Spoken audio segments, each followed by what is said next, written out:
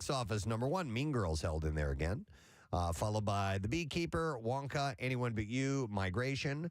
Aquaman and the Lost Kingdom was 6th, and then you have ISS, Night Swim, Boys in the Boat. Rounding out the top 10 was Poor Things. The first story we're going to go with is Alec Baldwin is facing involuntary manslaughter charges again after a grand jury in New Mexico. You're a filthy pig. Indicted the 30 Rock actor on Friday. Baldwin was previously charged with 2 counts of involuntary manslaughter for the fatal shooting of cinematographer Helena Hutchins. He had to think he was clear of all this when that last go-round ended up. It seemed like he was in the clear. Prosecutors dropped their case in April of 2023. Gloria Allred, an attorney who represents Hutchins' family, responded to the decision in a statement, saying, "Our clients have always sought the truth about what happened on the day that Helena Hutchins was tragically shot and killed. They continue to seek the truth in our civil lawsuit for them, and they also would like there to be accountability in the criminal justice system." Baldwin now faces up to 18 months in prison. Source told People that he and his wife find the charges to be very stressful. Speaking of criminal activity, Taylor Swift's townhouse in New York City appears to have been the target of another break-in attempt, this time by a man who was arrested near the singer's Tribeca home Saturday. Stalker? As police responded to a report of a disorderly person. They haven't indicated if he's a stalker yet, Steve. Witnesses said the man tried but failed to enter the townhouse in the early afternoon. Wouldn't it be wild if it's Jake Gyllenhaal? Police would not, he's trying to get his scarf back or whatever. Police would not confirm a break-in attempt at Swift's home, but officers arrested a man on the same street when they were told that he tried to open a door to the building. The man was charged on an unrelated 2017 warrant out of Brooklyn for allegedly failing to answer a summons. Authorities did not release the man's name, but the Tribeca townhouse has been the scene of several other break-ins and attempts when Swift wasn't there, including some by alleged stalkers. You have to imagine they have a top-flight security staff at this building, right? I would think Some so. of the wealthiest people in the city, in the world, stay there, live there. He was trying to open a door, so he didn't make it in or anything. Gonna open this door. So they did stop him at some point. So this is interesting. The only surviving son of notorious cocaine godmother Griselda Blanco is suing to block the upcoming premiere of the Netflix limited series Griselda on the grounds that it relies on his private narratives without permission. And I think he's got actually... He might have a case. I'd like to stand on here. Plaintiff Michael Sepulveda Blanco alleges in paperwork filed Friday that Netflix, Sofia Vergara, and other producers behind Griselda stole his private artistic literary work and will cause irreparable injury and damage to his reputation in the entertainment community if he's not given proper credit. Billed as a fictionalized version of the life of the infamous Colombian drug queen, Griselda stars Vergara in the title role and features superstar Colombian singer-songwriter Karol G in her acting debut. It's set in the 1970s and 80s in Miami. It's set to debut on Thursday, and it dramatizes Blanco's lethal blend of unsuspected savagery and charm, according to Netflix. Now, according to the 10-page motion, obtained by Rolling Stone, the two men, Andreas Hernandez Lopez and Rafael Alfredo Rojas Vega, worked... Well done, by the way. What's that? Well done, by the way. Oh, thank you, sir. Worked with Sepulveda Blanco extensively between 2009 and 2022, interviewing him, recording him as he recounted private details from his artistic literary work about his family's life. The men later advised him about a meeting with Netflix that happened without his attendance, and Sepulveda Blanco claims that he was told at the time that Netflix had passed on working with him or using his private accounts. And he alleges that the two men ceased all communication with him after that.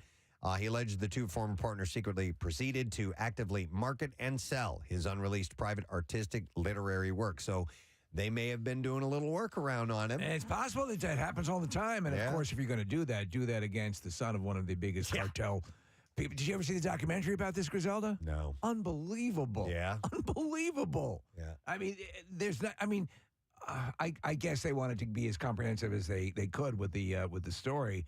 But yeah, I mean, she was just ruthless. We're looking at a side-by-side Yeah, they photo. nailed it. Oh, they're twins. We're looking at a side-by-side photo of Sofia Vergara and the woman, Griselda, and no. Like, not even in the same sport. No. Not in the same. It's ridiculous. She looks like a troll doll, the actual Griselda. But that's what they're doing. All right, here's a name you haven't heard in a while. And in the news for a not-so-good reason. Singer Samantha Fox. Samantha Fox. Remember Naughty Girls Need Love 2, yeah. Touch Me, and all that. I bought a poster from Spencer's. She was arrested for an alleged drunken disturbance on a plane bound for Munich from London's Heathrow Airport. Naughty girls need booze, too. Fox, whose heyday was in the late 1980s, was on a British Airways flight when she allegedly got into a dispute with another passenger. The plane was on the runway, but had to turn around and return to the gate. I want to go home. Police reports said a woman in her 50s was arrested on suspicion of being drunk on board an aircraft, and Fox later said she is helping with the investigation and is deeply sorry for any disruption that was caused. I just pissed myself. Yeah. She was the it girl. I think she was a page 3 girl first. She wasn't was. That's how she was discovered. Yeah. I always got Samantha Fox vibes from Keely in Ted Lasso. Just her attitude? Yeah, just the whole, because like Keely was like famous for being famous, and Samantha Fox, I mean, she had that one song. Right. And that was, but I never really considered her a singer. I got you. And yeah, Keely on Ted Lasso was good. She did, naked pictures and stuff like that. Like an influencer. Similar type thing. But its passengers had to get off of the airplane and put up in a hotel. They made their journey the next day. So we'll see if what kind of charges she may face. Well, because of drunken Samantha Fox. Listen to this. This has to do with airlines as well. CBS sports host Katie Mox. Yeah. Claims that her undergarments were stolen from her checked luggage during a flight. Oh, yeah. Yeah, here's the TSA guy at the. Come here. You got to test these for explosives. You're looking for explosives, He not my just underwear. sticks them up to his nose. You're a freak. Yeah, these are good. You're okay. I don't smell anything but love. So Mox says that she arrived in her hotel room and opened her suitcase to find the items were gone, apparently. Gone. Yeah. It's gone. She said, I go to where my underwear and bras are, and those are effing missing. Somebody came into my bag and stole my undergarments. No, that's freaky. Mox has filed a claim with Delta and appears to be waiting for a resolution. So we'll see. Can you imagine that? No. Come here.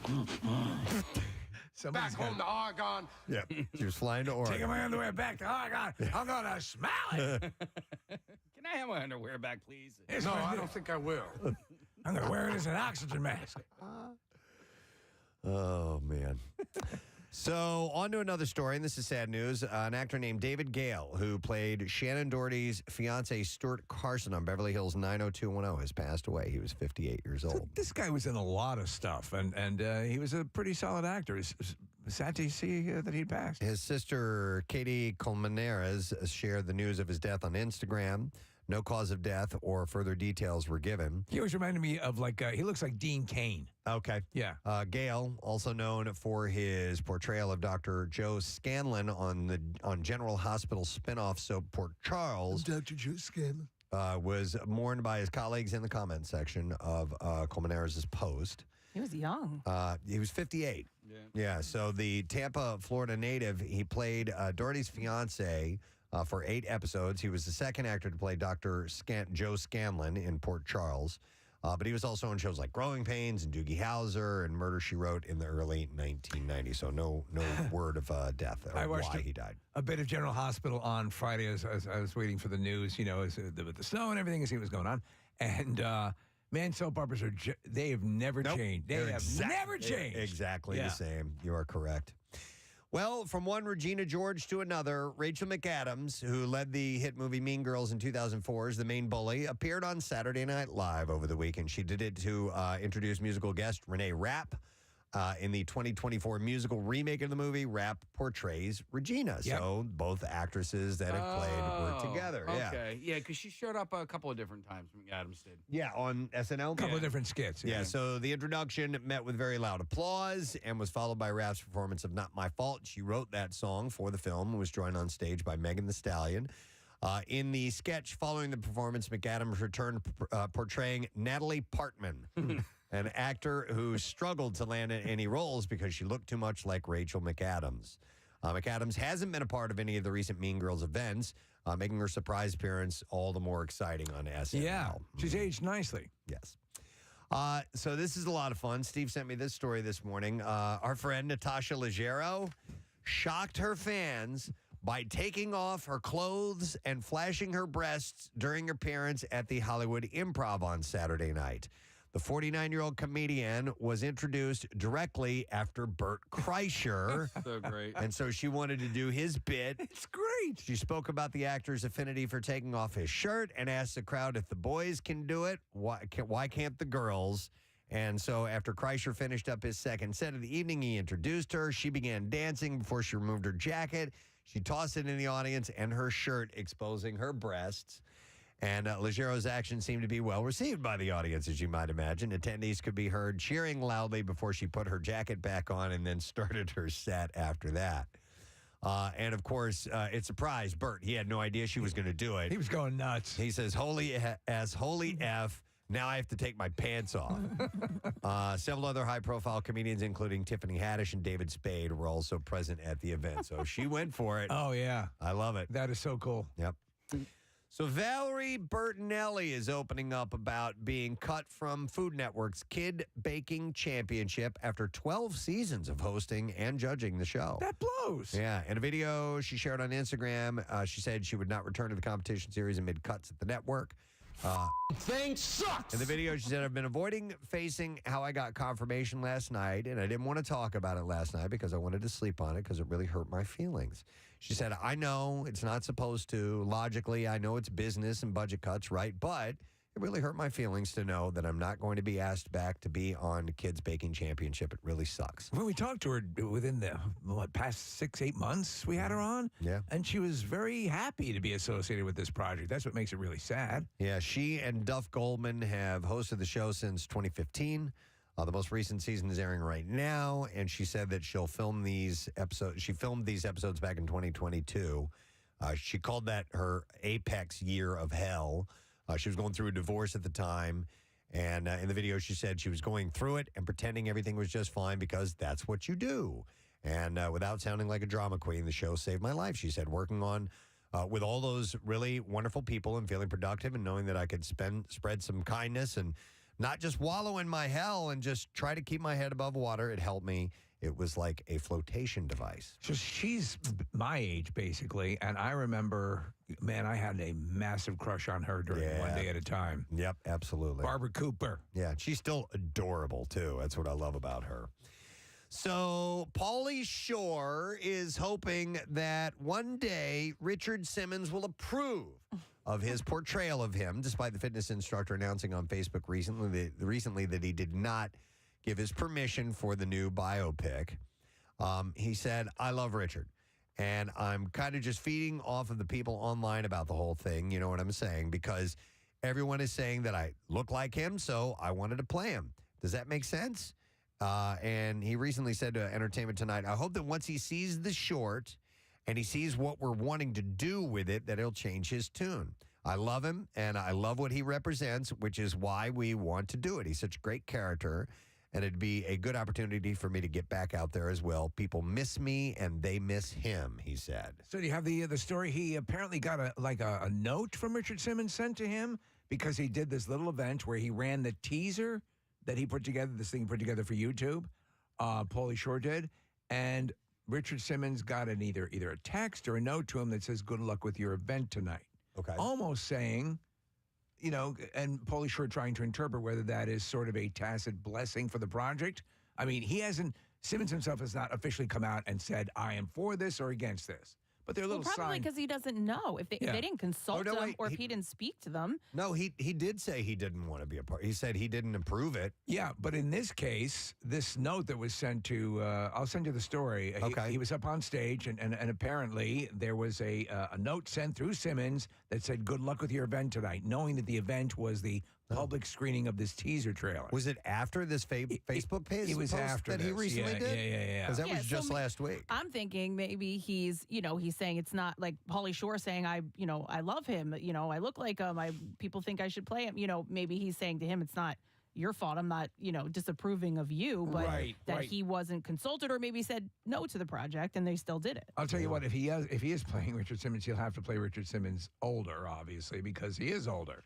But I was watching, there was a collection of clips of Richard Simmons, and the thing with Richard Simmons is that he got the whole, he got the Sweating to the Oldies Richard Simmons, and he also got the making fun of Richard Simmons. And I'm thinking of like, whose line is it anyway, Preston? Yeah, he was great on It was that. terrific. Yeah, it was awesome. Speaking of biopics, the first image has been released of the upcoming Michael Jackson biopic called Michael. The film's star, Jafar Jackson, released the photo on his Instagram page on Friday, and the black and white shot from the movie shows Jafar performing the music icon signature gravity-defying toe-standing move. I don't think I want to see it. While wearing a black fedora. He's the singer's nephew. That's right. He's Michael's nephew. Man, boy. The project is directed by Antoine Fuqua, who did the Equalizer franchise. They should make Michael Jackson the Equalizer. It's written by John Logan, who wrote Gladiator. That's good stuff. With producing team that includes Graham King, who was behind Bohemian Rhapsody. Jafar wrote, "The journey starts Monday," referring to the film beginning production. The studio has said that the biopic will cover all aspects of Michael's life, which presumably means it will address the child sexual assault allegations that have been made against the singer who died in 2009. It'd be great if you had Michael Jackson as McCall, and in one of those sequences, Preston, where he's sort of in his mind is planning out, you see everything slows down and he's looking at his watch, but he's looking at all the kids in the room. Oh, my God. It's terrible. I can touch that kid. Can ask that kid out. I can invite that kid to Neverland. Okay, we're good to go. The biopic's official description reads, Michael will bring audiences a riveting and honest portrayal of the brilliant yet complicated man who became the king of pop. The film presents his triumphs and tragedies on an epic cinematic scale, from his human side and personal struggles to his undeniable creative genius, exemplified by his most iconic performances. As never before, audiences will experience an inside look into one of the most influential, trailblazing artists the world has ever known. Did you ever see the documentary that was basically a collection of rehearsals as he was preparing for that O2 Arena? I only saw little parts of it. It's pretty amazing. I mean, if you really want to see him working on stuff and constructing stuff, and he didn't technically write music, but the way he was aware of music and able to compose, it's pretty amazing. Michael will be released on April 18th, 2025. Then one last story. Reese Witherspoon is having some fun in the snow this winter, no matter what fans have to say. The morning show actress took to TikTok to share a video of her making what she called a snow salt chocachino. A snow salt chocachino. Yeah. In the video footage, she scoops up snow into a coffee mug from what appears to have accumulated on a car, and then adds salted caramel syrup, chocolate syrup, and cold brew on top. And after she posted the video, some fans quickly took to her comment section to express concern about whether snow is safe to eat. One person wrote, No. Snow is not made to eat. You can get seriously sick. While someone else said, fallen snow can be very dirty from the air and wind, but who cares? You only live once. I remember eating snow as a kid. Yeah. I just wish people would just shut the F up sometimes. But I watched a guy make this stuff called snow cream. I watched a guy make snow cream on Instagram the other day. Yeah. It's just something that he had always done since he was a kid. Yeah. And he makes it with like evaporated milk and sugar and, vanilla and all that. And it looked pretty damn good. Yeah. I mean, but we used to make stuff all the time. Not like nothing that elaborate, but, like lemonade into with snow. Yeah. I think we did it here one time. I think we made ice cream Out of with snow. Yeah, vanilla and sugar, and We're so and it inventive. kind of does this version of ice cream thing. But It kind of looks like when a dog takes a crap in the snow. in a follow-up video, she said, "Okay, so we're kind of in a category. You only live once, and it snows maybe once a year here. I don't know." She said, "I want to say something. It was delicious. It was so good." On Saturday, she continued to defend her treat, adding in another clip, "Okay, talking about the snow not being filtered, I didn't know growing up drinking. I didn't grow up drinking filtered water. We ran out of the tap water. We drank out of the tap water. We actually put our mouths on the tap. And then sometimes, like in the summer when it was hot, we drank out of the hose.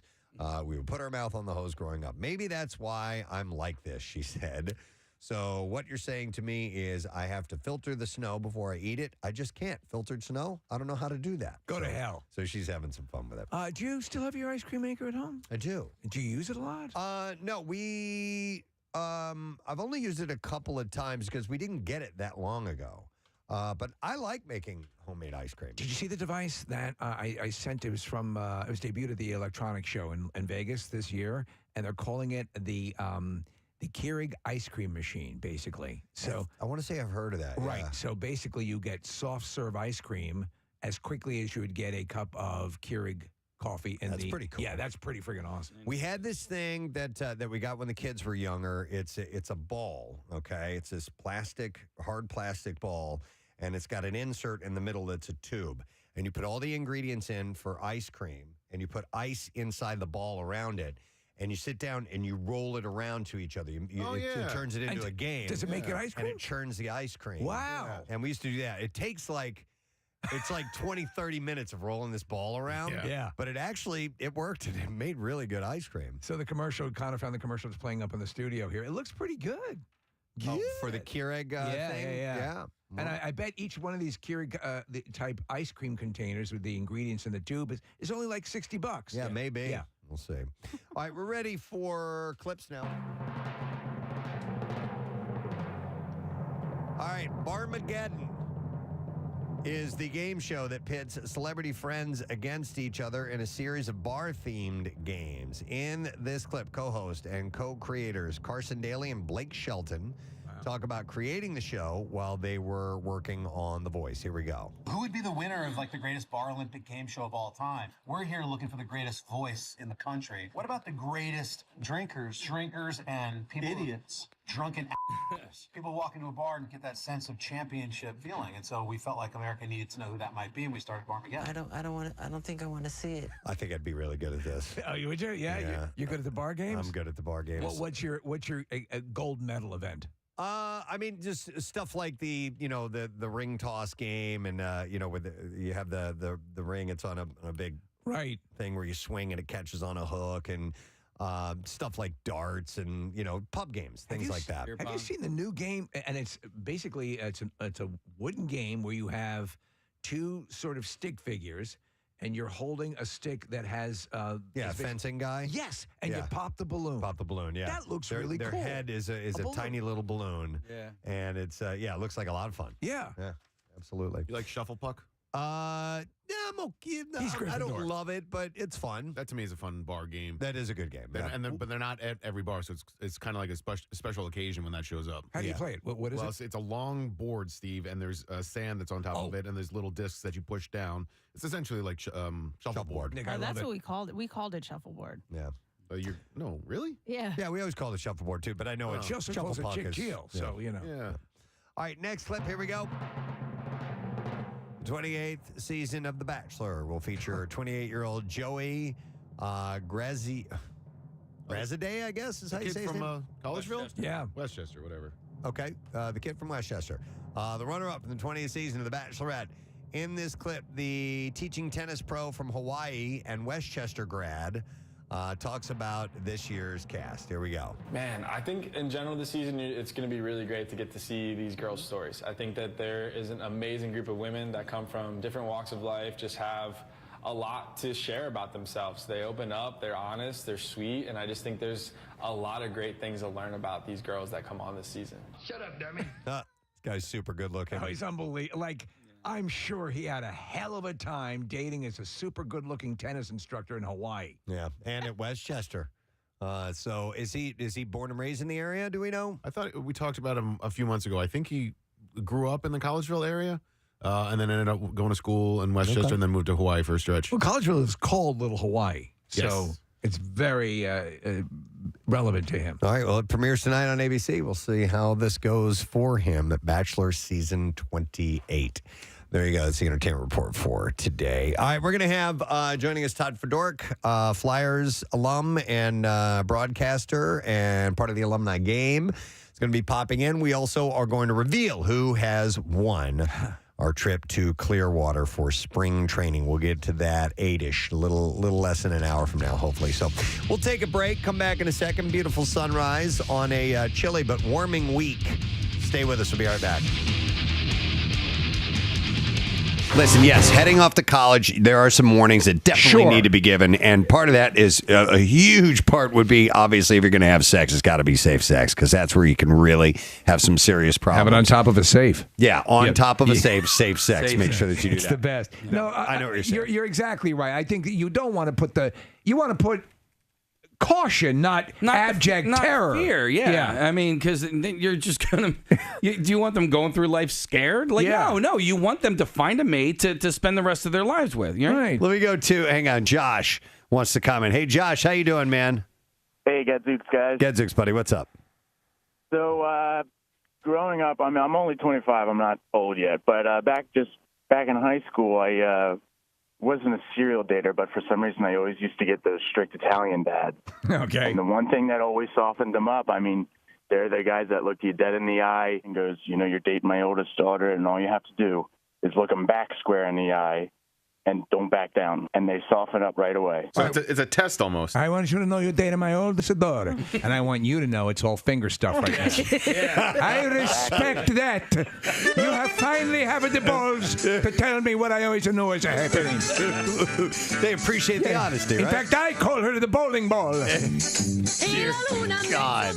No, that's you are a man's man who can admit to that. I want, if you can, to tell me the various things you achieve along the way. Yeah. Like a video game. Yeah. I bring this story up for one reason only. It involves Roger Ailes. Which is my favorite. I want to fart in your mouth. Oh, my God. If you have not seen the most recent Daily Rush videos with Roger Ailes' voice, I've watched it like 15 times. He's so jowly and so disgusting. CNN journalist and weekend co-anchor Allison Camerota said Sunday that former Fox News Channel chairman and CEO Roger Ailes, who resigned last summer from the network, he founded 2 decades ago because of sexual harassment allegations, sexually harassed her too. In an interview on CNN's Reliable Sources, Camerota, who worked at Fox for more than 10 years, described what happened when she first began there. She said, when I was first starting out at Fox, Poop in my big gulp cup. and I was single, and I remember Roger being in his office, and I was saying that I wanted more opportunity. He said, well, I would have to work with you. I'm going to give you an opportunity to fart in my mouth. That's your first opportunity. Are you gassy? Yeah. She said, Smells like hickory. You from the South? It's simultaneously hilarious and disgusting. Yeah, so disgusting. She's saying that he said, I would have to work with you on that case, and I would have to work with you really closely, and it might require us getting to know each other better, and that might have to happen away from here, and it might have to happen at a hotel. Oh, man. Do you know what I'm saying? And I said, yeah, I think I do know what you're saying. Yeah. Do you really know? And then he invited her to hop up on the desk. I want to wear your ass like a CPAP mask. Direct.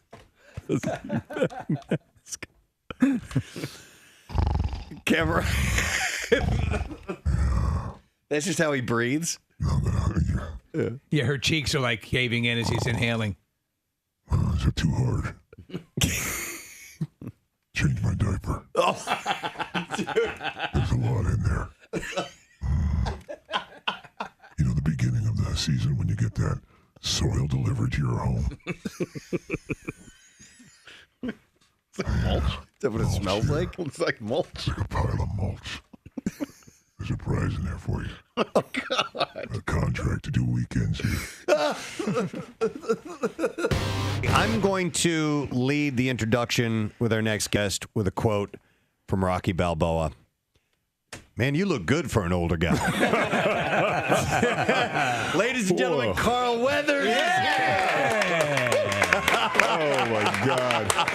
Preston. Yes, sir. Thank you for that, I think, kind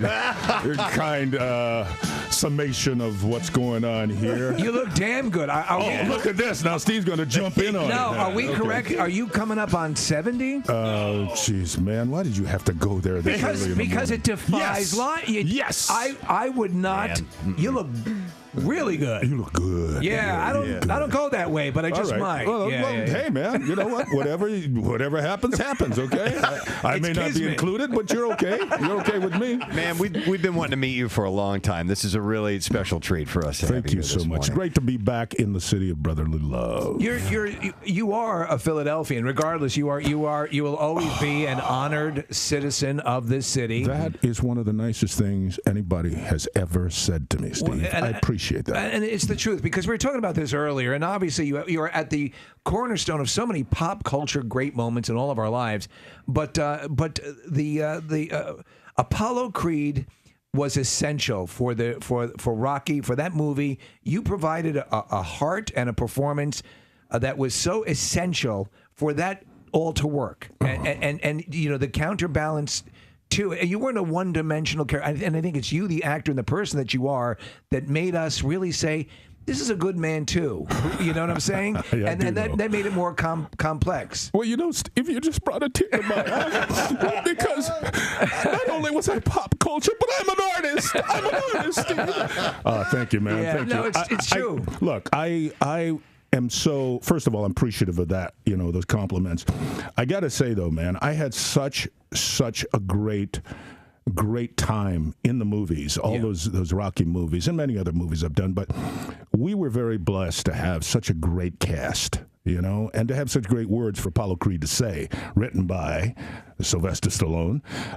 We had great direction in the first movie, John Avildsen, but in the subsequent movies, Sly was directing, and he is a great director. I maintain this to this day, and he's heard me say this, and he probably would like try to knock me out for saying this, but honestly, as good an actor as he is, I think he's a better director. Hey, Carl, I have a question about two different characters you played in two different types of movies, but they have a similarity, and I'm talking about Dylan in Predator, and then Chubbs in Happy Gilmore. I don't know if anybody made... I love it. They have similarities. Okay. Well, they do. I know where you're going. Yeah. I know where you're going. All right, so then I don't even have to go there. That's right. Damn alligator bit my hand. Oh my! So the alligator bit your damn right hand off, and the Predator shot your right arm off. Yes. Was that done on purpose by by whom? By Adam Sandler. That's a good question. I never asked Adam that. You know, I really never did. But I seem to have this propensity for losing my appendages. Did you get to keep any of the props? Did you get to keep? Man, what a fool I am, because I didn't. Neither of those movies. Well, that's not true, because from Predator, the only thing I have is this beautiful knife that was forged. We all had these knives that were made by this great knife maker, and I don't remember his name right now, but it's beautiful, right? So, no, I didn't keep the arm. I wish I had. And no, I didn't keep the damned hand that the damned alligator bit off. I'll tell you what, that Predator arm, if you were to hold that up, just without me knowing, I would have said, yep, that's Carl Weathers' arm. It looked pretty real, didn't it? Well, you know, they took the mold of the arm, man. My guns had to, you know, like stand out, and all the sinew and these muscles had to stand out while the gun's pumping while it's in my hand, and the arm's jumping up and down, you know. Well, dude, that handshake between you and Arnold when you first see each other. It is classic, isn't it? It is classic. Man and man. By the way, I have coined that the man shake. Yes. That is not a handshake. That is a man shake. Carl, have you ever been to a sporting event in Philadelphia where they've done Rocky montages during the sporting event itself? I haven't. No, I haven't. It's amusing, and it gets you going, you know. But the scene that comes to mind is when you and Rocky are running on the beach, and then you end up hugging one another. Yes. Because it's sort of comical at this point. There are a lot of people who look at that and think, these two guys like each other. They really like each other.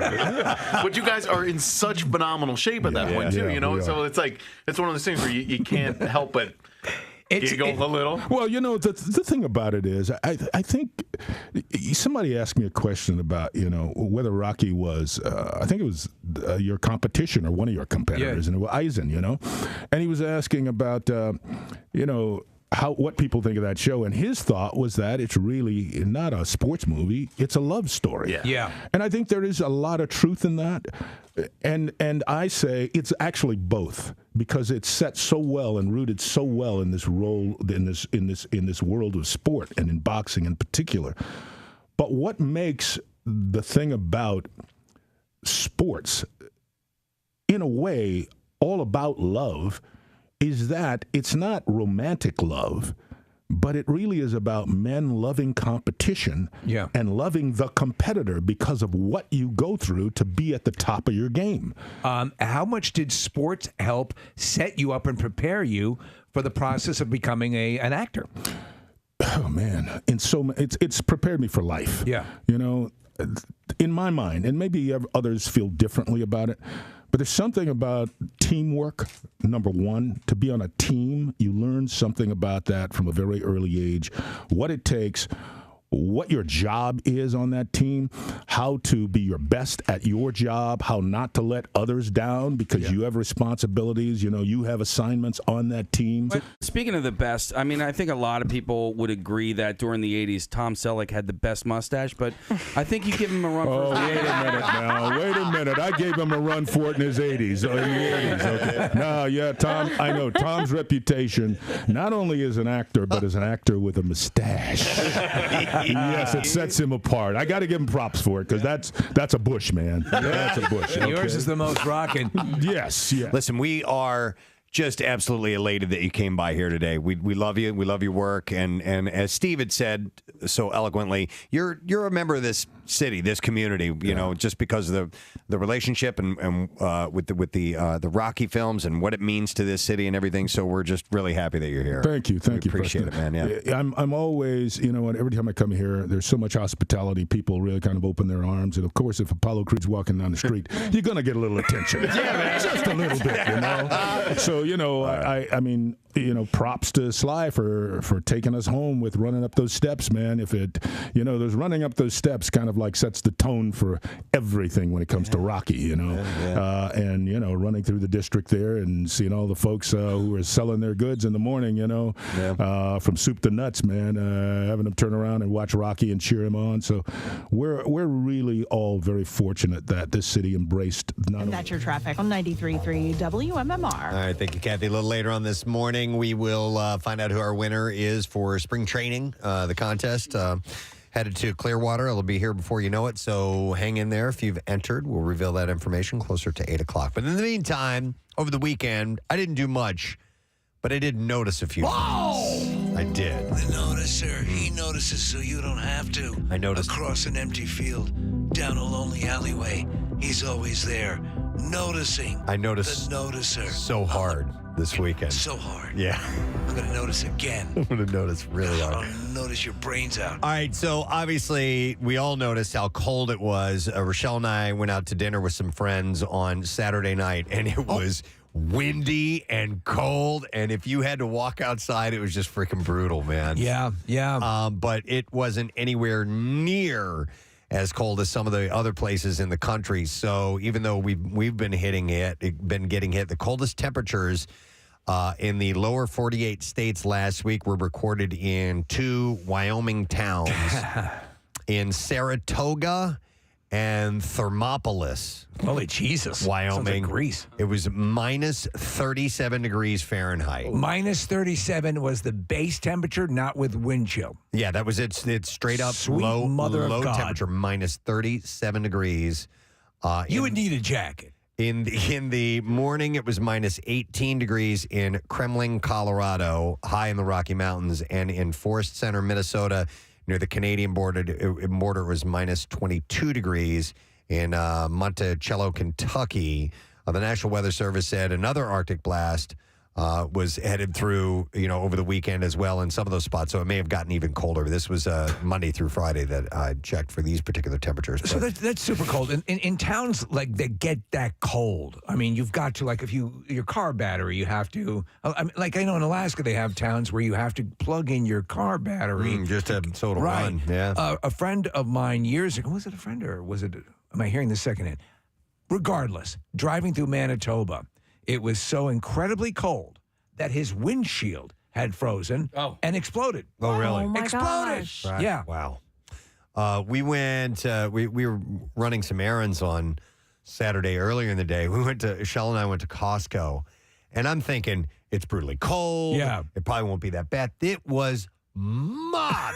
Like, all the carts were What's gone. wrong with you people? And I'm like, it's Costco. ridiculously cold out. I couldn't believe, what were we even doing out, because it was so cold, but it was it was not deterring people from getting out and doing their regular business. Does that switch kick in of I gotta get the classic eggs and milk and all Maybe. that? I don't know. Is that But it? I wasn't for us. We just had to run some errands, but You wanted a Costco hot dog, didn't you?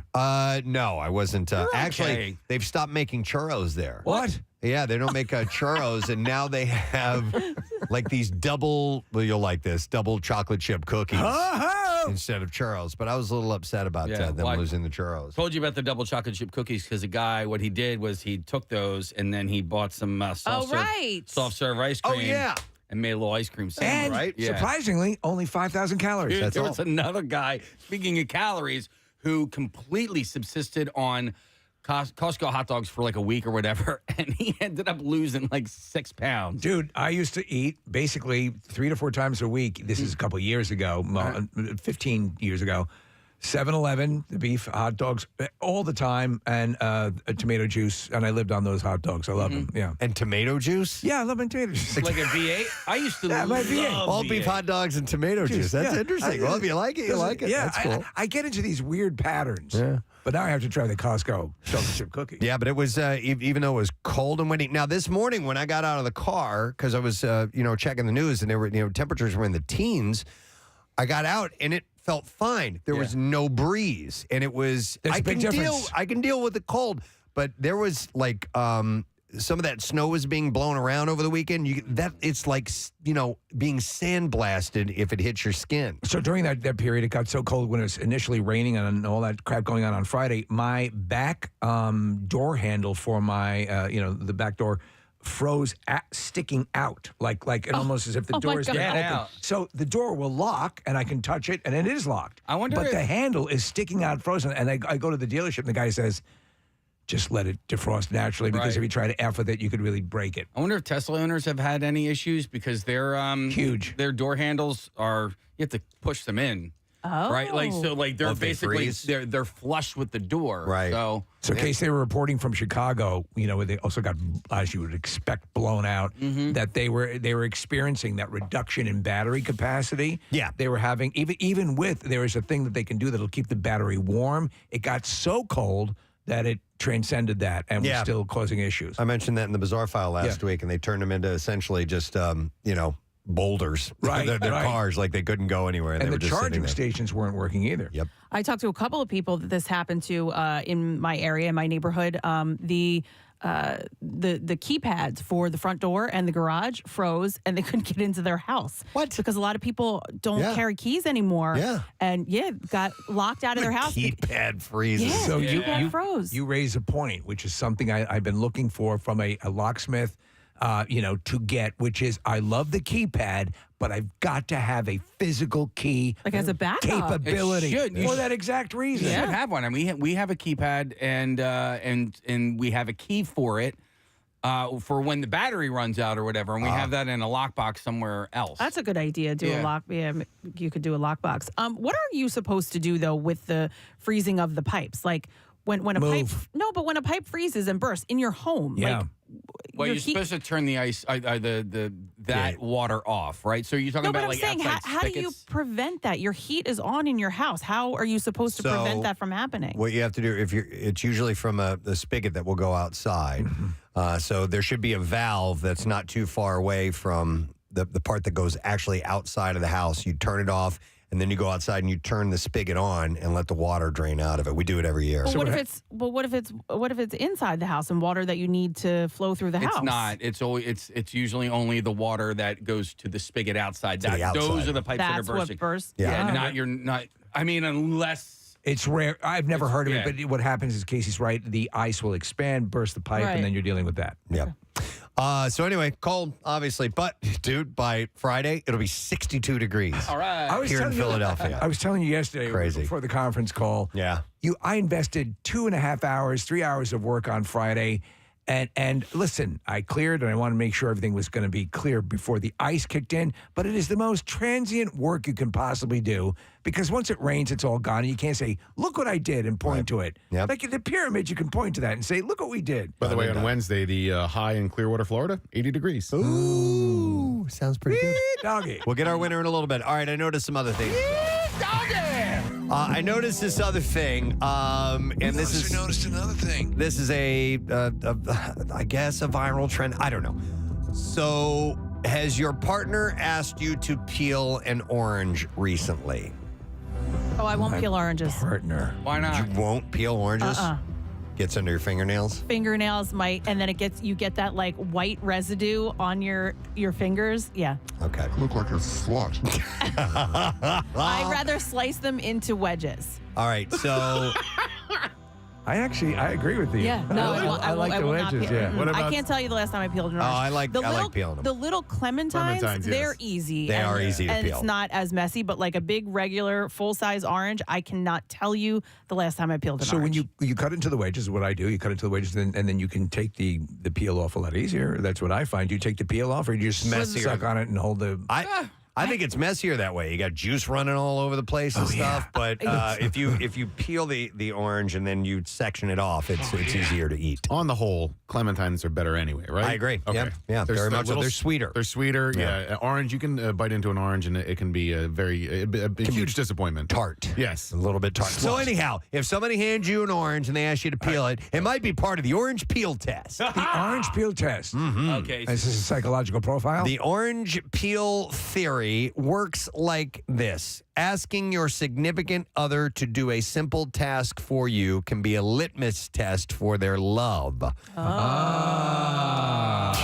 Okay. A TikToker performed the test, and her partner immediately offered to buy her Chick-fil-A instead. However, the user's boyfriend told her to peel the orange. Another one told her to peel the orange herself and accused her of not being special. I've heard. So there's a hybrid of this where you ask your boyfriend how he thinks ancient Romans peeled oranges. Oh, okay. So you're combining. Actions to this. I find this kind of stupid. I agree. Personally, but it's the thing, and I wanted to throw the thing out there. So, You notice to make sure we know things. so I guess it's supposed to see if someone will just do this for Right, you. of course. Yeah. If asked, it's a simple task, but it's also like, why you can do it yourself? You might get that kind of response. It reminds me of the scene in Singles with the simple courtesy of Bridget Fonda. Yeah, bless you, or Gesundheit, That's yeah. it. It's a courtesy. Yeah. I had to open a jar yesterday. It was kind of similar, but I couldn't help but flex a little bit before I did because. Did you? Oh yeah. I was like, oh, you need these to do the job for you? Okay. All right, let me get that for you. Which way to the jars? This way? Is it that way? So I was not familiar with the orange thing, and it may be somebody just made it up. Maybe that made someone consider divorce right now as you said it. Probably. Yeah. Son of a bitch never peels my oranges. Wouldn't doubt it, but Rat prick. I made my youngest Caroline the other day go out and brush off their car because I'm like, this is something you're going to have to do. So, just go ahead and do it. And it was no big deal or anything like that. But afterwards, I had kind of like, parental guilt. I'm like, I should have gone out there. I'm the dad. I should have gone out there and brushed the car off. But no, I think it's like, here. You've got this is to. it. Yeah.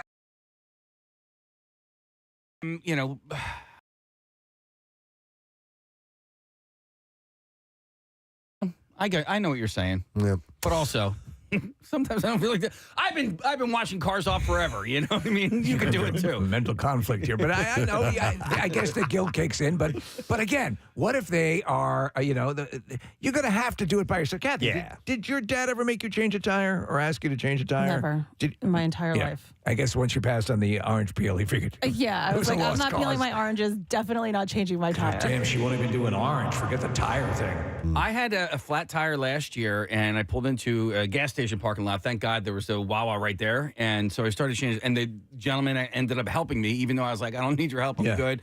It I turns don't out- want your help. Turns out he listened to the show and stuff, but I think this is the same guy who was like, yeah, I just got back. My daughter called me. She was on 76 and needed help changing a tire on 76. Well, Parker called me one time. He had never changed a tire before, and he didn't know what to do. So I was on the phone FaceTiming, and I was walking him through it because I've changed, I don't know how many tires in my lifetime. But as he was doing it, he was in a Wawa parking lot. A guy came over and offered to help him because he could see he was struggling with it, which I thought was really cool. Is that becoming more and more antiquated though? Because I don't. It is. I don't have a spare. In my I don't car. have a spare either. I'm like, to be honest, if I get a flat, and I know that I eventually will because I've had a gazillion of them in my lifetime, but I have a run flat tire set up on my car, but still, the tire's going to have to get changed. Right. I honestly don't know what really to do. I don't. To be honest, I will call the dealership. I guess so. Steve, you asked if my dad ever made me change a tire. No, he didn't. And the last time I had a flat tire, I was coming back from Cardboard Classic, and thank God my dad was in the car with me. Oh, thank God. Oh, thank God. Perfect timing. Yeah. Just talk about it. Privileged life. I think the first time I changed a tire, I learned the hard way that you're supposed to loosen the lug nuts before you jack the car up. Yeah. Up, not off. Yeah. Once they start, once they're above, I just the jacked tire the car spins. off. Dude, you're approaching this the wrong way. Yep. All right, so anyhow, try the orange peel thing if you want, or don't, because it's stupid. All right, so moving on. I have another thing I noticed. All right. Thanks for the noticer. How about this? Changing our clothes. While there are some items that it seems universally acceptable to wear more than once before washing, this rule does not always apply to other items. Now, Kathy is not going to wear anything. No. Anything. Is there any item of clothing that you would wear again without washing? Not really. Listen, I know that you're actually not supposed to wash denim every time you wear it, but I think I do. Like here's an example. Like if I go like I said, we went out to dinner Saturday night, and I put on a sweater. I didn't put on that sweater until 15 minutes before I was leaving for dinner. We went. We had dinner. This I got 2.5 hours wear out of this. That is rewearable. I throw it back on the rack. That is absolutely. You went to a restaurant. Rewearable. You went to a restaurant. You sat. This is my sat in a greasy chair. No, you sat. You exactly. slimy pig. A public chair. Yes, I am not going to then fold that sweater and put that in with clean stuff. Preston. I'm sorry, I'm not. So here's what I do, Kathy. Does this work? I have a drawer of things that I've worn, but that are not necessarily dirty. That aren't dirty at all. Like Preston.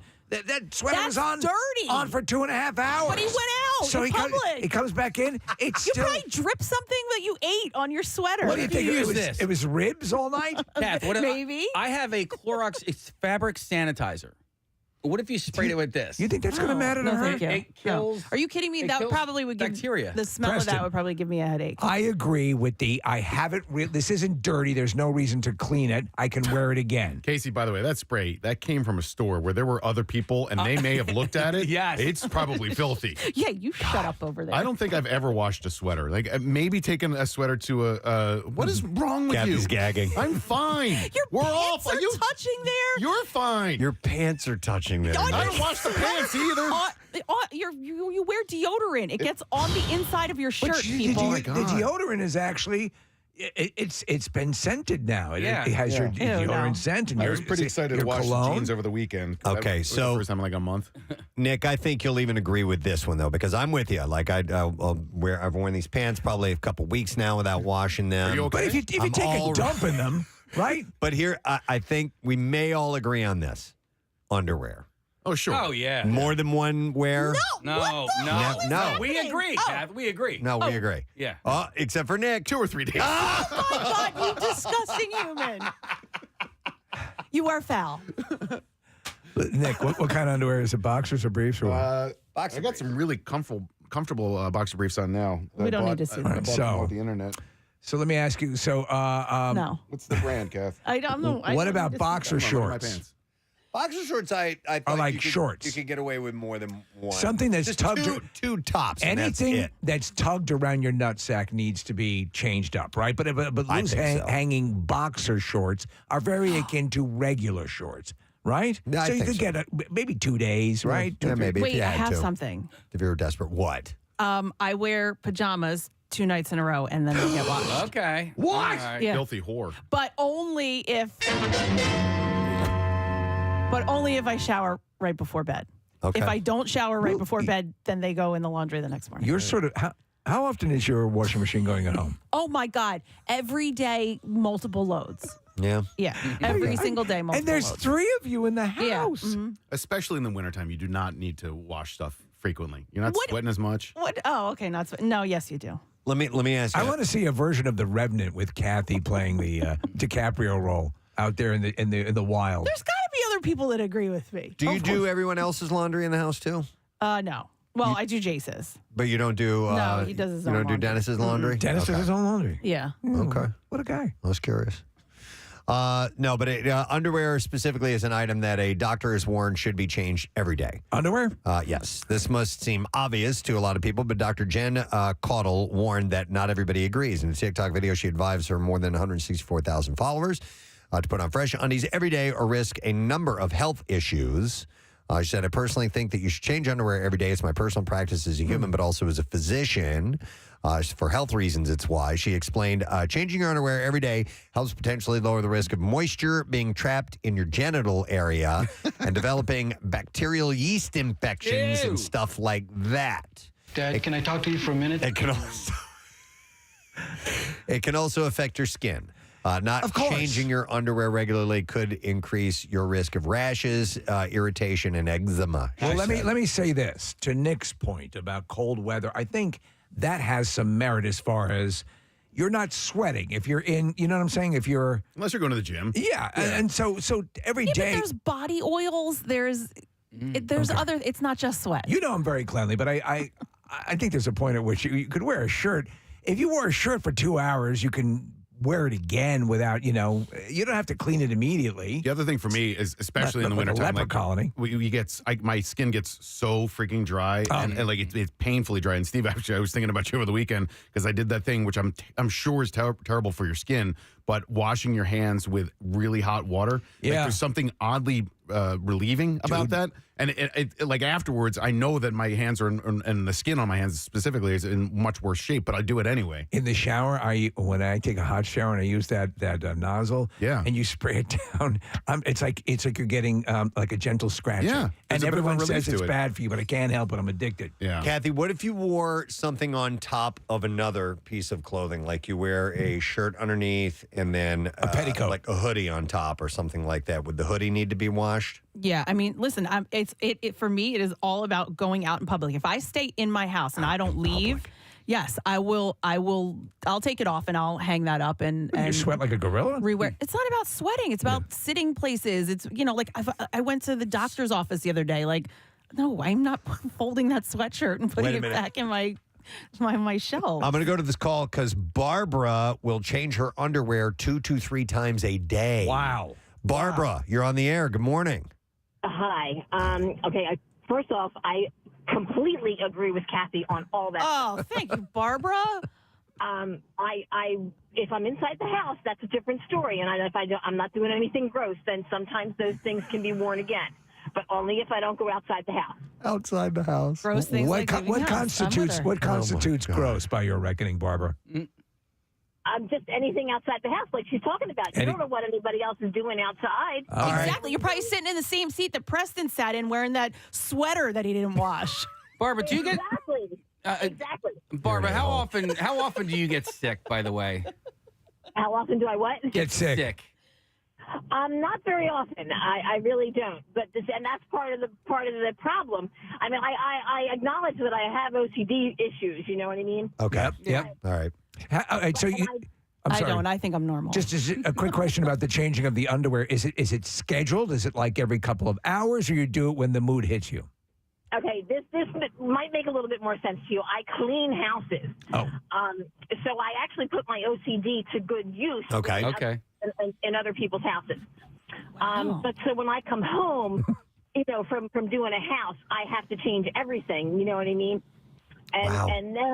And then I don't get a shower for a while. So like each time I change clothes, I have to change underwear too. Oh yeah. So Kathy, she's the house cleaner of your dreams. OCD. Well, that's why I was like, let me get Barbara's number. Yeah. Right. But I'll change my Thanks, underwear. Barbara. I wear at least 2 pairs of underwear a day because At once? Well, because I work out. So after my workout, I shower and I put on a new pair. But I also wonder about some women who, especially after having babies and stuff like that, they have a they'll pee a little bit sometimes if they sneeze too hard or they laugh too hard or whatever. Can I talk to you for a minute? That has something to do with it as well. I've told you this is my routine, Kathy. When I work out in the afternoon, I take the underwear from the day before and wear that and to I work put out it in. on and I work out in that. That makes sense. And it's saving me using up because otherwise I would have to put on a clean pair of underwear right after that. You'd be blowing through underwear like nobody's exactly. business. It's too much effort. Yeah. I wear a bathing suit to work out. Because That's a good idea too. I do Yeah. that from some time to time as well.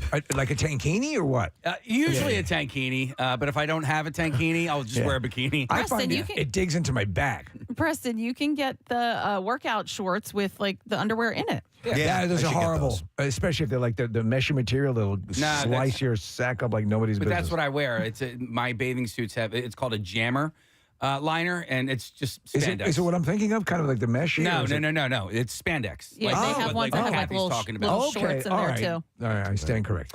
All right, well, anyhow, you got to change your underwear. That's according to this doctor. Else your junk will rot off. Let me see what else I notice here. There's some good stuff here, and I only have time to do Notice is running out of time. so much of it. Yeah, because we got to give away our trip to That we did. the Clearwater thing.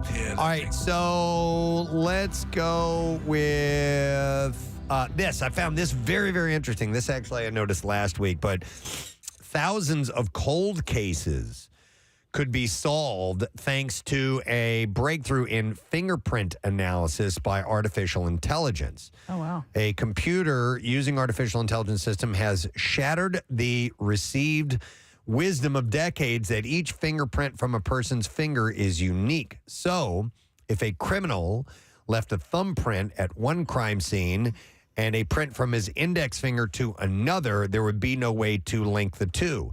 But this breakthrough came about when a Columbia University student attempted to see if artificial intelligence could find links between apparently very different fingerprints from the same person. To test the idea, a guy named Gabe Gual, an engineering graduate with no background in forensics, presented a computer with images of some 60,000 fingerprints in pairs. And in some cases, fingerprints would be from two different fingers from one person's hand, and in others from different people. And over time, the computer managed to spot giveaway patterns that meant two fingerprints, which look quite different, come from the same hand, something that has never been detected before. Just blows a lot of the police procedure out of the water because it changes so much. I saw this article pop up, and it's a real mind blow. I never thought of the notion that I always assumed that the fingerprints of all my fingers are the same. Right? Like from the index finger to maybe the pinky finger. But there are variations that occur, correct? Oh, they're completely different. Yeah. The findings were initially rejected by the forensics community, but Mr. Guo and colleagues persisted.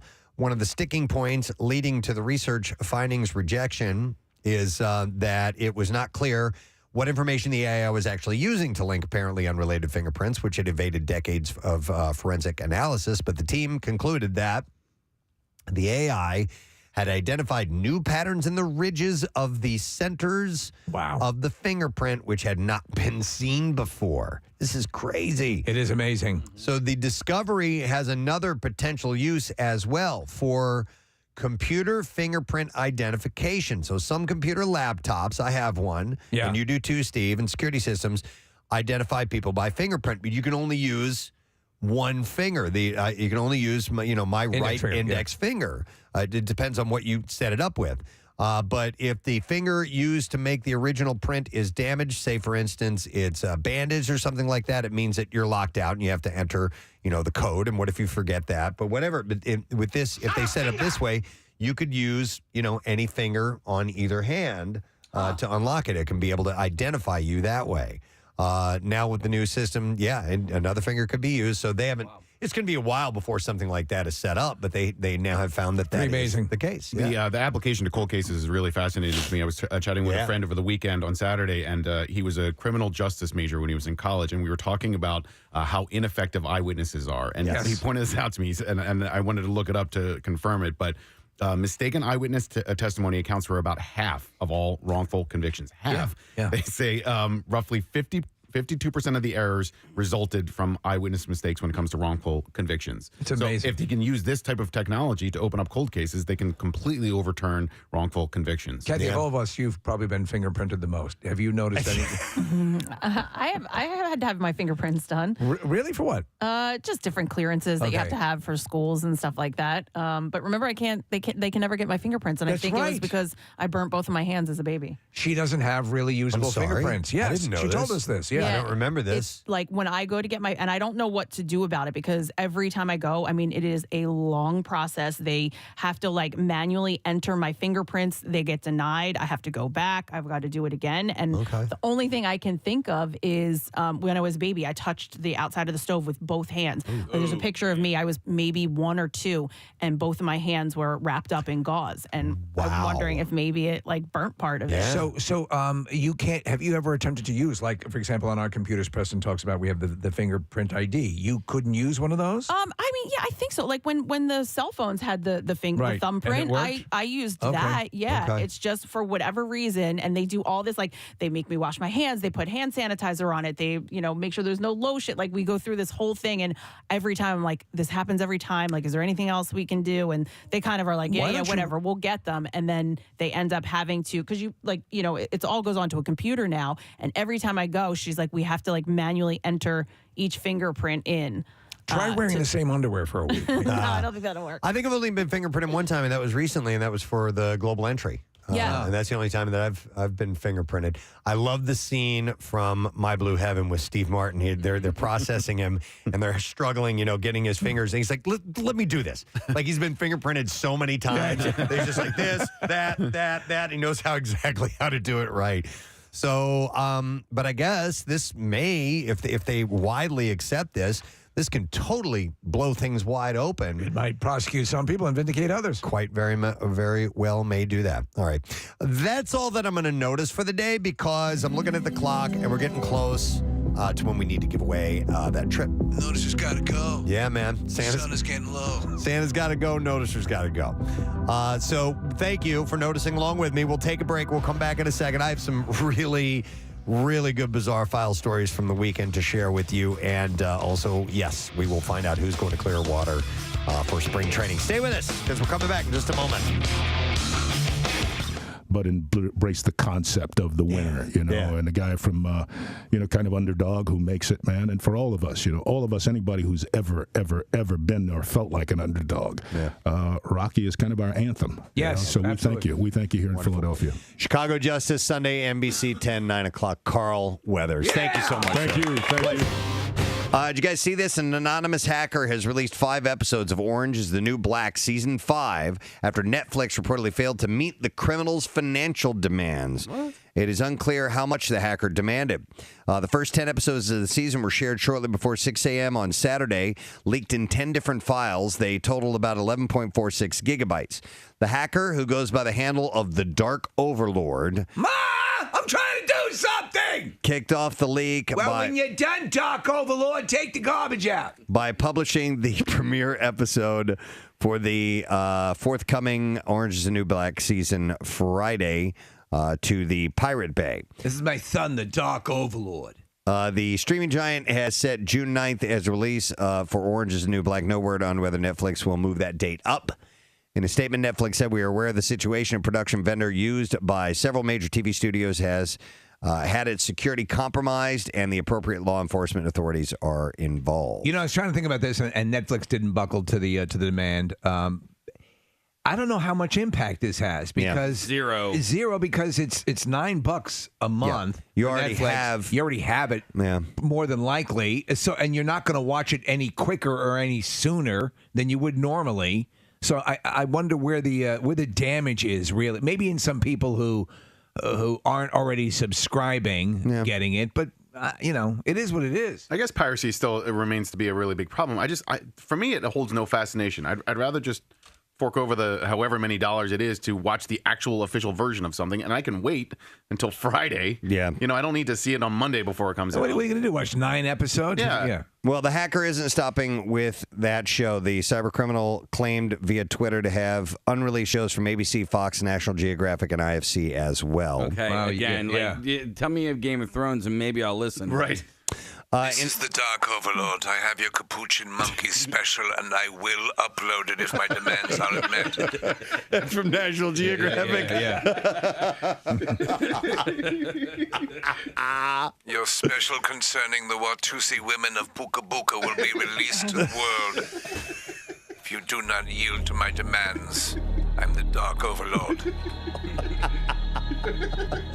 Capuchin monkey. I know. There's the extortion there. In a message posted Saturday, the Dark Overlord wrote, This is the Dark Overlord, your 1-hour special concerning FIFO, the zebra who can tap dance. Will be released to the world. The Dark Overlord wrote on Saturday, it didn't have to be this way, Netflix. You could have avoided it. You're going to lose a lot more money in all of this than what our modest offer was. We're quite ashamed to breathe the same air as you. We figured a pragmatic Someone's gotten a little carried away with their Dell laptop. Yeah, we figured a pragmatic business such as yourselves would see and understand the benefits of cooperating with a reasonable and merciful entity like ourselves. What are you talking about? Come on. No. Yeah, you're stole it's illegal. Yeah. And by the way, Dark Overlord. Dark Overlord. It is a substantial fee and prison sentence that they're looking at if they're found and convicted. Sure. Yeah. I mean, on the consumer end and on our end, it seems like, what? Okay.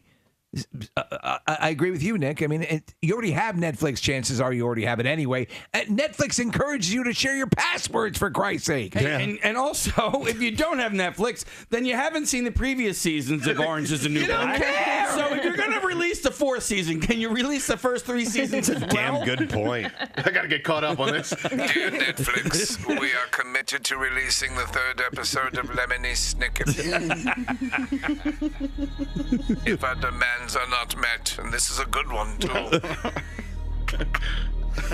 Oh, man, I hope the Dark Overlord lives here and is listening to us right now.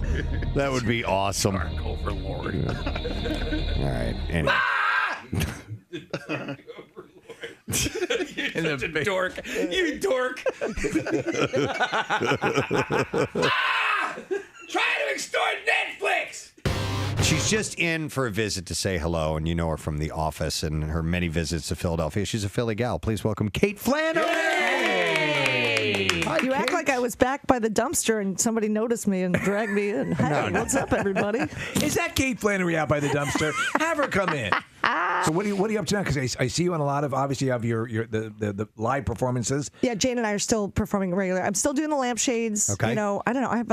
I always feel like there's something I can't talk about. Is there you love that? I mean, know. It's such bullshit. But I'm sorry. I said, The filthy mouth. you guys. Kate Flannery. I'm really. Is there? How much Rolling Rock have you had this morning? If you went to Not O'Hara, enough. you wouldn't have. Oh my God! Well, at Archbishop Carroll, we didn't drink. No, exceptionally good human beings. I also do another show called Talk Show, the Game Show. Yes, that's I saw that's that coming up listed. soon. Yeah. So what is that? I think it starts this month. No, but what is it? It's a talk show and a game show. But so they make the celebrities compete against each other with questions after their interview segment. Huh? And no more stand up in stilettos. It's that's done. Yeah, that's done. Yeah. But Wanda Sykes is the producer of Talk Show, the Game Show. That's very cool. Yeah, she was actually there on site. I was like, "What are you doing here?" She's local. I know we talked about media. Yeah, and she's never been on the show. She's never been on our show. Yeah, she lives in media. Her. Let her God. know. Watch your mouth, you. I know that fucking. No, I'm sorry. You're getting worse. I know.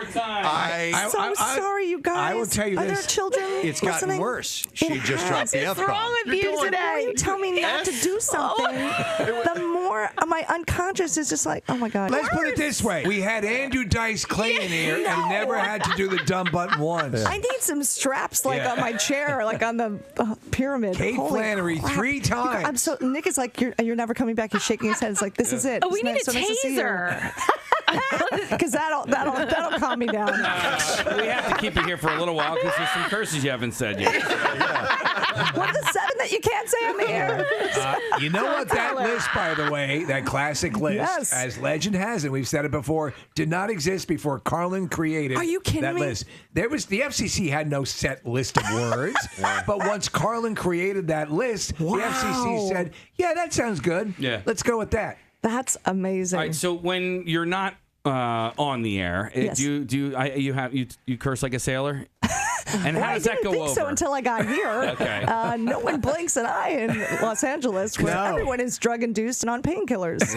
I'm Eric. Once in a while, I don't know. No, I don't know. I'm so sorry. I think I have not had enough sleep this No, week. we have many dumb buttons for just such. Now we're going to call it the Flannery switch. No. Mark it on the board right here. Oh my gosh! Hit the Flannery Dad's gonna switch. Hit the kill Flannery me. switch. Oh no! I'm sorry, we had to Flannery out on that. Well, the owner of a sperm bank has been accused of secretly switching donor semen with his own in order to father 60 children. This has happened before. It has. Jan Karbat, who died at the age of 89 last month, has been accused by 23 families of using his own semen instead of the donors at a fertility clinic in Rotterdam. So what does he do? He puts the samples under cups and moves them around quickly on a table? He is also accused of tampering with the clinic's data and donor descriptions and allowing couples more than the allocated 6 children per donor. Bajorp Medical Center. Yes, Bajorp. Which closes in 2000. For all your family needs, think Bajorp. It closed in 2009 following reports of irregularities. I just love the word Bajorp. I do too. It's why. In fact, the dude put his own Bajorp in the cup. It's one of the reasons I put this early in the D file.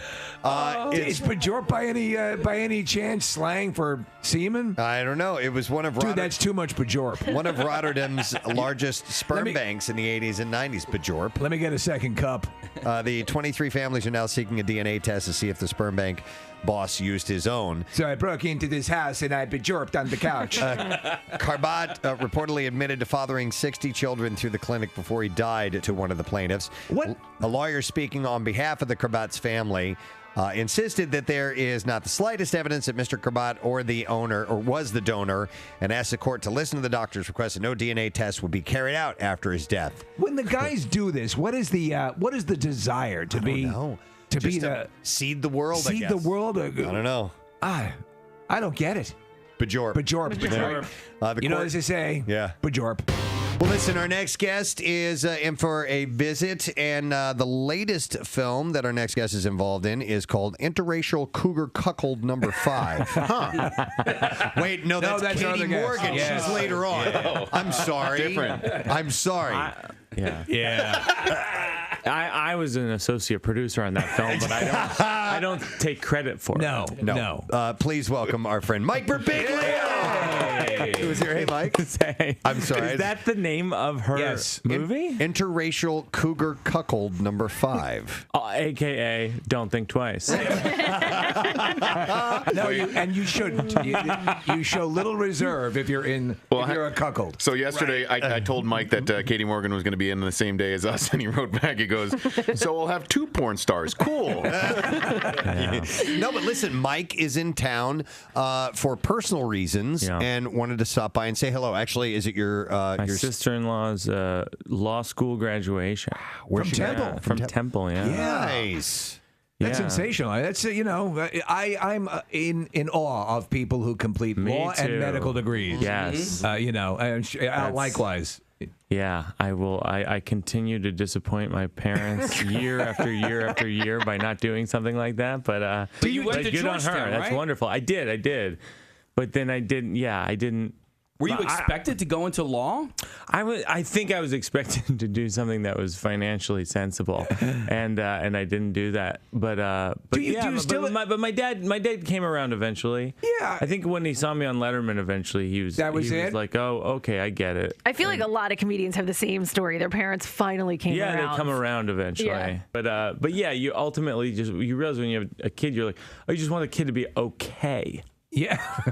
Right? Right. You just want the kid to be like, Yeah. okay. And then being a comedian doesn't seem okay. No. It seems like it's a life of, it seems like a downward spiral. It's out of the realm of what I think most And parents often it classically is. want. Yeah. To be clear. Did you get cred with the parents with the grandchild? Oh, yeah. Yeah, that's all a they home want. run. Yeah. And it's all okay. That's all they want. Yeah. I have so I have a daughter now, and I had a lot of trepidation about. Preston was saying when I walked in, he was like, "Oh, you look skinnier," and I'm trying to lose weight because I'm like, my body's a lemon. I went to, I'm telling you, I went to the doctor and he goes, I'm not kidding. This is in one visit. He goes, he does the blood, calls me up. He goes, hey, this came out well. This came out well. You have Lyme disease and diabetes. Oh my God! I was really? like, whoa, one at a time, fellas. We're all gonna get a chance. Oh my gosh! Yeah, the Lyme. So no, Lyme disease. I took meds for, and that's fine. We caught it early. And then diabetes, I guess it's just road living over the years. It's like I have the body. Yeah. I eat terribly. I have the body of someone who's just about to start P90X and then doesn't. And Gets to the first. It caught up to me. Yeah. I mean, it's So do you take insulin? Or you? No, what's it's your diabetes too. So it's Okay. like, so I'm not at that point yet. But I had a bladder tumor when I was 19. That's what I'm saying. My body's a lemon. Yes. It's like I had a bladder tumor when I was 19. So I was lucky it didn't come back. But every year or so, I have to go for a cystoscopy where they take like a rod like the size of this with a camera on and they stick it through your urethra to look in your bladder. But while you're awake, Why do you say be awake? Preston, you've had it. No. Vasectomy? Yeah. Now they numb Mike's you not down getting there. that. Oh, is They that numb you true? down there, but still, I had read, which was my big mistake, that you could actually feel. There have been occasions where people were able to feel something, I felt and you something. definitely see and smell stuff. All right.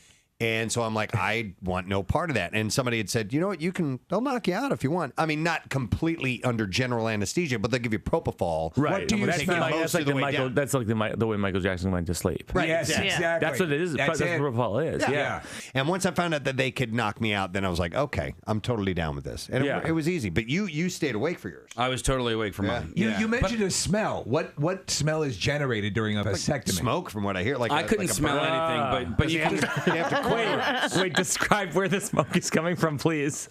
Well, because they cauterize stuff. It's the doctor's cigar. Yeah. You can. It's a Cuban.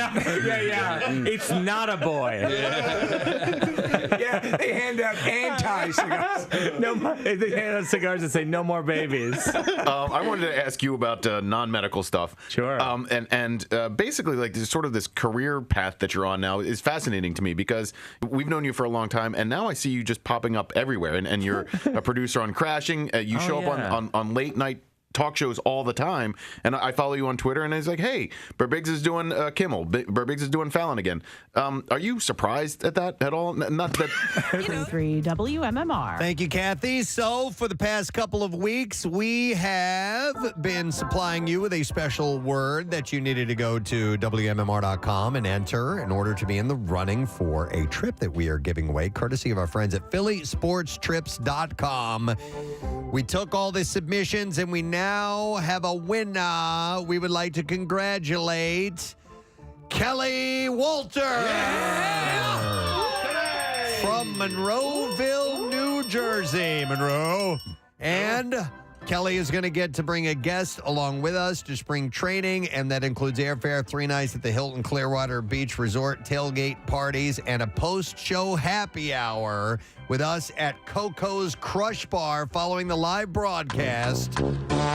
Friday, March 15th. This will be the happy hour music. Oh, absolutely, yeah. So we're excited about this. So, Kelly, we will definitely see you at the live broadcast on Friday for sure. Other than that, you're kind of on your own. Florida's lovely that time of year, and there's plenty of things to do in and around the Clearwater area, and there's games to be seen and all kinds of good stuff. It's terrific. You're going to love it if you haven't been before. Yep. So congratulations to you, Kelly Walter from Monroeville, New Jersey. And if you, my friend, would like to go as well, this amazing trip, there are available spots still, limited, by the way. If you go to phillysportstrips.com, you can reserve that spot, and you end up traveling with the pros.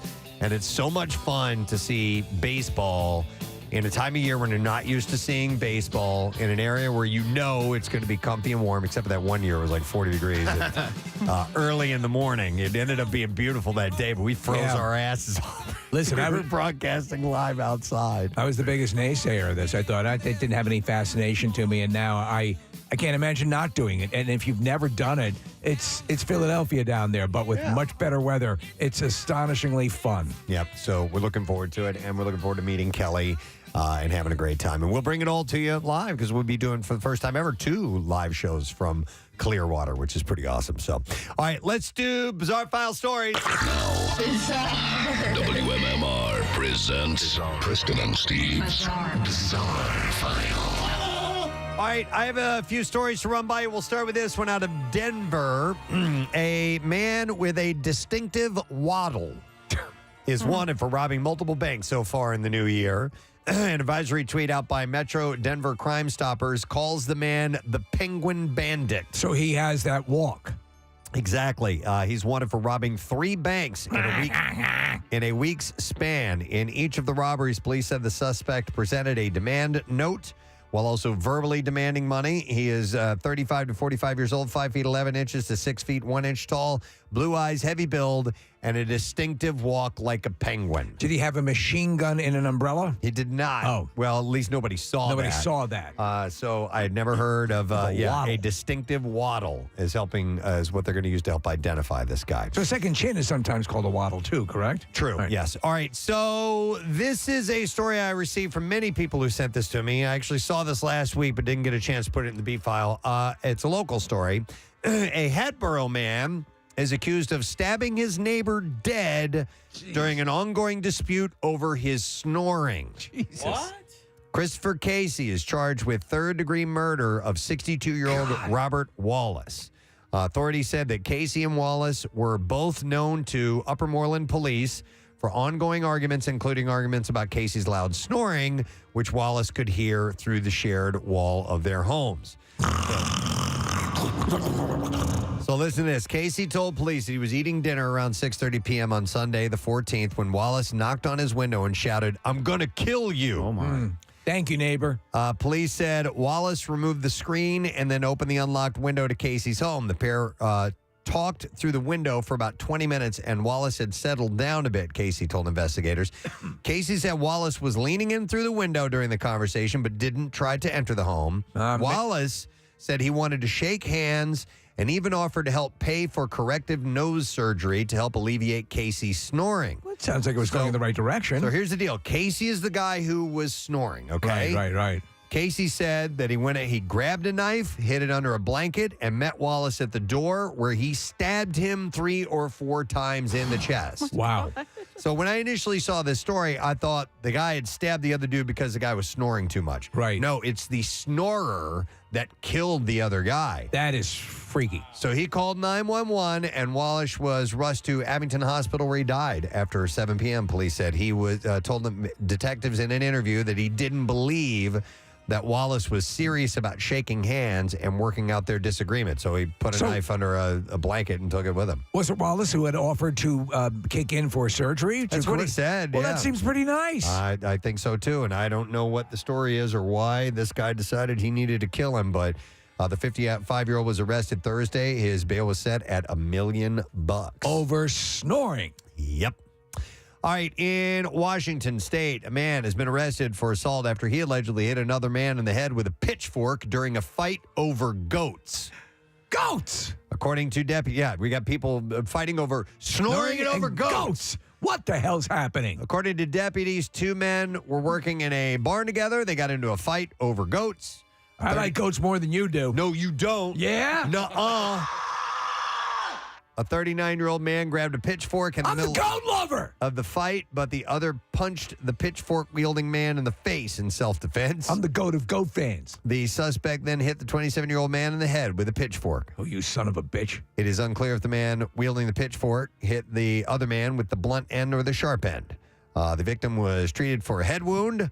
Don't even get me started about sheep. It's unclear how severe it was. The suspect ran off after hitting the man, but was located shortly after, and he was arrested. The snow and cold weather may not stop people from committing crimes in Memphis, Tennessee, but the wintry conditions are helping police catch them. There are at least 3 cases where the weather has worked to the Memphis Police Department's advantage. An escaped rape suspect was apparently no match for the falling snow and frigid temperatures on Sunday night. 20-year-old DeMarcus Davis was being transferred to the county jail when he jumped out of a corrections officer's car.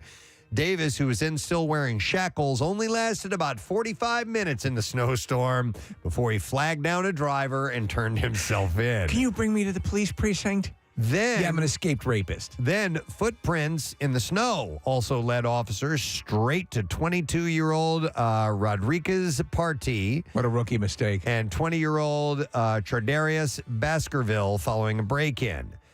Police said that the parking lot was covered with snow when the pair broke through a front window and left with $4,000 worth of products. Officers said that they saw 2 sets of footprints in the snow pointing in the same direction, and that led them to the suspects who were still on the shopping center lot. It was just 1 set of footprints, Preston, because God was carrying him. They also recovered a suitcase containing the stolen items. During a celebration in India, this is messed up. Viztech's CEO, Sanjay Shah, died in a tragic accident when a wire snapped, causing the iron cage that he and the president, Vishwantha Rajul Datla, were inside dropped 15 feet to the ground. The incident occurred during their grand entrance to a company party. You've seen where these executives sometimes will do this big, blow it out. Yeah, they'll rappel from the ceiling or do something like that. Video captured the moment that the cage wobbled and fell. It's horrifying. Leading to Shah's death and leaving Datla in critical condition. But he died. He fell from about 15 feet. So that goes to show you, just 15 feet killed this guy. Doesn't take much. According to the New York Post, the cause is attributed to a snapped wire, and officials are investigating the incident and the faulty cage. Shah had founded Viztex in 1999, and the celebration marked the silver jubilee of that. Shah, a philanthropist, immigrated to the U.S. and made significant contributions, including a donation to establish the Viztex Institute for Executive Education at Lehigh University, by the way. Imagine you're in that audience and thinking, oh, great, now we're not getting our dinner. Okay. And there you go. That's what I have in the bizarre file for you. Just to reiterate this, we, right before the B file, made the announcement that we have a winner in the President Steve Spring Training Trip giveaway. And we want to congratulate Kelly Walter from Monroeville, New Jersey. That's in Salem County. Kelly and a guest is going to be joining us for a trip to spring training from PhillySportsTrips.com. It almost seems magical at this point to think of what is it, 80 today, you said, Nick, in Clearwater? Yep. So you can also buy your way into this trip. If 80 degrees sounds good, go to PhillySportsTrips.com, reserve your spot, come and travel with the pros and hang out with us. We'll take a break. We'll come back in just a moment. Stay with us. Are you as you are? Are you as incredulous as we are? I was going somewhere with this. About that development. And then Nick pulls off a mask and it's Todd Glass. Here's why I asked that. Your career has been the most steady rising career I know about in comedy. Because some people, they shoot to the top and then they're selling out stadiums. But your success is I love your success. I love seeing it, but it's been slow and steady and consistent. Thanks. Yeah. No, I feel extremely lucky that that's been the case because I've been able to make, and I think the people who follow me notice this, I've been able to make the stuff I want to make as opposed to being able to try dancing around and trying to make people in the business happy or make Hollywood happy. It's funny when the people say stuff like, to me on Twitter sometimes, like, you Hollywood liberals. I'm like, I don't live in Hollywood. I'm not part of like any like cabal of Hollywood. I live in Brooklyn with my wife and daughter. Like, I'd make everything outside the system. I directed 2 independent films, and I've made like 4 comedy specials, and they're totally separate from the business in so many ways. But so thanks, yeah. When you tour from city to city and you come into Philadelphia, you have to pay, because you're getting paid. You have to pay a city wage tax, right? So how does that work when you're working in several different cities throughout? This is the most technical question. Yes. Yeah, he just started part-time for H&R Block. So These are questions that Wesley Snipes and Willie Nelson should have asked years ago. I file in like 27 states. No kidding. My accountant is a close friend. Oh my God! No, I mean we spend so much. My brother Joe runs my company, and America's Guest. Yeah, America's Guest, Joey Bag of Donuts, and our accountant Elliot does our taxes, and we do quarterlies. Literally, recently we talked about maybe we should do monthlies. Like, it's so much taxes all the time. But yeah, I think I file in 27 states. That's just crazy. So. Yeah. You'll be back in town in November, so we'll see you when you're going to be playing can't wait. the Merriam Theater, and we'll make sure everybody is aware of that fact ahead of time. But listen, it's great to see you. You too. Thanks for coming by, man. Thanks Mike a lot. Birbiglia. I wanted to bring this up. I know it's nothing that Kathy agrees with, but pubic hair is becoming more popular. Aha! I knew it. Yes. Amongst the owners of said pubic hair, or the people who encounter said pubic hair? The people who want to see said pubic hair. Uh-huh. New data from the porn site RedTube. RedTube, never heard of it. Reveals that the bush is back. The bush is back. That's right. Do you shave your bunghole? Come on. I have to ask. I don't do that. I mean, because some people have hairy. No, how would if we're talking pubes, there's a whole other side to that cookie. How would I even do that? I mean, You lay reach on my around. back and put my legs behind my head. Well, I mean, the question is, do you have a profoundly hairy ass? No. Okay. No. Then it's not an issue for you. My ass is not hairy. Okay. I'm good. But is your Kathy, is your Go ahead, say it, man. Kathy has some information she wants to get. Do you have a hairy butthole? Is your actual butthole hairy? See, I think you. Does it look like that thing that almost swallows up Luke Skywalker on the desert planet? Does it look like that? Yeah, that was my question. What's that thing called? Sarlacc? Sarlacc did. Does it look like the Sarlacc? Does it try to pull Lando Calrissian in? Can Manthe ask that, please? Can I ask you something? Do you have a hairy butthole? Just asking. Is it like tendrils that stick out and grab you by your feet? Until, I don't know, later somebody throws you a lightsaber? I don't recall the Sarlacc having any hair, and we need to pull up a picture. Oh, they look like tentacles. Yeah, but it's just the tentacles coming out and the teeth and everything inside that Don't hole. ruin this, Casey. Anyhow. Don't disturb our groove. Anyway. Yes. So, no, I don't. I don't have a hairy butthole, and I don't. I mean, if we're being clinical, we have to ask. To the senator from Arkansas, no, I do not have a hairy butthole. Thank you, sir. It took a lot of courage, Mr. Comey, to admit that. Oh, dear God. Listen, you might not have an overly hairy butthole, but there's hair back there. Everybody's got hair there. Yeah. Yeah. So take It's it off. called JRBH, just right butthole. Do you guys get lasered? Yeah. Do guys? Possibly. Guys would do. think so. I do not. Yeah, I don't. There's your sphincter. I don't care. Is that what that? That's the Sarlacc pit. Yeah. You got to watch Jedi, Kathy. I thought it was a person. All right. What? No, my question was more about the Sarlacc. He's distracted. I'm glad that you Casey, off stopped air, yourself. I have an interesting fact to tell you about the Okay, Sarlacc. thank you. Yeah. Well, We can go there if you want. I don't care. Man. Well, when we were I'd in rather talk California. about buttholes. Did you see? God. Did you see a? Jesus, who are you? Well, now we're gonna get into this crap. We've unleashed the beast. When we Wait a minute. I just want to point out, Kathy would rather talk about buttholes than Star Wars. Well, here's the deal. If given a choice. Yeah. Okay. I'm gonna go butthole. She's gonna go butthole. You brought up the grooming, and I think that is. I think it's just something that is a universal topic that people consider. Yeah. And so if you're talking about the front, you have to talk about the back. You agree with Right. that? Yeah. I'm with you. I mean, maybe we can put up a Twitter poll.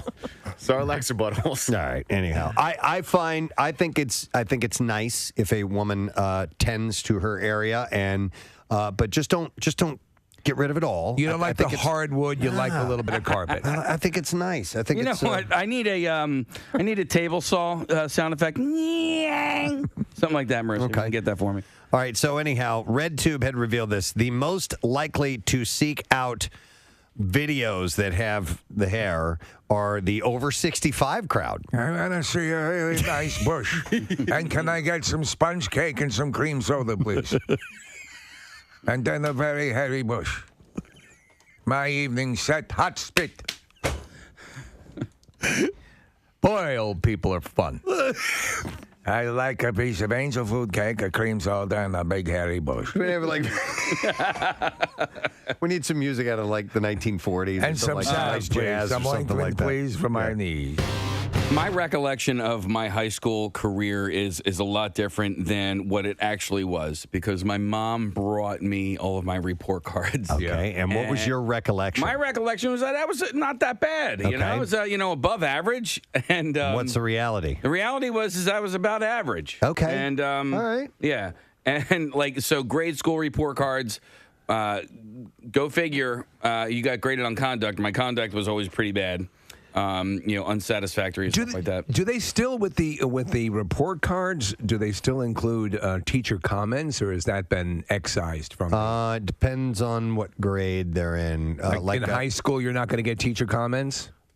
I don't like there would be. Remember, they would fill out. There would be like a number associated with the comment that they wanted. So you'd look and be like, right. number 3. Works well with others. I think in this hyper sensitive. Yeah. We go to meetings with the teachers a lot. You go a lot. Yeah, we find out directly how they're doing. But is that that's not for all students? Is it? I have no idea. God, they must not have any free time. I'm amazed when they come in. But I mean, we have some special circumstances that they help us out with. And which is awesome, but I know in grade school they'll give you detailed. Caroline is a delight to be in this. Blah, blah, blah. I always used to get the delight. Yeah. I was a delight. Were you a delight? I was a complete delight. In case you weren't a delight. 6th grade was it? Miss D. You were a delight in Miss D's class. I bet you what. I know what she wrote. Always eats in class. No. He's eating right now. It's my breakfast. I know. Yes. And it's just simply a bagel. It's just a bagel the way any broadcaster would eat a bagel live. I don't have time to get it any other time. And I take my medication at a certain point. My God. Okay. Getting back to that situation, excuse me, everything bagel. I wasn't going to talk, but you brought me into the conversation. Well, it's presumed that you're going to participate. I participate in between bites. In between bites. There's just a general assumption that when we're on air, you might talk. I am writing that down. Yeah. That is a T-shirt. I participate in between bites. Thank you. Now, if you don't mind, I'm going to get back to eating my bagel, and you guys can talk amongst yourselves. Today, December 7th, 1940. Excuse me, I have to take another bite. Hey, what's going on? It's Preston, and actually Nick is here with me as well. We're in California, and we're at the 20th Century Fox Studios, and we are here with Mr. Michael Giacchino, who has become a friend of the Preston and Steve show now. That's my favorite thing. Friend of the show. Mm-hmm. That's my favorite thing to hear. Yeah? I've never heard that before. And then the last time I was on, I was like, friend of the show. I was like, yes! Yeah. I think you have to be on like 3 times, and then you become, then you become a friend of the show. There should be a pin or something that you get. We can get that. Yeah. Ribbon, something like that. Something that says friend of the show. Can't just be like, here's a WMMR pin. No. It's got to be legit. We can come up with something. Yeah. Next time he comes in studio, we got to present him with something. Yeah, there should be some sort of coronation. So Michael invited us out to be here while he is recording the score of the film Spider-Man, and we're at this legendary studio. Actually, he was giving us some of the details about this room that we're in right now. Yeah, this room that we're in right here has been around for a long time, so long that it used to be Shirley Temple's shooting stage where she would make her movies. And, let's see, the original Planet of the Apes was recorded here. We had Jaws was recorded here. The Day the Earth Stood Still was recorded here. There are these amazing, the iconic,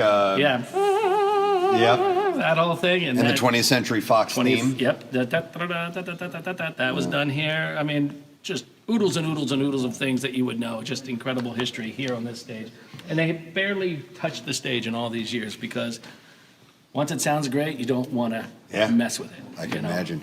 And what you're not seeing right now, we're on a lunch break right now, but the amount of people that are involved when you're putting together music for a film. And today was a light day, even as far as the amount of musicians. Today we did a smaller orchestra, maybe about, 50 people. But but usually we would have like 100 people out here, 100-piece orchestra. But the cues we were covering today were just for smaller moments in the film, so there's no need to bring everyone in. And this room, the studio as well, filled with people. Yes. I mean, friends and family, and you got engineers. You got you got the people that are actually working. Yes, in we there have as well. we have music editors, we have recordists, we have Joel, the recording engineer, is in charge of everything. Jeff, my orchestrator, is over there. We have Traffic on 93.3 WMMR. All right, thanks, Kath. Real quick, I'd like to throw a butt plug out there. I got this from Robert Migliaccio. Hey. Who is the philanthropy director for the Sons of Ben with the Philadelphia Union. And he wanted me to give a mention to an upcoming event. It's called the Help Kick Hunger. And it's their annual fundraiser to help raise funds for their friends at the Bernardine Center, which is going to be held on Saturday, February 3rd at Broken Goblet Brewing in Bensalem. It's 1 to 4. And he said, as with every year, we host this wonderful event. And with our growing numbers this year, we expect a great crowd and fun atmosphere. Tickets are $50, and they include 2 drink tickets, which is for alcoholic and non-alcoholic, buffet from the Dog and Bull, 5 raffle tickets, and access to more raffles and auctions at the event. In addition, part of your ticket is donated directly to the Bernardine Center of Chester, Pennsylvania, to help restock their public pantry and fund courses and programs that they run for the community members. The Sons of Ben do a lot of philanthropic work. Good organization. Yes, and definitely. out of their minds, too, which we love. It's great all the way around. So tickets can be purchased at sonsofben.ticketleap.com/2024HKH. I'm going to send that to you, Nick. All right. So you can post that and make it easier for people. You do not need to be a member of the Sons of Ben to go to the event. And Robert said, thank you so much for your time, and feel free to reach out to me with any questions. Rage on is what he had to say, which is really cool. So, we're happy to mention that. Absolutely. You know what's kind of funny about the Union is how long their season is, or funny or interesting to me anyway. They start their regular season on the 24th of February. So they have a match 2-24 against Chicago at Subaru Park. It starts early and goes long. The notion of sitting there drinking hot chocolate, right? Yeah. In the same. We remember when we were there for the friendly match. Yeah. It was sweating our balls off. Yeah, 95 degrees out. Yeah, but next month they already start their regular season. Nick, I just forwarded you that email, so you can pop that up on the community page, WMMR.com, for those who are interested in going and helping out the Sons of Ben, which is really cool. And then I have a real quick follow-up email concerning, I think it was Casey who asked, who is Baba O'Reilly? Or what is Baba O'Reilly? The Who song. So we got a little bit of it right and a little bit of it wrong, as you would imagine. That's us. But Dave Gosling wrote in and said, Mayor Baba was Pete Townsend's Sufi Indian guru. He wasn't a synth guy, so he was like his Indian guru. Okay. And Terry Riley was a composer that Pete admired. And so they just kind of put it together and made Baba O'Reilly. The synth used on that track, he says, was an RMS synthy with a sequencer that enabled the repetitive pattern underlying the track. So that was Dave. He just wanted to kind of clear that stuff up to us. So that is cool. Pass that along. They were all into that sort of mysticism back then for a while. So I wanted to go back to this story I had in the bizarre file. This guy out of Hatboro, the snoring thing. This guy stabbed another guy. These 2 neighbors, they shared a wall. One guy apparently, the story was, he snored really loud and it bothered the other guy. The other guy had confronted him, I guess, on a few occasions. Well, it bubbled to a head. The guy came over and confronted him again about it. And then I guess, I don't know how the conflict started, but the guy, the snorer, ended up stabbing the other guy to death, which is insane. He claims he thought the guy was coming over to harm him, and despite what he said, and so but it escalated into this. When we were doing, in the beginning years of Y100, Preston, I was staying at that Russian efficiency apartment in Media. I could hear the dude next door snoring. Snoring? I could hear him snoring. Wow. Yeah. But he slept, I didn't hear it at night. He would take naps, and I'd hear snoring. Yeah. I cannot share a room with a snorer. I just can't do it. I can't sleep with snoring. Like, even my dogs, because they snore too.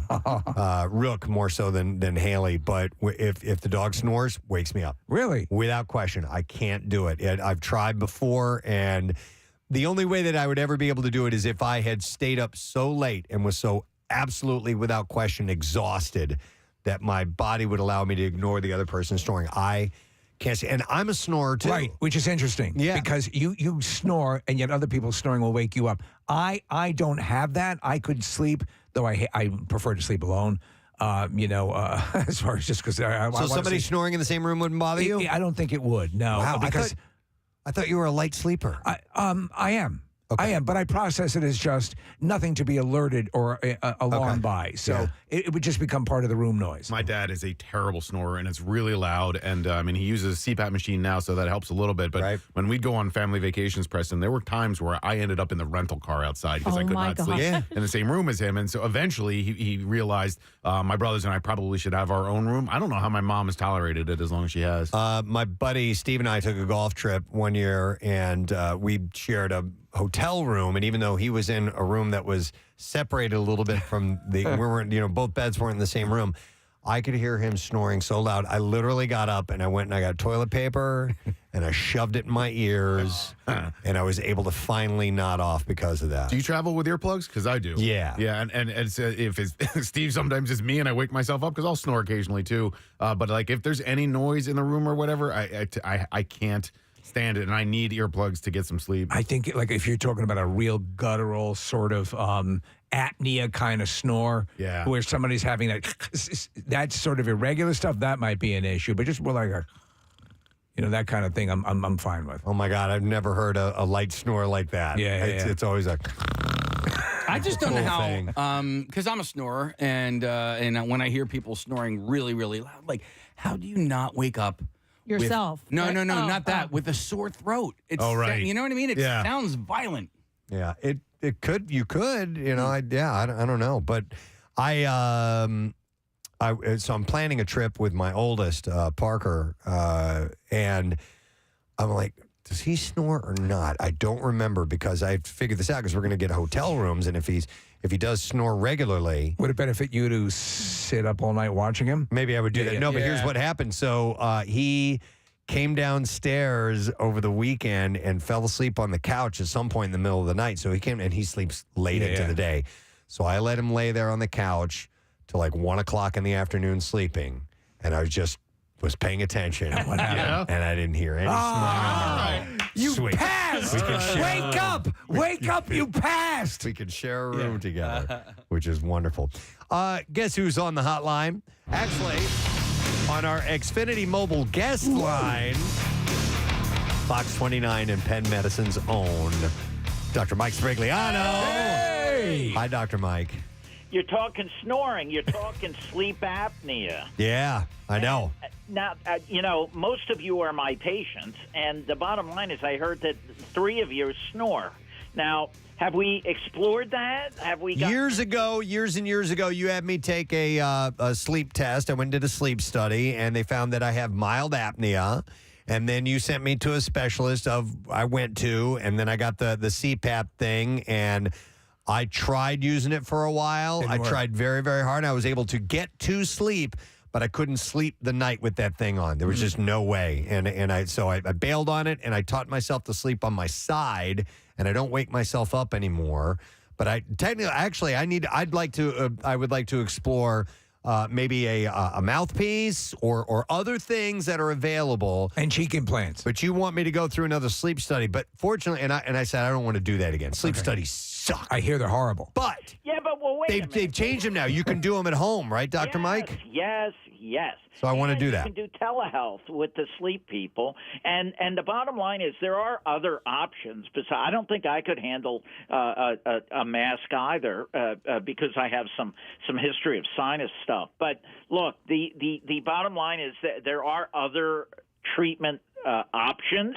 You can do the dental appliance like you talked about. Now, there's also a device that can be implanted. I generally reserve that for people that, we've tried other things because I don't like to do invasive stuff unless you have to. Right. But the bottom line is if you or someone in your life, in your family, snores, get them checked out because it's very dangerous to your health. Yeah. It increases the risk of obesity. And if you're trying to lose weight, you're not going to do it if you have untreated sleep apnea. It's just not going to work. It puts a strain on your heart, and it's not good. A quick question, Mike. Just so I sleep, I used to sleep on my stomach, and that was the only way I could sleep. Now I sleep with the bed slightly raised, like almost like a hospital bed, and I sleep on my back, and it's been amazing. So I have never had an issue.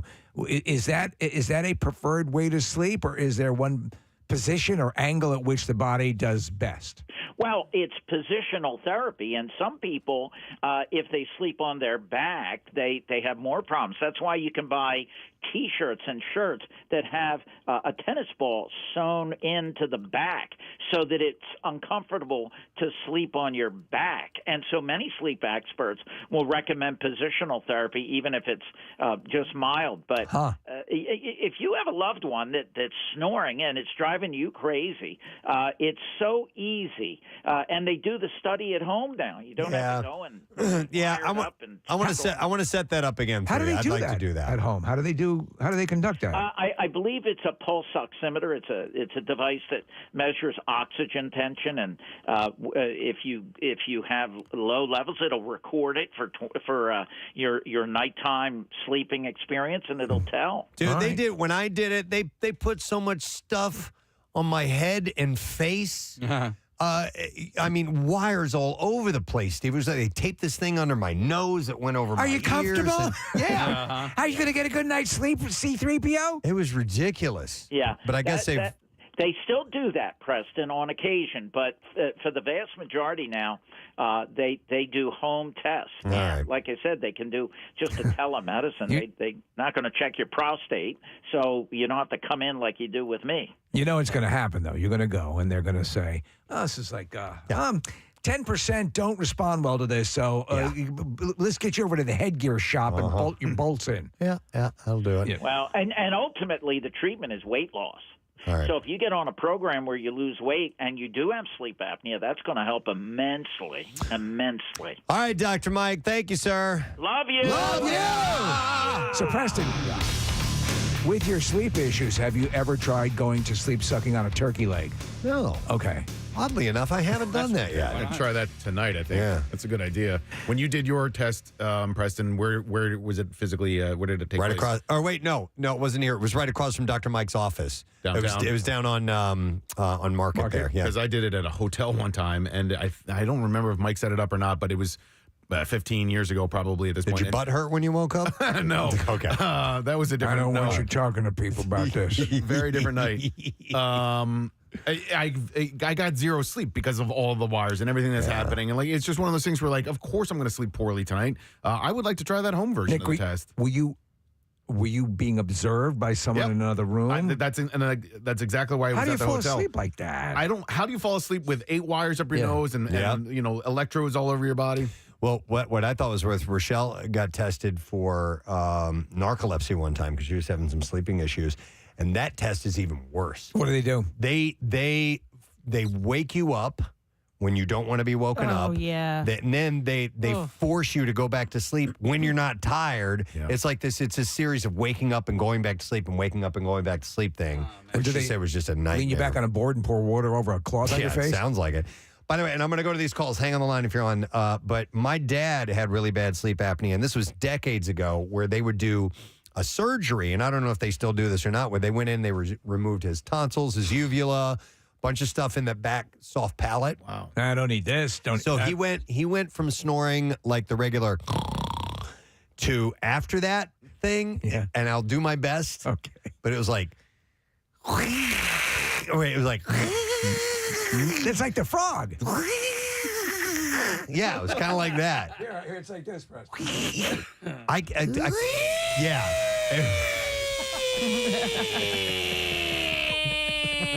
Who could sleep during that? It sounded really high pitched and way worse. And I'm like, okay. Well, that's no improvement. Hang on, I want to go to and we got started on this because the guy who ended up killing someone last week was over a snoring issue. Things can get pretty heated if people are snoring all the time. I'm going to go to Shane. Hi, Shane. Good morning. Shane, you're on the air, bud. You there?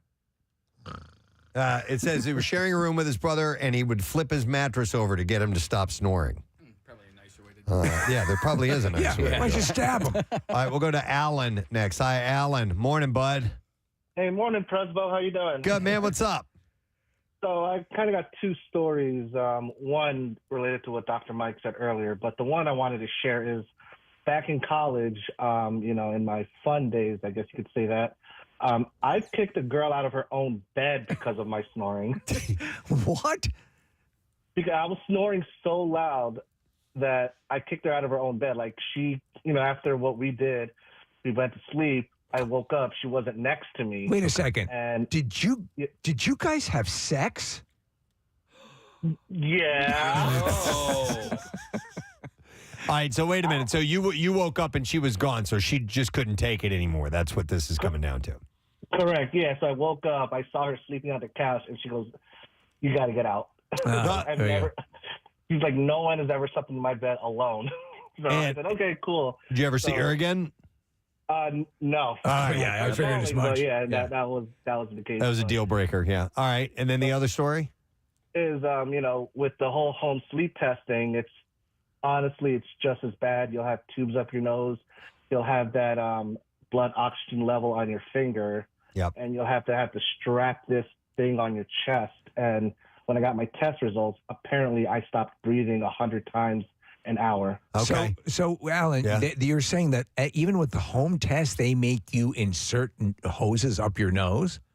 Yeah, it's like the ones where, when you wake up after surgery, it's like the small oxygen All right. Okay. things that you put up your nose. It's not like, you shove it up there. But it's So just they like go right up there. your nose with Yeah. Rubber hose, So let me ask you, Alan, what'd you end up doing to get rid of your apnea? Did apnea? Did you have the CPAP or what? Yeah, I have a CPAP machine, and honestly, my sleeps have been better. Yeah. I'm not as groggy in the morning, and honestly, I can't live without it, to be honest with you. Wow. So they have the ones, Preston, when I see the commercials for them, the unit is very small that you wear, like it's almost like a small rebreather.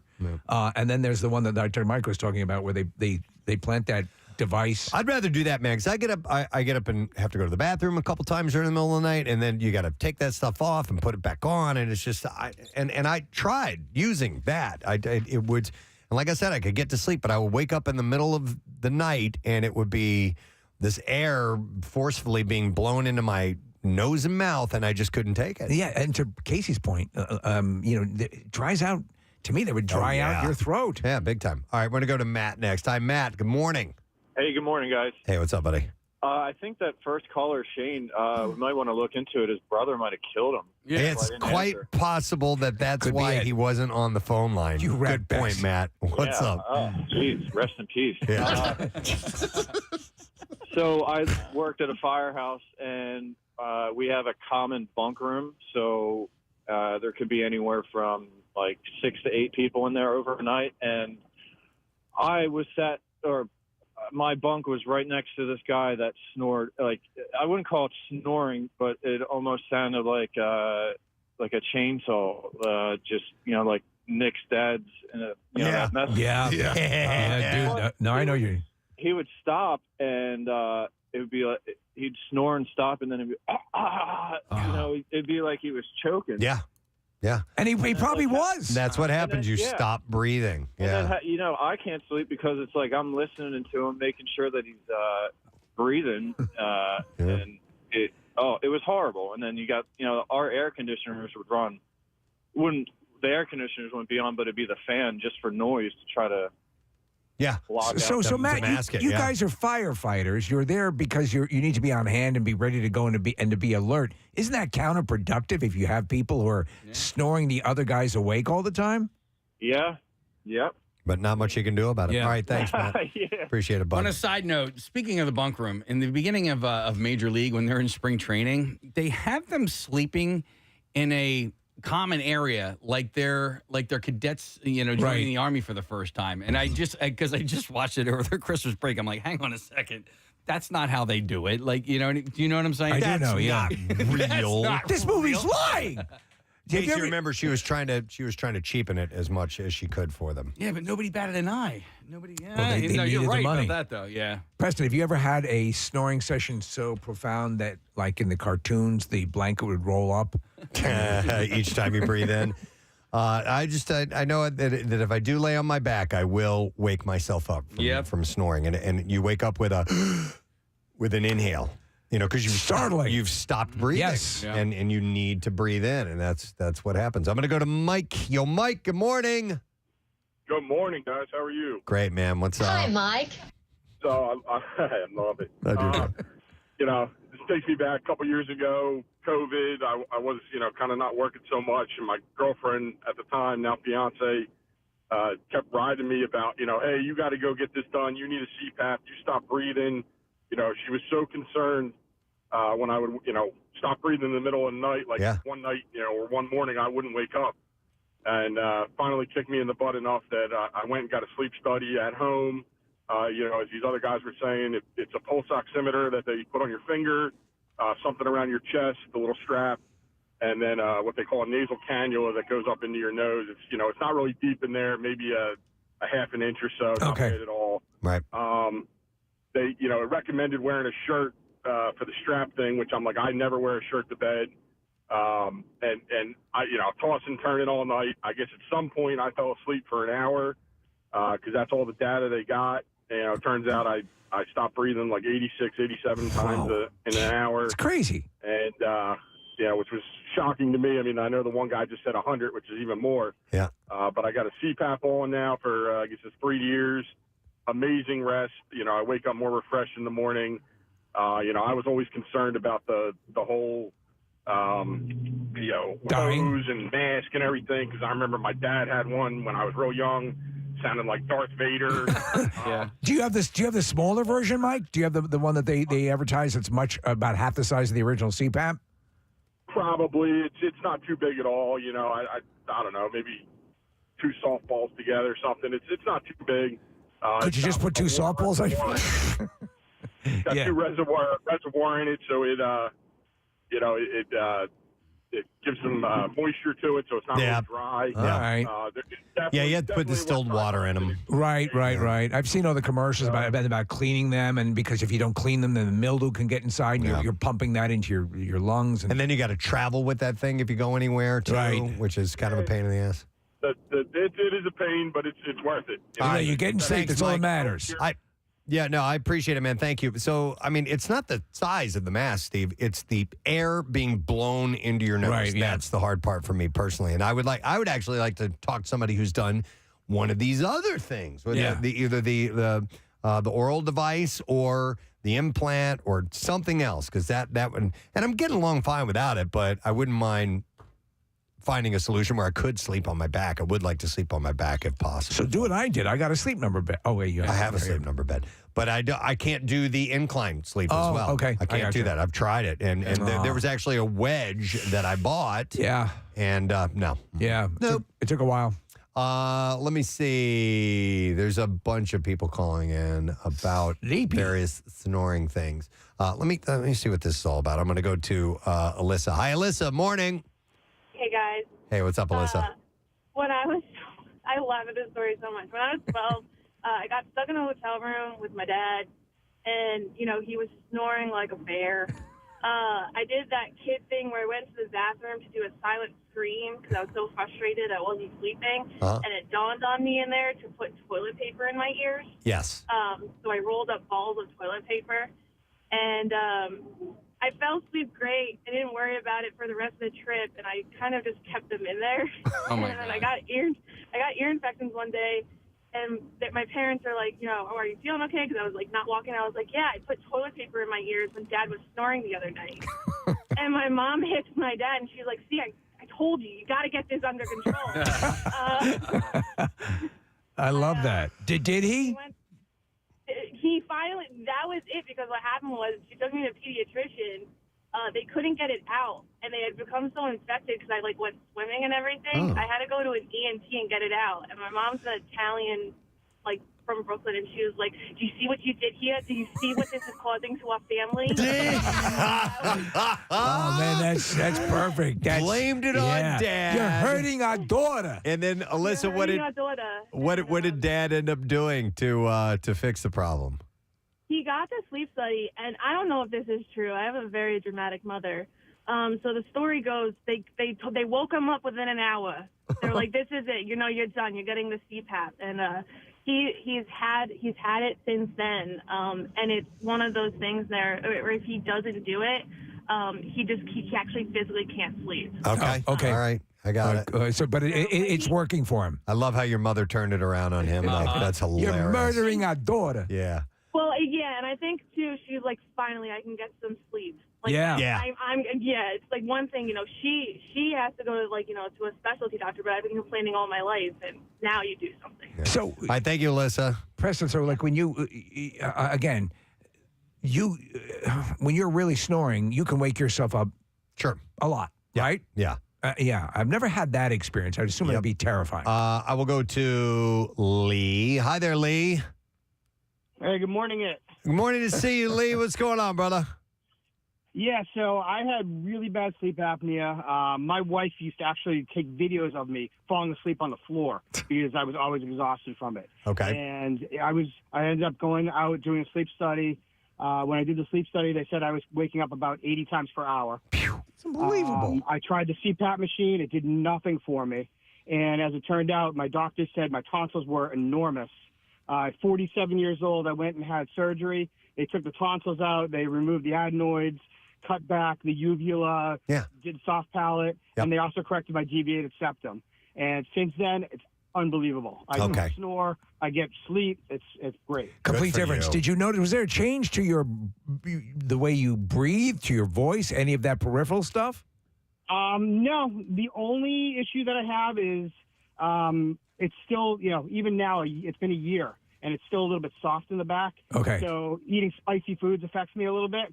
But other than that, my voice is the same. Yeah. All right. Okay. All right, cool. Thanks, Brian. You only had to have 9 or 10 procedures done, Preston. It's all good to go. Sinus surgery is something I need to get done. I'm eventually going to do that. Kathy, too. Yeah, we're we're going to do it gonna- at the same time. yeah, You we're do it gonna together? have- Can you get love seats for the operating room? I wonder if they because we would go to the same doctor, so I wonder Yeah. if they could just wheel us in together. At the same time. Dr. Palmer knocked both of us out yeah, at the same time. right. That'd be one of those beautiful pictures in the hospital where you're holding hands. Yeah. Mhm. Hang on, I want to go to this. Brian had a rough night one time. Hi, Brian. Good morning. Hey, good morning, guys. Sorry to bother you at work. No, what's up, dude? So I had a long-term girlfriend who I went down to stay at Disney with her family. And because I was in high school, they didn't let me stay in the same room as her. So I got bunked with her uncle who has sleep apnea and her younger brother who occasionally had night terrors. Oh, my. Would talk in his sleep constantly. So no. the entire night it was a droll of followed every 5 to 10 minutes by in the middle of the night. We had to go to Disney the next day, and I'm like a zombie walking through, and they're like, "Oh, what happened?" I'm like, "Oh, I'm good." No. Interrupted sleep like that just kills you the next day. All night long. Yeah, I'd rather Wow. stay up. You'd probably be better off if you just stayed up. How long did you and this girlfriend last? Only about a year and a half, Okay. but it was college, not that did it. Okay. You were All too right. tired. Thanks, Brian. Yeah, I couldn't get any sleep. Appreciate it, man. Wow. Well, listen, at least you haven't, it didn't come to drawing knives out and getting completely out of hand like this other story. It's just, but I get it. I don't get the killing part. Yeah. I get being upset over someone snoring. I fully endorse this murder. And as a snorer, I can't I don't have much room to complain, but I can't stand it. I can't be in another room when somebody else is snoring. If you could get the subcutaneous that device, you'd do if that. Dr. Mike wasn't, what do you want to? Is more dying over there? Get surgery done? Your head's gonna explode like scanners. But I mean, so Rochelle snores. We can't sleep together. Yeah, there's no way. I wouldn't get any sleep. Yeah, even when we're on vacation and have time off or whatever, it's just difficult. When we're on vacation, we'll get separate beds a lot of times because it's easier to do that. A little bit of distance. She likes to have the way she sleeps. She puts on videos on her iPad, and that kind of lulls her to sleep. And so that would keep me up. I'm gonna go to Tim next. Hi, Tim. Morning, bud. Hey, bitches. Hey, what? What's up, Tim? Hey, guys. So, first-time caller, long-time listener. I'm actually streaming you guys out in Chicago. I'm planning a trip to Chicago. Chicago! So, actually, I was in the Marines, and, I'm telling you, I could sleep anywhere. Falling asleep on, helicopters, had no problem sleeping, but the thing that would keep me up is the snoring. And I'm telling you, we would be on deployment or something where we, all, our entire platoon is in one room together, and there's 10 guys snoring, and it's just this constant roar. Yeah, I don't know how you could do that. Yeah, I mean, almost the other stuff you can sort of, you can process that and just say that's the environmental noise, but the snoring would just that many guys. Yeah, there'd be 50 of us in a room, and I'm telling you, at least 15 of these guys are snoring, and it's just a constant roar. That's actually when I started traveling and sleeping with earplugs in, because I was just there's no way I can't do this.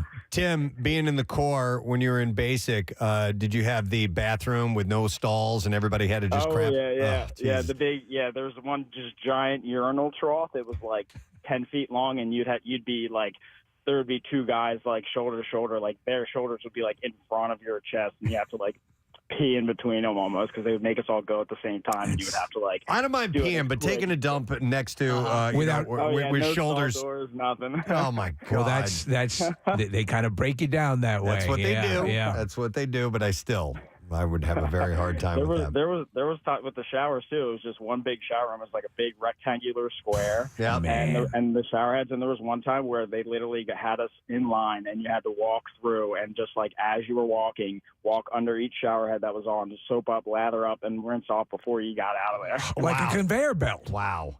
Yeah, dude. Semper Fi, man. All right, Tim. Thanks, bud. Appreciate it.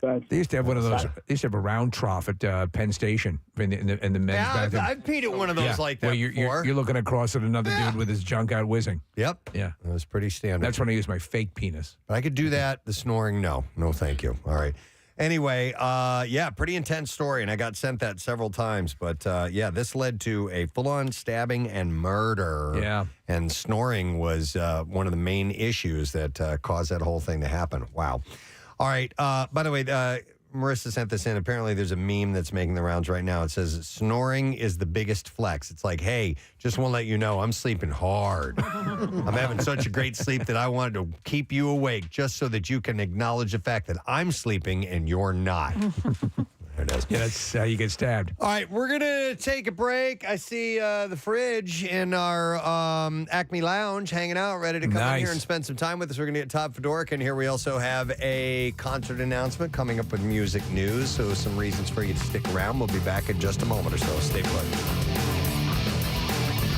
Some people from Marvel who are here, just, one of their lead music editor. And, we have everyone. The whole gang is here. Yeah. And then plus all this. Is Spider-Man a pretty easy character to write for? Pretty easy franchise to write for? Not really, because they've made a lot of Spider-Man movies. Yeah. So you're thinking all right, well, I don't want to do what was done, and this is a whole new sort of approach to the character that they're taking, which is much more in line with what the original comics were. Right.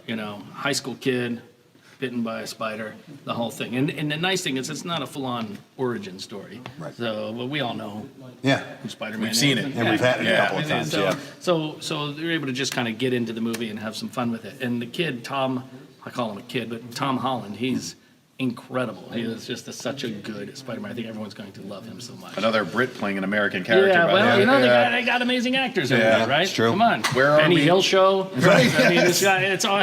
The list starts there. Yeah. So where are we in the movie making process with Spider-Man: Homecoming? They are still.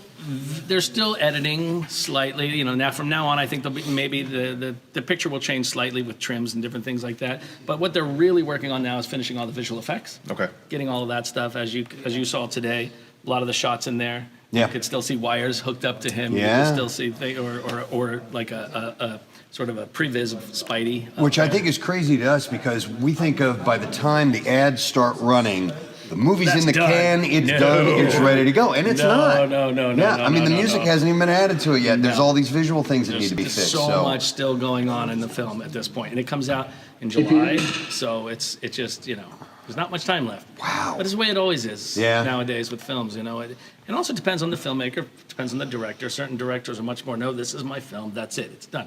Other ones are like, they want to keep changing it and keep trying different things, see if they can improve it. You know, everyone is different in the creative process, so you sort of have to be adaptable to whatever that process is. And every time you're on a film, it's a whole different story. Yeah, I'll bet. You know? Another one of the amazing things that you don't realize until you see what goes on behind the scenes is the musicians that you have here. What Michael was telling us earlier is that basically they came in, they sat down, they're given the music, they start recording it. They haven't rehearsed it. They haven't rehearsed it on their own, much less with each other. No, they haven't seen any of this music at all. I mean, they come in, they sit, that's how good they are. Yeah. You have to be as good a player to be able to come down, sit down, and whatever is put in front of you, you have to be able to play it. And to No matter listen what to is. we would never be able to tell. 'Cause No. we, Yeah. we were sitting here watching the process, which is incredible. But to listen to it, you would think they've been rehearsing for days or weeks on Yeah, end. no. Could you do it? Could I? It depends. I did jump in on a cue on the Planet of the Apes when the piano player was stuck Yeah. in traffic. But it was an easy cue, so All I right. got in there and I did that, and that was fine. But most of the stuff these guys do, it's such a specialized thing. Yeah. I kind of went in. I didn't do the performance route. I went into the composing and orchestrating and all of that instrumentation, that route. So all my time is spent there. Right. So my I used to be able to play a lot better, but the more I write, the less I play, Yeah. and so my fingers are rusty. But I get understand. around it. It's fine. Now, while you have this going on, you're in the thick of that. Are you able to juggle other projects at the same time? Work on Well- completely diametrically opposed, you know, You mean like storylines maybe and films with apes in it? Yeah, or something like that? exactly. Yeah. For example, one that comes to mind. Yeah, I just literally a week ago finished Planet of the Apes. We actually have one more day of recording on the 25th for Planet of the Apes. Wow. But that's just, we're going to catch the end credits and all of that stuff. Yeah. But the bulk of the film was done, and that was this past Friday. And then here we are doing this. So. Right.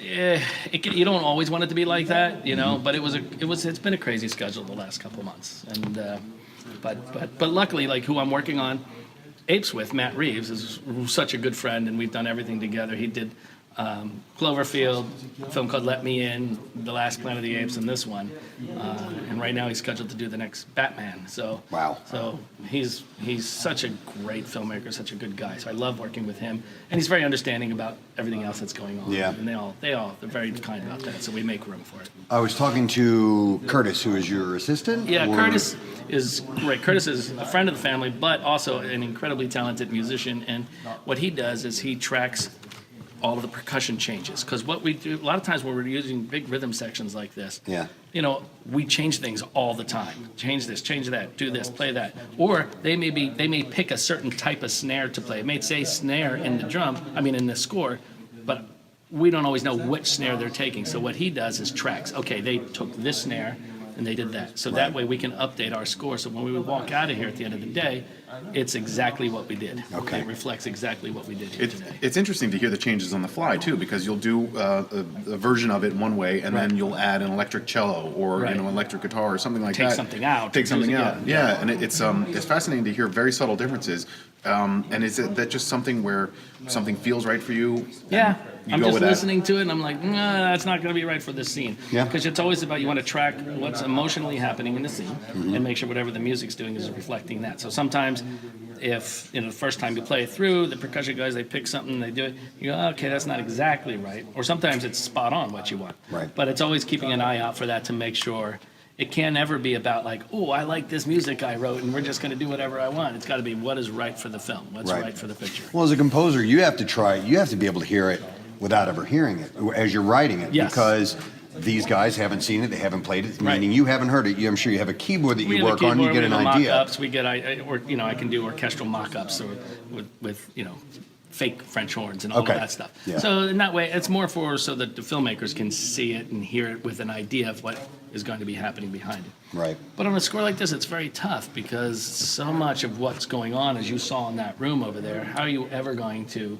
mock that up to let anyone hear it? And part of my job is being a salesman, saying, trust me. Yeah. This sounds like crap right now, Yep. but when we get in that room with those guys, it's going to be amazing. You know? Yeah. And you can't really do that. It doesn't work so much on an orchestral score.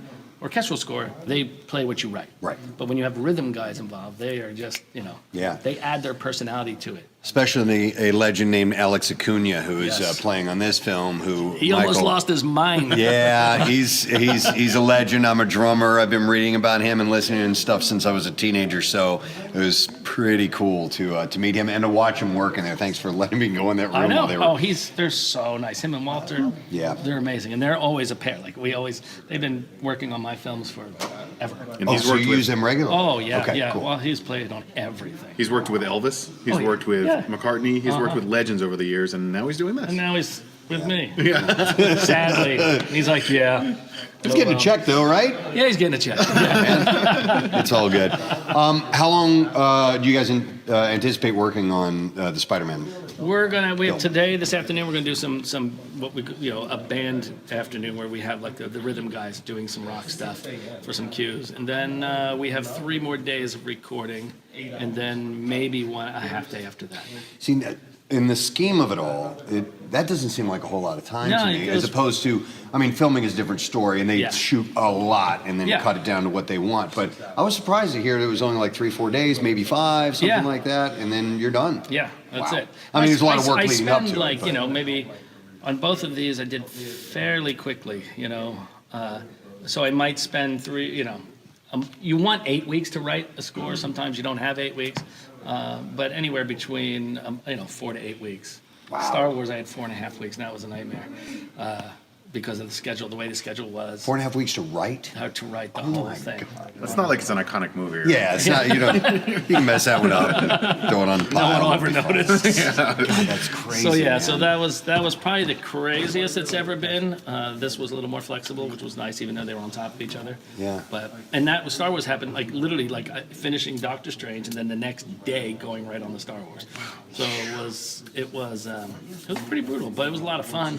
I mean, come on, every morning I look up, there's stormtroopers on I was like, yeah, this is awesome. So, It's really cool to be a part of this, but like for us in the Marvel universe and all of these we were huge fans of Lost, and we did a weekly recap, and you've been working with J.J. Abrams forever, and so just to be a small part of the viewing audience of this kind of thing it's not lost on us how cool this is. It's cool because no one gets to see this side of Right. things. No one ever gets to visit this stuff. That's why I was like always telling you, come on, you got to come out. You got to see what happens here. You got to do this.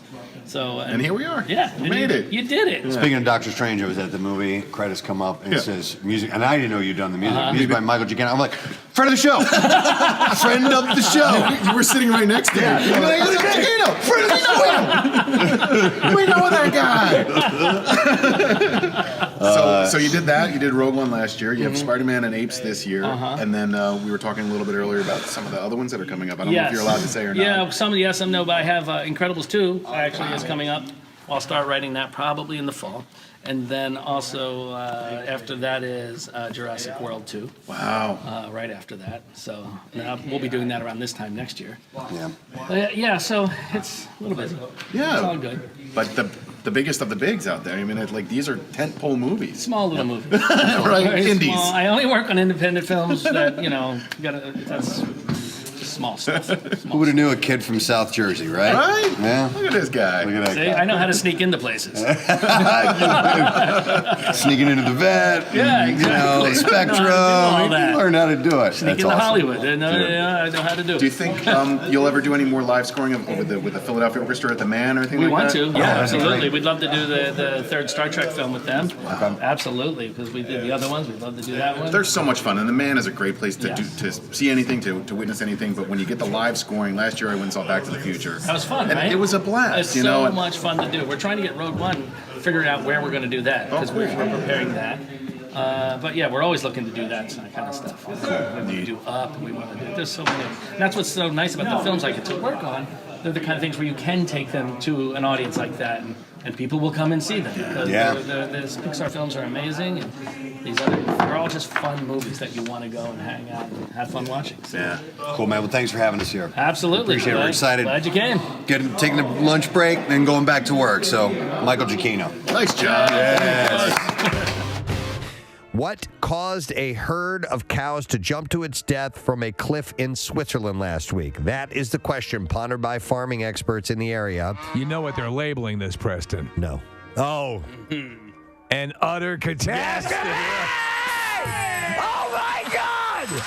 It's been a while, but the return of the utter catastrophe joke. I never see that setup coming. I get these stories ready to go in the morning and sometimes think, I wonder what Steve will say about this. But they don't know what moved them to do that? Man, we're milking this one!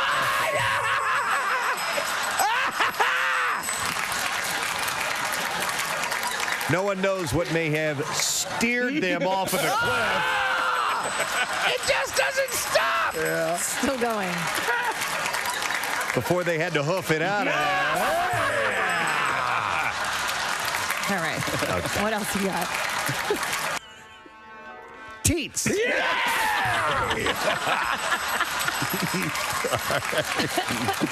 All right, anyhow, the 13 Heron cows broke...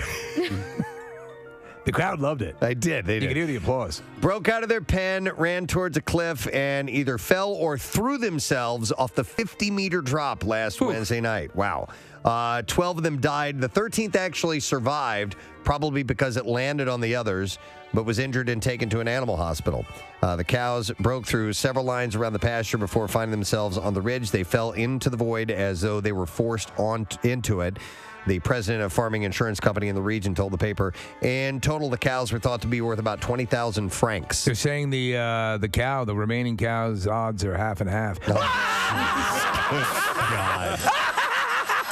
Got one more. Oh, my God. That one I actually liked. Okay. That was good. They belong, even though it was cheesy. It's a dairy product. That's right. So they belong to several owners, but were all grazing on land belonging to a local couple who said that they thought some kind of predator must have chased the beasts off the cliff. That must have been one hell of a predator. It's not. Yeah. They're not even considering a suicide cult. Nevertheless, the behavior was. A bovine suicide cult? Traffic on 93.3 WMMR. All right, thanks, Katz. Our next guest here in the studio to talk about Flyers, the alumni game, and his broadcast career now, which you can hear on this very radio station. Yes. Coming up on Thursday night as the Flyers are going to be playing the Red Wings. Please welcome Todd Fedoruk to the show. Nice to see you, man. I feel a rookie amongst the legends. On my rookie tour this year. Well, you're working with our friend Tim Saunders, who is awesome. He is great at what he does. Are you sitting back and learning a bit from him? I know your job is different than his, but yeah, he's been doing it for so long. It's a storied seat with the Flyers. It goes back to history. You got to look at all the guys that have come through there. Yeah. Timmy's been there a long time, and he's got. I love the guy. He's adorable, man. He's got the cockpit set up in front of him. He's got all of his papers. Like, there's such a craft that he puts in to the work. He cares about it, and he helps all these guys. You know, Bundy, all the guys before me become analysts. Yeah. So I really enjoy the job. I'm talking about something I love. Yeah. The Flyers and the Flyers hockey, but then having guys like Timmy around, it's A-okay. And you were saying, you got to find your way. You're saying it's getting more smooth every game that you have and that you're a part of, and kind of figuring out where your personality fits into all that. Yeah, you got to be yourself. Yes. And that's the sometimes hard. But you know, I got to curb myself a little bit, peel it back. Yeah. I was one of those courses you didn't need to kick in the ass. Right? So no, it's I had some time doing TV up in Allentown, so it's a different. There's a little bit of nuances. You have to be more. I guess the word's articulate to explain things. That's a big one on a Monday morning. No, that was well said. But the funny thing is, it's just ultimately, and and like you talk about, Saunders, you talk about all these people who are the pros at, at doing it. You can't always define what it is when they're doing it, but when someone is doing it poorly, you immediately appreciate the guys who can do it. Yeah, So that, and you'll get there. I've probably done some things that he should have had major reactions to. That was just like, So I was listening to you guys yesterday, Fridge, and the goalie for Ottawa is a really big guy. He's like listed at 6'7", and he's actually 6'8", and there's this weird reason why he doesn't want to list himself as his actual height. But you two, like Boosh and JJ in the TV booth, you guys are really funny together. And you were talking about this goalie's height and how he has a bit of a height complex. And Saunders replied, "Welcome to the club," because you guys are probably, I don't know, a foot and a half difference, right? Yeah. No, Timmy's a little bigger now with me as his partner. I'll tell you that. And he loves it. The guy's got a temper like he's 7 feet tall. And he likes things a certain way. But no, we were alluding to that. I guess that is actually a reality. He didn't want to be 6'8" because it's freaking. I guess some guys do that with their weight, right? Like, I weighed in at 235. You're really 240 or 245.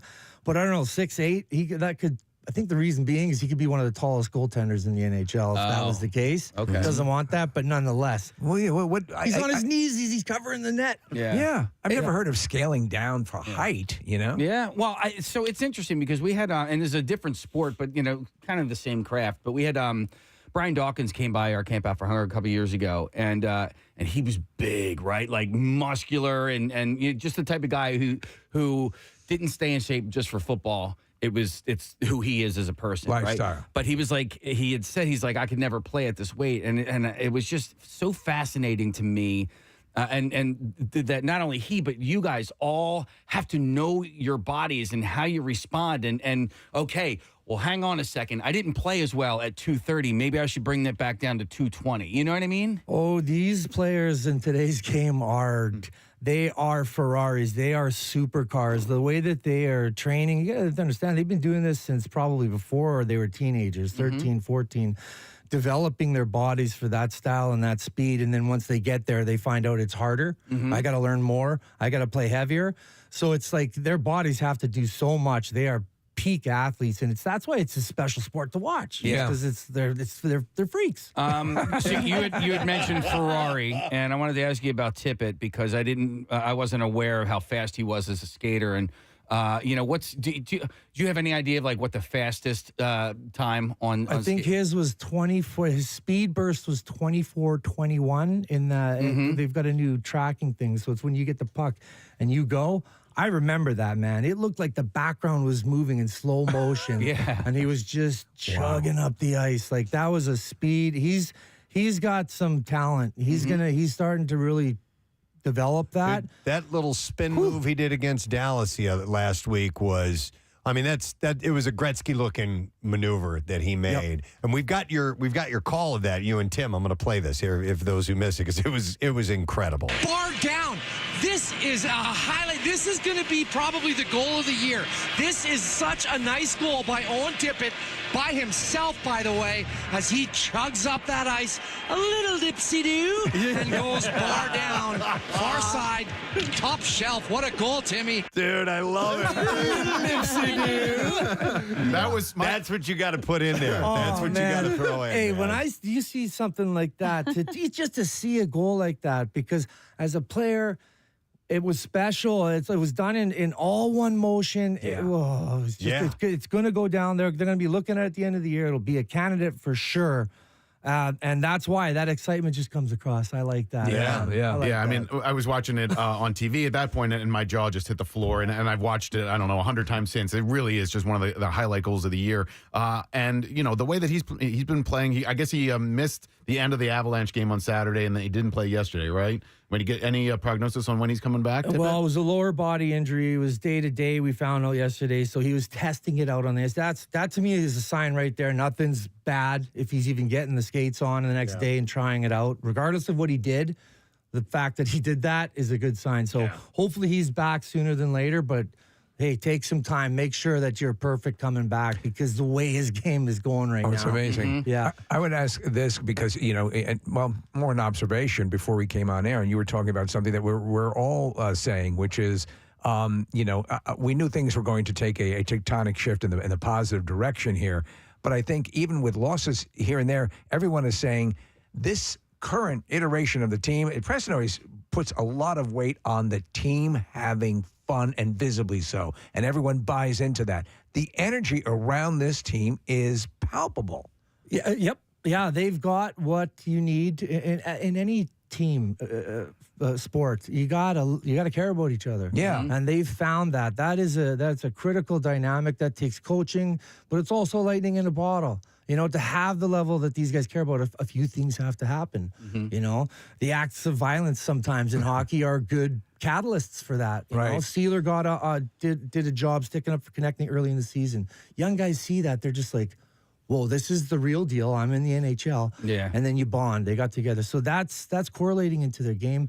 Look, don't get me wrong. They're a surprise to a lot of people. Right. We knew that there was skill there, but they're a surprise to a lot of people. The most important thing is they got that locker room, and then they're working for each other, too. They play a gritty game. Yeah, that's great. It's fun to watch. Clearly, they've exceeded expectations into the season thus far, and there's still a lot of time left in the season. But I'm not a hockey expert at all. I'm a casual observer, but I heard somebody talking the other day about how even though the team is positioned really well in the standings right now, that they still might be sellers and not buyers, coming up soon. What are your thoughts on that? Well, that's the thing. The messaging from the top down, Jonesy, Briere, Tortorella, it's always been the same. Helferty as well, is that we're still rebuilding. So the success, that's a great byproduct that makes it more attractive for other players to want to come here. But I think building those pieces, because this is long term, we want to get back to where we're in the playoffs every year. It's not just going into the playoffs. That's the standard. Right. And we're looking for a cup every year, because I remember that's what it was like. We were like,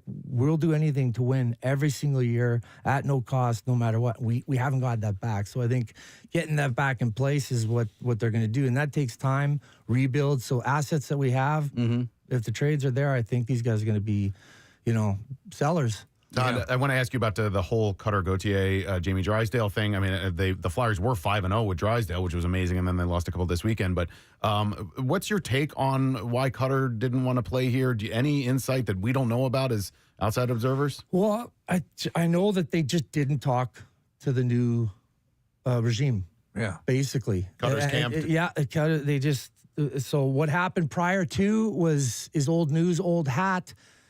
You gotta have an approach that just look at the names in the game that are coming to talk to you, right? Yeah. John LeClaire, Patrick Sharp, Keith Jones, Danny Briere. And they went to Europe, right? Yeah, they went to Europe. So I don't know how it goes for the college players. Some of that came into play, but the details of it, I don't know. But I know that it's going to be that much harder for Cutter Gauthier in the fraternity of the NHL to become a player that he is. Don't get me wrong, he's going to be a good player. He's a strong player. This one hurts us, but we got Drysdale in return, which is I really like that. That was everything that we wanted in that right-handed defenseman who can move the puck. He's young, so it worked out good for both parties, but regardless, he's going to have a tougher path because he hasn't played a game in the NHL. Well, what about when he plays here? It's going to be. We're going to let him have it. Well, I would hope so. Because we're back, right? Yeah. The Flyers are back here, so you're allowed to do those things. Watching Drysdale skate, I mean, Casey alluded to Tippett's speed earlier, but Drysdale is super fast as well. And watching him control the puck along the blue line, especially when on the power play, and he's 21. He's a 21-year-old kid. I like the age of these players. Bedard is 18 or 19 years old. Like it boggles my mind that at that young they can be that good. Yeah, and they can only get better too because there's still so much to learn. Like these kids are so special to make an impact that they're doing now. If you talk about that stuff moving and dancing along the blue line, that is a skill set to be able to and keep the puck and keep flowing and then do all of the things you need to open up offense. That's what the Drysdale kid can do. So, and it's only going to get better. But yeah, it's impressive to see these kids because they're smaller guys. Yeah, but they just come in and play, and I like to see that stuff in hockey. You talk about learning from the masters and learning from the people who came before them. They have the alumni game coming up. Do they Do they? Do these younger players? Do you sense a reverence for those who have come before? I mean, are they assuming the role of the student, ready to sop up all this wisdom? I think that you have to respect the guys before you. Yeah. You know, that's what keeps doing what we do special. This alumni, the guys that are special in this area are obviously at the age where they can't even do the alumni games anymore, but they're all still a part of. So it is good to pay homage. It is good to, and all my bodies are pretty successful now. You know, they do a lot of work in the community. They're kind of behind the scenes, the little grunt work, and there's enough guys in this area that really support the Flyers alumni. So it is good to pay homage. I think the players will always appreciate the guys before them in hockey. Good, right? You know, it's a tough sport. So the alumni game is coming up on Friday, 7:00, Wells Fargo Center. So you're playing, right? Yeah, I'm gonna try. Yeah. We got some guys coming. Yeah, you do. A lot. Yeah, Johnny's impressive. Richie's coming back. Yeah, Mike Richards. Mike Richards, Yep, yeah, the that's old awesome. Captain Flyer. He's a Flyer through and through, I think. Yeah, my opinion. Yeah, I like that guy. Isn't it funny to see Jeff Carter still playing? I mean, he's on the He's that Penguins. guy. Yeah. Yeah. He was on those teams with Richards, and Richards is coming back for an alumni game, and Carter's still in the league. Carter could, like, in the summertime, he's that guy that just kept shape. He was always in good shape. He would come in and eating McDonald's in the breakfast and doesn't gain any weight, just keep... Yeah, he was that guy. Yeah, who you hate because they can do that. Yeah. Todd, leading up to the alumni game, right before you lace them up, do you think that your head will start to pulsate from the titanium implants that you have in there, and you get ready to play? Well, that's what everyone's faces get swollen, right? Yeah. And our helmets don't fit. Yeah, we got to go skate today. We got a little practice. The No Heart Attack Club's starting to skate this morning over at the skate zone. We're going to take a little wheel. You gotta warm it up because guys, Yeah. the hockey player doesn't leave us. You go back out there and you think you can do what you do, you'll come back and have a heart attack on the bench. Yeah. All right, He's right. I've got to ask you about the injuries and face injuries. So my son just started playing, and he wears the shield, right? So I think that he's like, it's okay. Like, he's not going to get hurt. He has that full shield. And then the guy at the hockey store was like, no, he could break his chin and his teeth will still get knocked out. Like, this whole thing. But isn't he all right with the shield? Like, aren't we safe Yeah, here? common sense hasn't come into the hockey player's mind yet. Our whole faces should be covered. Yeah. Like, why? I don't know. As we get older, we take our shields off as the projectiles move faster, sticks are moving around harder. Yeah, we should have more protection on our faces. Well, and some of them have the cage, right? And so, and my son right now feels better with the shield. And but I see a little. How old is he? He's 12.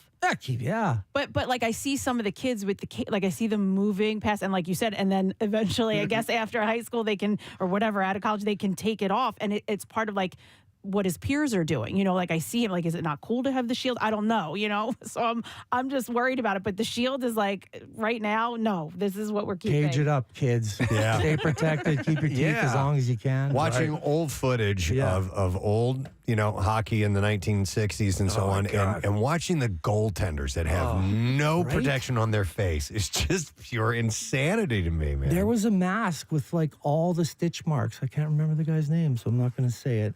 But it was all the stitch marks that were all received from hockey, and he put it on his goalie mask. So he had a depiction of all the injuries. Oh, it that was is the paint wild. job. Yeah. Oh, wow. We were talking about Lappy Laperriere last week because it was his birthday, and I just remembered, he took a puck to the face. Yep. And that was brutal. It just was like one of the worst things I've ever seen. And then he missed, I guess, the rest of that game, but he was out there the next night. I mean, it was insane. Yeah, adrenaline, man, it kicked in. He came back that same game. Was it the same game? Yeah. Oh my it was. God. That's the other thing. The Flyers they're blocking shots. Yeah. Listen, it's like not talked about. Like, people do have a lot of blocking shots. Hurts. Yeah. It's the thing's moving 100 miles an hour and it's hitting him in the ankles. So, and it's team buy-in too. Sealer will eat pucks. This guy loves blocking shots. I like this guy. Yeah. 24 for the Flyers. Yeah, he eats pucks all day.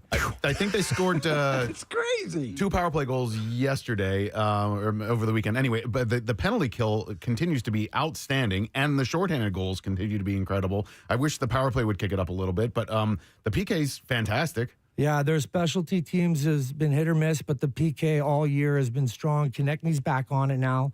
He's getting shorthanded goals all the time, and I think that has a lot to do with the coaching philosophy.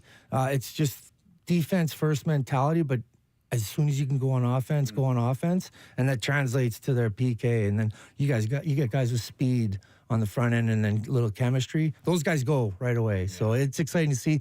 Power play, we're working on it. Yeah. But the good thing is, some of the young guys, Zamula, he's been starting to do some things in the back end. He's got some poise, and that's starting to develop. So part of it for the young guys is realizing they can do it at this level. Right. Right. They haven't. They're brand new. They don't. Yeah. They don't know where their capabilities are falling yet. Yeah, and they're just starting to find out, and it's fun to watch. Fridge, last year we had John LeClaire in, and he's pushing that league that he's doing. Is it 4-on-4 or? I don't know what it is. 3-on-3 hockey. Yeah, so I didn't know if you had seen any of that or not, but I mean, it sounds interesting, but it's younger players too, right? Yeah. What made me think of it was a penalty kill. You got these guys that just have to be covering so much space with fewer guys. It's got to be hard as hell. There's a lot more ice out there. Yeah. And then when it goes into overtime, too, you break down to like 3-on-3. And it's part of hockey now. But I think a lot of those are for a lot of the guys in the NHL go into those in the summertime, too, to train. Okay. Yeah, because you want to keep that competitive edge. And I think that's where some of that spills over. I'm not sure. But did you train much in the off season, or did you just? Oh, I had to. I was the kid that always had to lose weight because I was always a bigger one, right? I wasn't a guy that lost weight during the season, so I had to always train in the summer, and that was my MO. I had to work everybody. What was the weirdest thing that you did to train for a season? Because I remember back in the day, there was stories of like NFL players like taking ballet and stuff. Was there anything like that? Well, I didn't take ballet, but I think I did do Ukrainian dancing when I was a kid. Ukrainian dancing? Yeah. All so right. it's like folk dancing. It's acrobatic, and I think my agility came from that. Really? I swear, yeah. There's a lot of jumping around. But what was the question again? What was the weirdest thing you did to train? For training. Yeah. Okay, so training here, the weirdest thing, I don't know, but it was strange because why we did it was so much training. We did like 3 days. It was me and Bowleries. Cote was doing it. It was way too much. I don't know what we were doing it for. We did skate, and then we did weights, and then we would do karate. Karate? I did it I did karate, and did you achieve a belt, or was it just going we were doing belts. We were doing the art form. It was it was for meditative. It was for fighting. It was for defense. It wasn't for anything to like utilize on the ice. Sure, which we did anyway.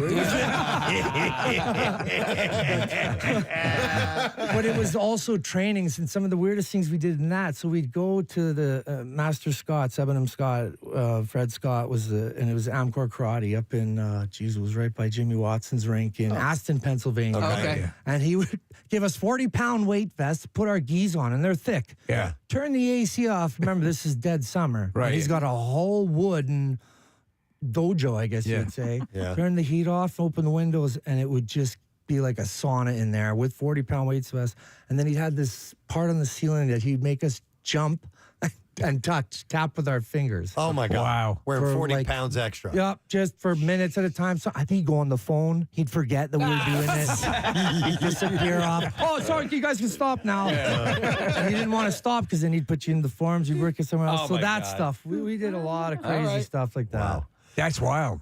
Nick, is this Patrick Waugh's story? Is this breaking news? It's here not or breaking. It something? happened over the weekend, but a lot of people were surprised by it. I think maybe it was yesterday, Fridge, that they announced Patrick Waugh is going to coach the Islanders. Oh, yeah. We're going to have some fire back in the game for sure. This guy wears his emotions on his sleeve. Oh, yeah? Yeah. Well, he's passionate. He's passionate. He's got a temper a little bit out there, but you're allowed to have that in hockey, right? Hopefully it doesn't spill over onto the players. But no, it's good to have a guy like him in the game. He was a tremendous goalie, probably one of the greats, and now he's going to be in our conference, so it'll be fun. I don't see him and Torts go at each other, eh? Well, question about Torts. Would you? I know he's a call it like it is kind of guy. He says what's on his mind. Would you? Does he kind of have a fuse too? Does he kind of? He's been around so long. He's been around 1,500 games. He gets passionate when he has to stick up for his team. Okay, like that. So you want to get at Torts. Go after his team, go after the players. Yeah. That's when he gets pretty. That's when you kind of see the true colors show. Okay. And people don't see that very often, but you've seen it this year a little bit. But no, he's an honest coach. You know, he's a coach that he's got demands, but he's fair. So you know, if you, it's a give and take, I guess. But he's got them all buying in, man. So everyone is. Yeah, they like. I mean, the way he handled that press conference a couple weeks back was pretty. Yeah. You know, he's going to say address things straight on, right on. Going back to the alumni game, you know, you mentioned Mike Richards, but some of the other names who will be joining you, Lindros is going to be playing. You've got Reki is coming in. Kimmo Timonen. We spoke to Hartsey the other day. He's on board. Bush is playing. And Joe Watson is still doing the alumni game. Yeah, he's going to get a Cinderella shift, I'm sure. Yeah. Yeah, So, he'll I get think- out there, man. This guy's got fire in him. For 7 decades. Yeah. It says that he's been participating in it. Yeah, It's I call too him the funny. flyer. You I call go, there he is. There. You want to know what the flyer is? There he is, right there. The flyer, Joe Watson. Yeah. Thundermouth. Doesn't he have a book that he just set out? Thundermouth? Thundermouth. I don't know. I'm not aware. Yeah, Oh, I yeah. love that. Thundermouth. At the game because I haven't been to alumni game. Is it a scrimmage? You guys playing against each other, or do they have another team you're playing Yeah, against? so we're playing against the Boston alumni. They got some The guys Boston coming in. alumni, Yeah, okay. and here's the thing. You got to pay attention. These guys have 4 alumni teams up there. So they're probably, I don't know, they're probably going to dress a pretty young team. We got not bad young team. We got a couple young guys that can do some stuff, but the hockey comes back out. There's a competitive. It's fun to watch old, washed up guys try hard again. And that's what it is. It's a fun event. That's what it is. So are they sending out like Ray Bork and Cam Neely and these I think guys? Borky's coming out. Wow. I don't know if Neely will get back on. the Seabass. ice. Oh, I would love to play against Seabass. Oh, my God. That's why I play Yeah. in these games, to play against legends. Yeah. I was on the ice with Clarkie one time. Oh, wow. Yeah. All the LCB line. So yeah. What about Al Iafrate? Is he going to be playing? Big Al? I only remember him from when I was playing like Sega hockey. NHL 93. That dude had a 100-mile-an-hour slap shot. Yeah. He did when he played too. Yeah. Yeah. Forearms like tree trunks. So it takes like just a second for the switch to flip, and you're back in as competitive as you've ever been. Really? Oh yeah. Yeah. I wouldn't. That's great. I would punch a 70-year-old guy. You have to. Well, yeah. That's where you're allowed. If you want to win, yeah. Well, I was listening to Bush talk about it over the weekend too, and Robert Ashe is coming back. He's going to play as well, and Boucher. And you know, like the competitive juices start flowing. Those guys don't want to let in goals. You know, they don't want to be beat by Ray Bork or whatever. They want to win the games just as much as the players out there on regular games. Bush is the reason why we're skating this morning, because he wants to get his pads right, and it's actually nice to see. Yeah. He doesn't want to look bad. He wants to make sure he can still do some of the things that he did do. And like, I seen him get out there on the ice with a couple of the guys that were just doing an extra skate, and they were flyers. There's a couple more guys came out. Yeah. So he had to take some shots of guys that are in mid-season form. Yeah. And I was behind him like, well, here he goes. He got right into it. He did Yeah? good. Oh, Yeah, it was that's good to awesome. see. So we're going to practice, get those goalies warm. Eshy, he'll just come in with a 6-pack of Coors and be like, all right, boys, let's play some hockey. All right, I'll get in there. Yeah, he don't care. He'll have his gear. He'll pull it out of the truck out of the farm, and he'll just get right into it. That's Boosh? wild. No, he's got to get ready. Yeah. All right. Prepared. By the way, this is great news for the alumni game on Friday via the Flyers Charities. Parking is free at this event, because that's they don't mess around with the parking down there, so that's pretty awesome. And tickets at flyerscharities.com, and obviously it's going to benefit that organization, so it's worth going for that alone. So that's on Thursday. Or I'm sorry, that's on Friday at 7 o'clock. And the next game that you're going to hear on MMR is going to be on Thursday against the Red Wings. And, of course, Fridge is going to be with Tim Saunders in the booth. And it's going to be, hopefully, we'll get a win. Yeah, hopefully get a little dipsy-doo in there. Let's do that one more time. One more time. Oh, wait. That's Ukrainian dancing, in case you wanted to. Oh my gosh. The hopka. Bring Can it you up. show us? Are you serious? I couldn't show you. Don't. I'm just trying to get back on the ice. This is Ukrainian dance music? Yeah. Wait, and then the men came out later in they got puffy pants on. Is this like that scene in a? And your baba, she makes the I forget what it's called, but she makes the top for the males. Is it like a little bit of line dancing? It's almost? folk dancing. Folk It's dancing. folk dancing. Right, yeah. Yeah. All right, Watch the Hauptchild. I'll send you a video. let me do this. Here we go. Hold on. This is a highlight. This is going to be probably the goal of the year. This is such a nice goal by Owen Tippett, by himself, by the way, as he chugs up that ice, a little dipsy-doo, and goes bar down, far side, top Dude. shelf. What a goal, Timmy. That's the best, man. That is the best, Todd. That's exactly what it was. Awesome. Okay. All right, man. It is great to see you. Thank you for coming by and visiting. We appreciate it. Anytime. And we'll see you soon. So the alumni game on Friday, and we're watching the Ukrainian dancing video now. It's perfect. All right, let's hear it for Todd Fedoruk. All right, we're going to take a break. We're going to come back in just a moment. Some B-File stories on the way. Stay with us. Preston and Steve. I think they need to consider all. We're just cows. In a new study, the finding of which was published in the Journal of Molecular Psychiatry. Yeah, I get it all the time. Has said that women are more likely to have a mind-reading gene mutation that gives them the ability to read a person's thoughts and emotions by looking at their eyes. The scientists found that the genetic variants on chromosome 3 in women are associated with their ability to read the mind in the eyes, known as cognitive empathy. Yes. Which is an interesting term. I could see that, though. Yeah. Do you find that you're intuitive, Kathy? Like when, for example, Dennis sees your Target bill. Can you see into his eyes? No, but I think I could look, and more so though with men than women. Like if do you know what I'm saying? Like if it was a girlfriend of mine, I'm not sure that I would necessarily be able to tell. Maybe that's because we're I don't know, better at hiding Cancel each other out. or something like that. But yeah, and not and like maybe you guys too, or other men that I'm close with. Do you want to see my defensive face so that I can show? Yeah, let's see if I can. Right, Preston? You look stupid. Yeah. I know that face. I go gump. I'm going gump. I'm going dumb. I'm going gump. She'll never break through. I gotta go gump on this one, or she'll be on to me. I don't know.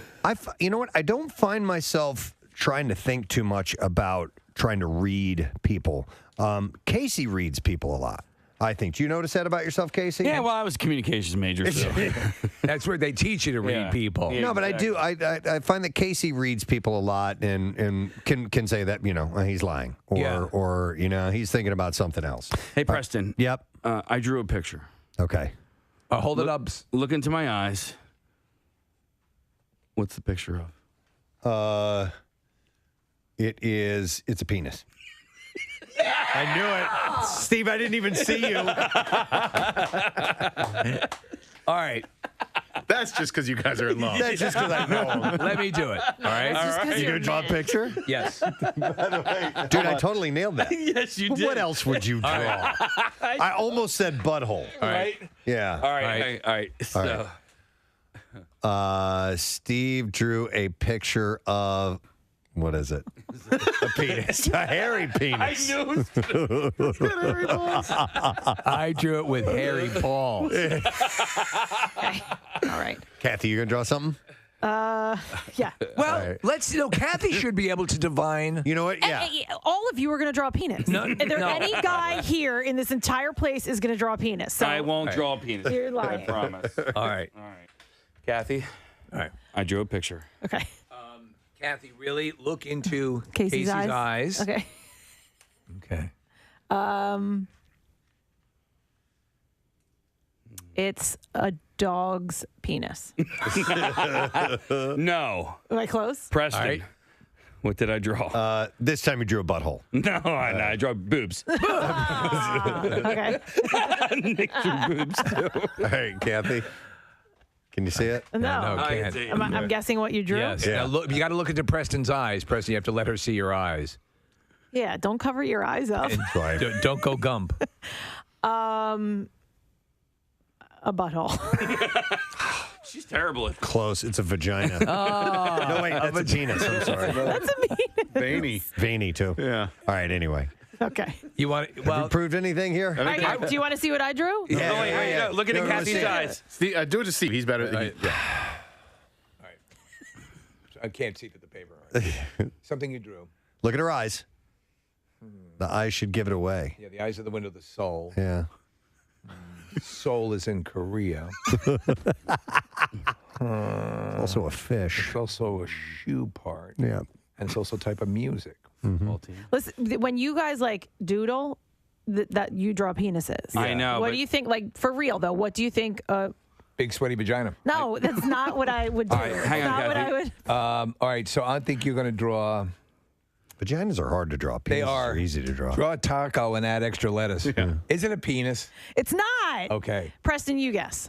It's a car. We were just talking about cars. Oh my God! What is it? I did that just for you guys. What is that? That's somebody taking a dump. Is it something dripping? Is it a It's a butt. You have I'm brothers. a terrible artist. A butt into a target. I thought it was dripping gonna into be- a That's the target. toilet. That's the toilet. Okay. I thought that was a puddle. Yeah. Anyway. I thought that was sweaty balls in a puddle underneath of it. So a study in this regard. We just conducted. We need to share this data. So we're getting ready to play a game, and so here's the deal. Let me set this up. I said it just a moment ago. Yes. U2 is doing the Joshua Tree 30th anniversary tour. They made an announcement they were going to be in Philadelphia, which is this Sunday. So a few months back when the announcement happened, I called up two friends of mine because the three of us together went to see that show. It was at the Arena in St. Louis, and it was a big deal because the Cardinals were at the seventh game of the World Series that night. You had to make a call. We had to. Are we going to watch the game or are we going to go to the concert? We had already bought the tickets. How old are you at this time? We were fresh out of high school, first year, so 19 years old, Okay. something like that, because it was 1987.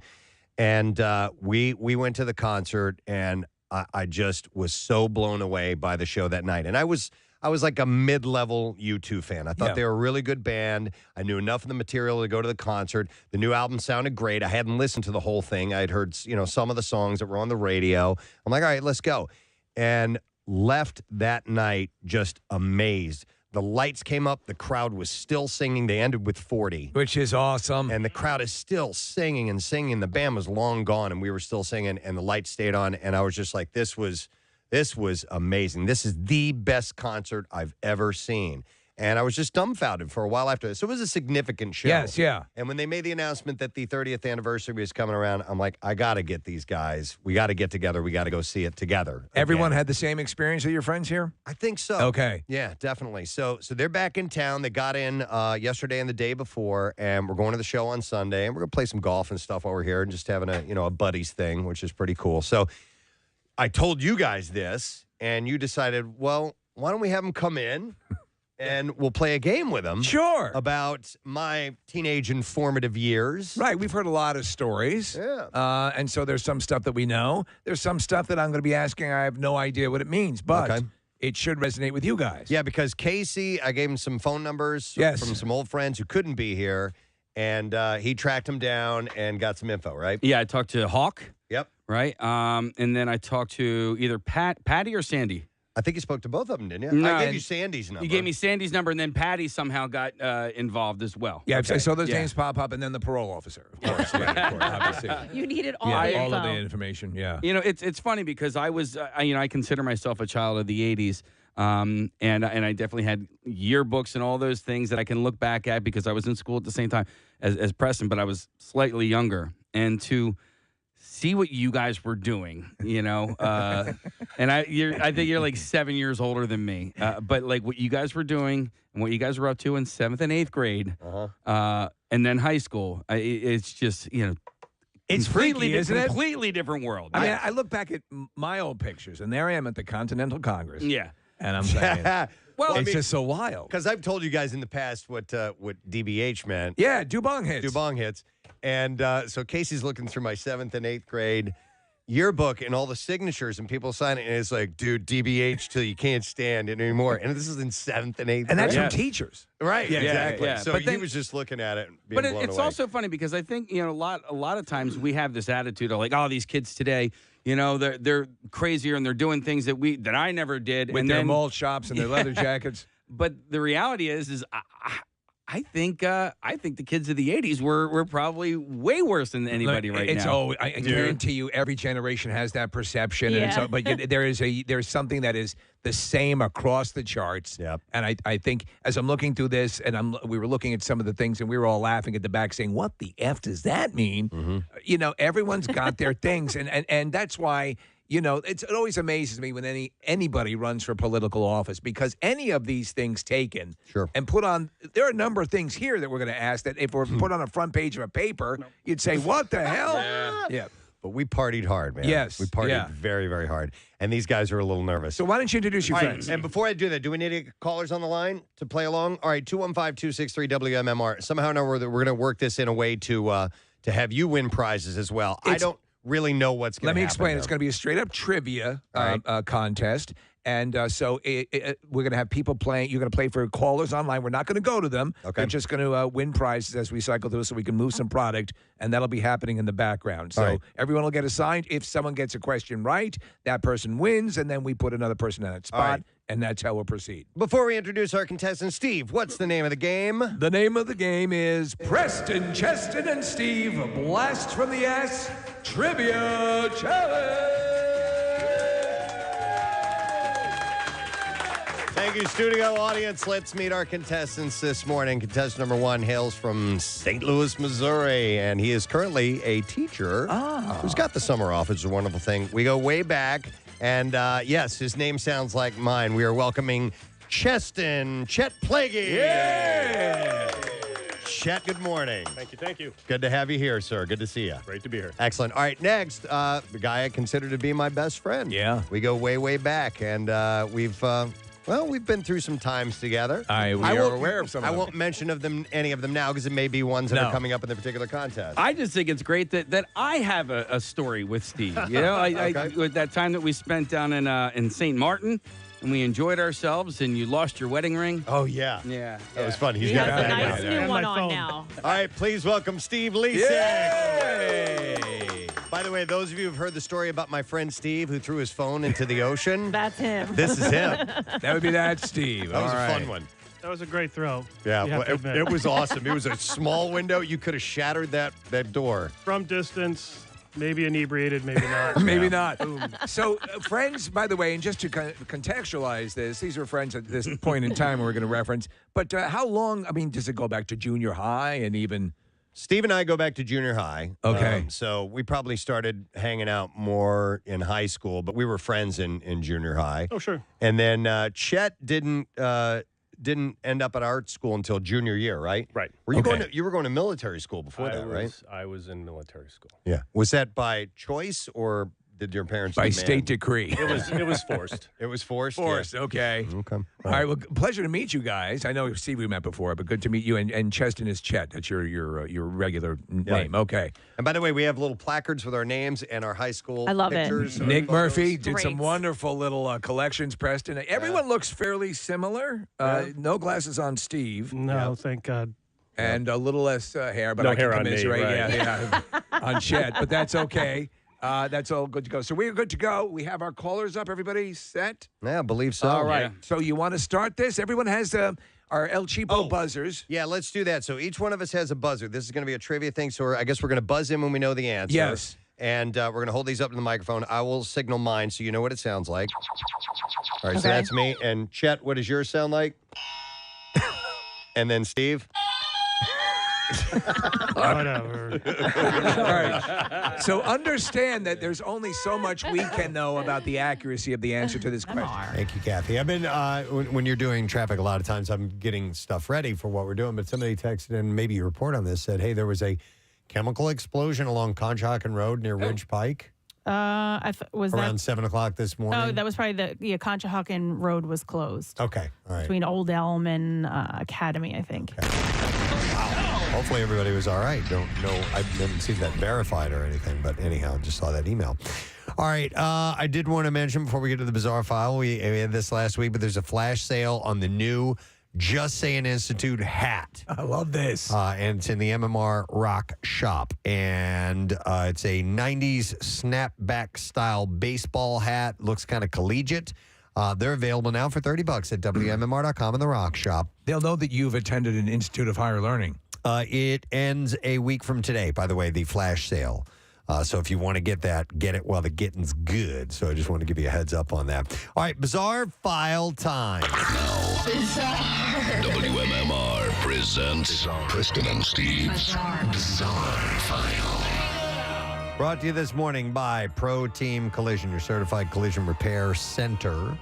If you get into an accident, Pro Team Collision is there for all of your auto body repair needs. Start with a story out of Atlantic City.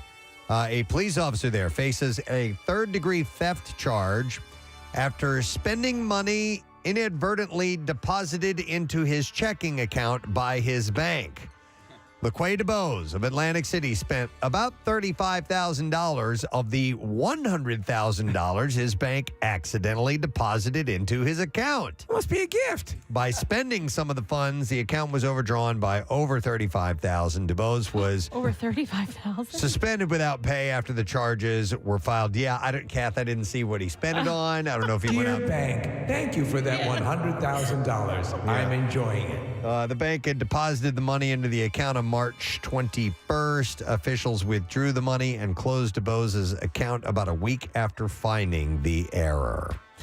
Listen to this. Nearly all the copies of a small-town Colorado newspaper were stolen from newspaper racks on the same day that the name of the paper is the R.A. County Plain Dealer, the same day that the R.A. County Plain Dealer published a story about charges being filed over rapes alleged to have occurred at an underage drinking party at the police chief's house. It has to be a coincidence. While the chief was asleep.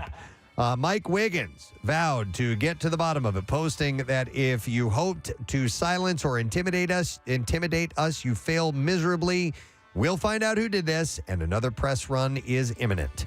I promise to pretend I'm going to do this. The newspaper posted the story on social media and removed its website paywall so that people could read about the felony sexual assault charges filed against 3 men, including a relative of the police chief. By Thursday evening, someone had returned a garbage bag full of newspapers to the Plain Dealer, and supporters had donated about $2,000 to the paper, something Wiggins called extremely heartening and humbling. He said if someone was going to try to make it so that the public couldn't read the story, we were going to make sure to counteract that. The rack price for the weekly newspaper is $1, so someone spent $12 opening racks and removing all the newspapers, Wiggins said. They did miss one newspaper rack at a coffee shop, so about 200 papers were stolen. Wiggins was glad that the racks themselves weren't damaged. I mean, you can't get more obvious than that. Yeah. He believed the person who returned the newspaper was the person who took them, and only one person was involved in the theft. Wiggins declined to identify that person, but did report that information to police. Officers also had surveillance video of some of the thefts. The newspaper plans to have a story in the next edition about that. Clearly somebody committed to the word jumble. Yeah, that must have been it. They just love it so much. All right, this is terrible to hear. A 78-year-old janitor in Texas was hospitalized after he allegedly was attacked by a completely naked student and brutally beaten for refusing to let the nude 17-year-old into the school. The student, whose name has not been released due to his age, was taken into custody on Friday and charged one count of assault of a public servant. I can't, because your balls. So Simon Galvez was assaulted by this student. Galvez said that he was working outside about 10 a.m. when he noticed a male student who was completely naked coming towards him. Your clothes, give them to me. Galvez said that he thought the student might be in some kind of trouble and was about to call security when the student asked to be let into the school. He said, I told him no, and it was the only word exchanged. I started to walk away, and he grabbed me with one hand and started hitting me in the face with the other. Wow. Galvez, who reportedly had been working the school for more than 2 decades, said that he was completely overpowered and was able to survive the onslaught by pretending he was dead. Galvez said after the last blow, he started to choke me. He put both hands around my neck. He came over to look at me on the ground. He thought he had done it. He thought I was dead.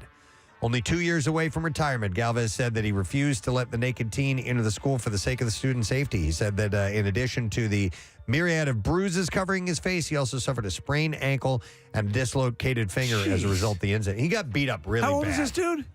He's 70, close to 70 years old or something like that. Yeah, 78 years old. You're throttling this old guy. That's horrible. You nude fool. Horrible. I saw this footage, and this is just an idiot driver. So chilling dash cam footage captured the moment a driver in upstate New York crashed nearly head-on into a snowplow after trying to pass a semi-tractor trailer.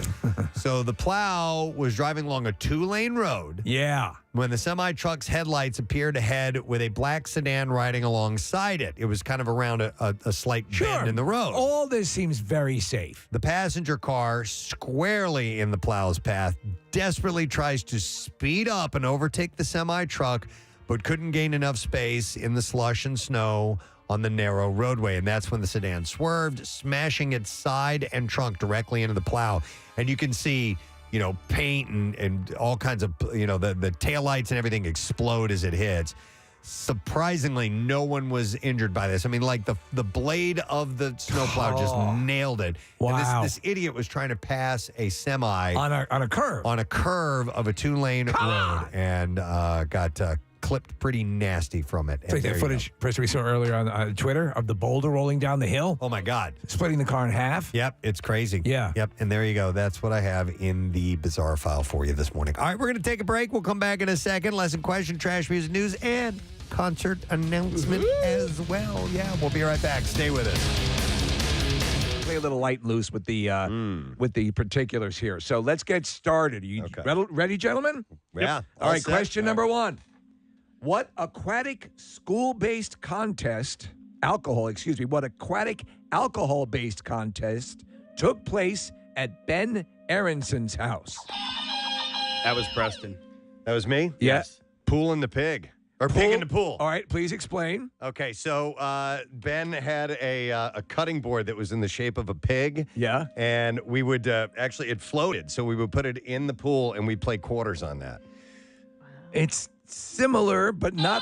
Okay, Steve? I'm going to have to go with riding the 10-speed into the pool. See, that's what I thought it was. Steve is correct. Steve is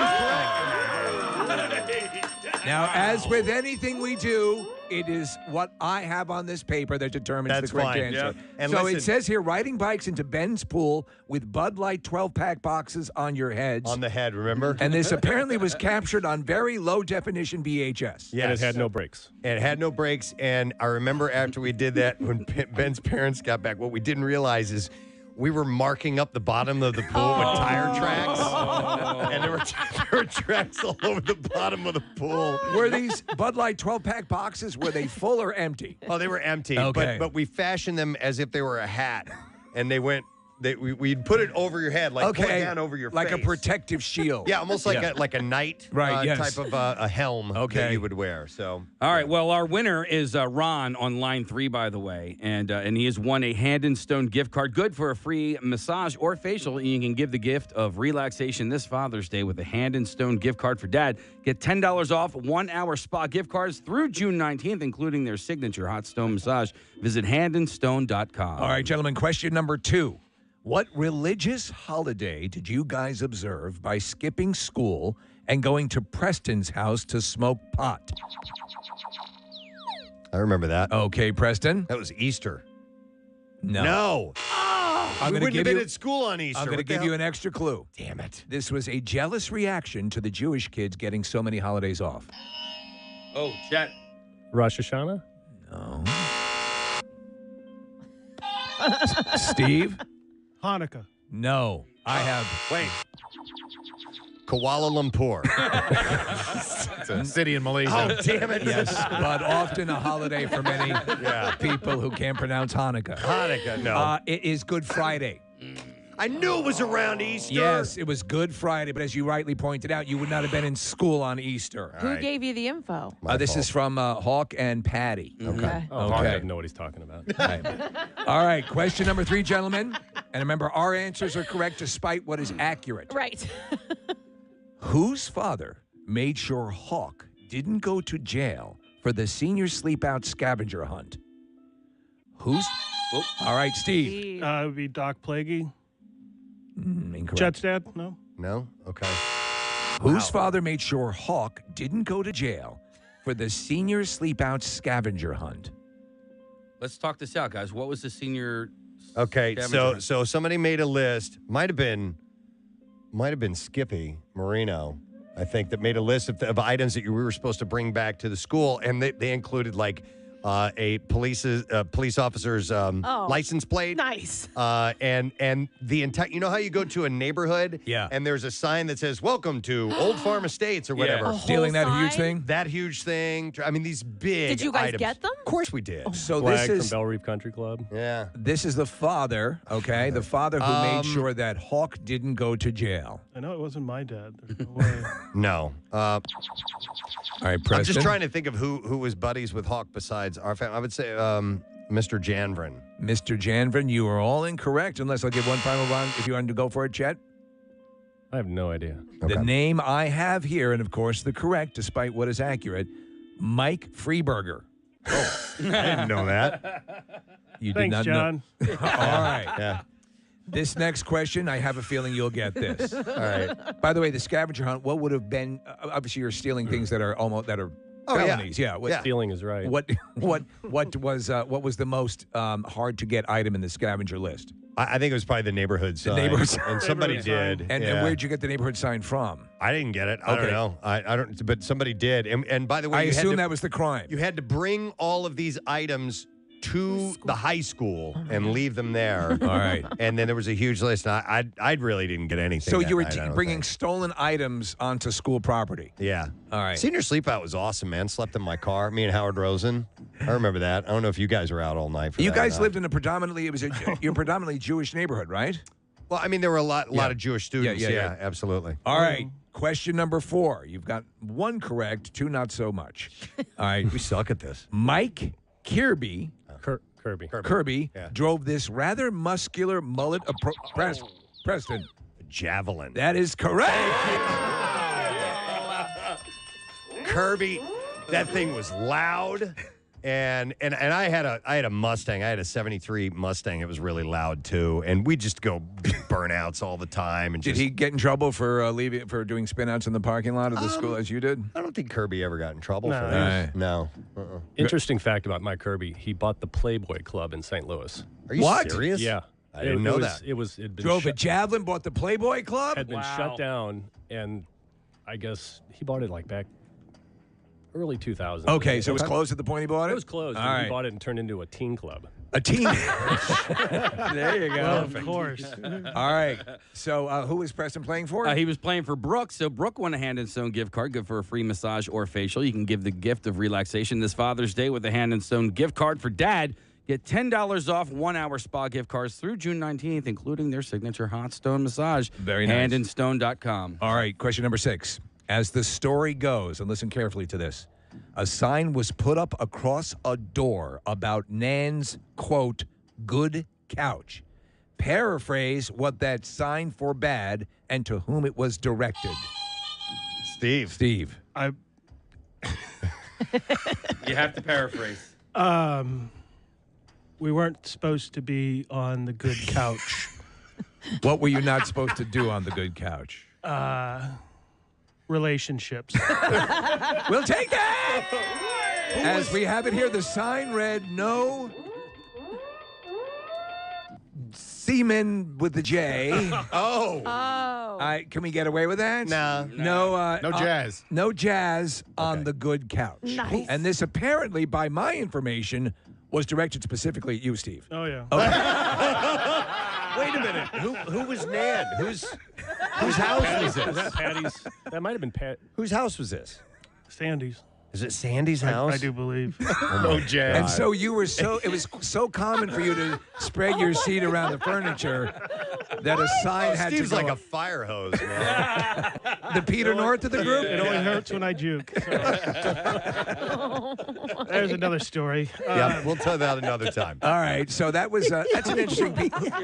I'm not going to ask another question for fear of giving away another upcoming question. All right, so that was Erica was our winner, and she's won a pair of tickets to the Bucks County Playhouse presents The Nerd, June 23rd through July 15th. Get ready to laugh out loud at the most ridiculous comedy of the summer. For tickets, call Playhouse Box Office or visit buckscountyplayhouse.org. By the way, so Sandy, the girl who this happened at, now that was an offshoot of, we went to a high school called Parkway Central, but we also had a friendship with some Catholic school girls who went to St. Joe's Academy. Yeah. And that was Sandy and Patty and Cindy and a whole slew of them, actually, that were over there. So it was the Catholic school girls that were afraid of the semen on the couch. So you could no man batter on the couch. Yep. All right. On Nan's All right. couch. There we go. So, question number 7.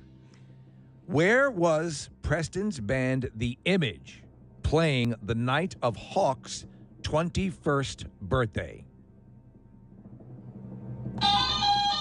Steve. I'm going to go Litchfield.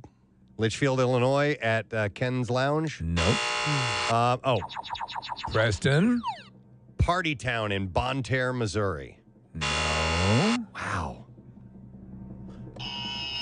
Chet? Please message in a bottle on 93.3 WMMR. 8 minutes after 10 o'clock on this Monday morning with the Preston and Steve Show. I've been lying to you all morning long. I guess not lying. I've been holding something back. Oh, boy. Is what it is. I've been telling you that we have a concert announcement all morning long.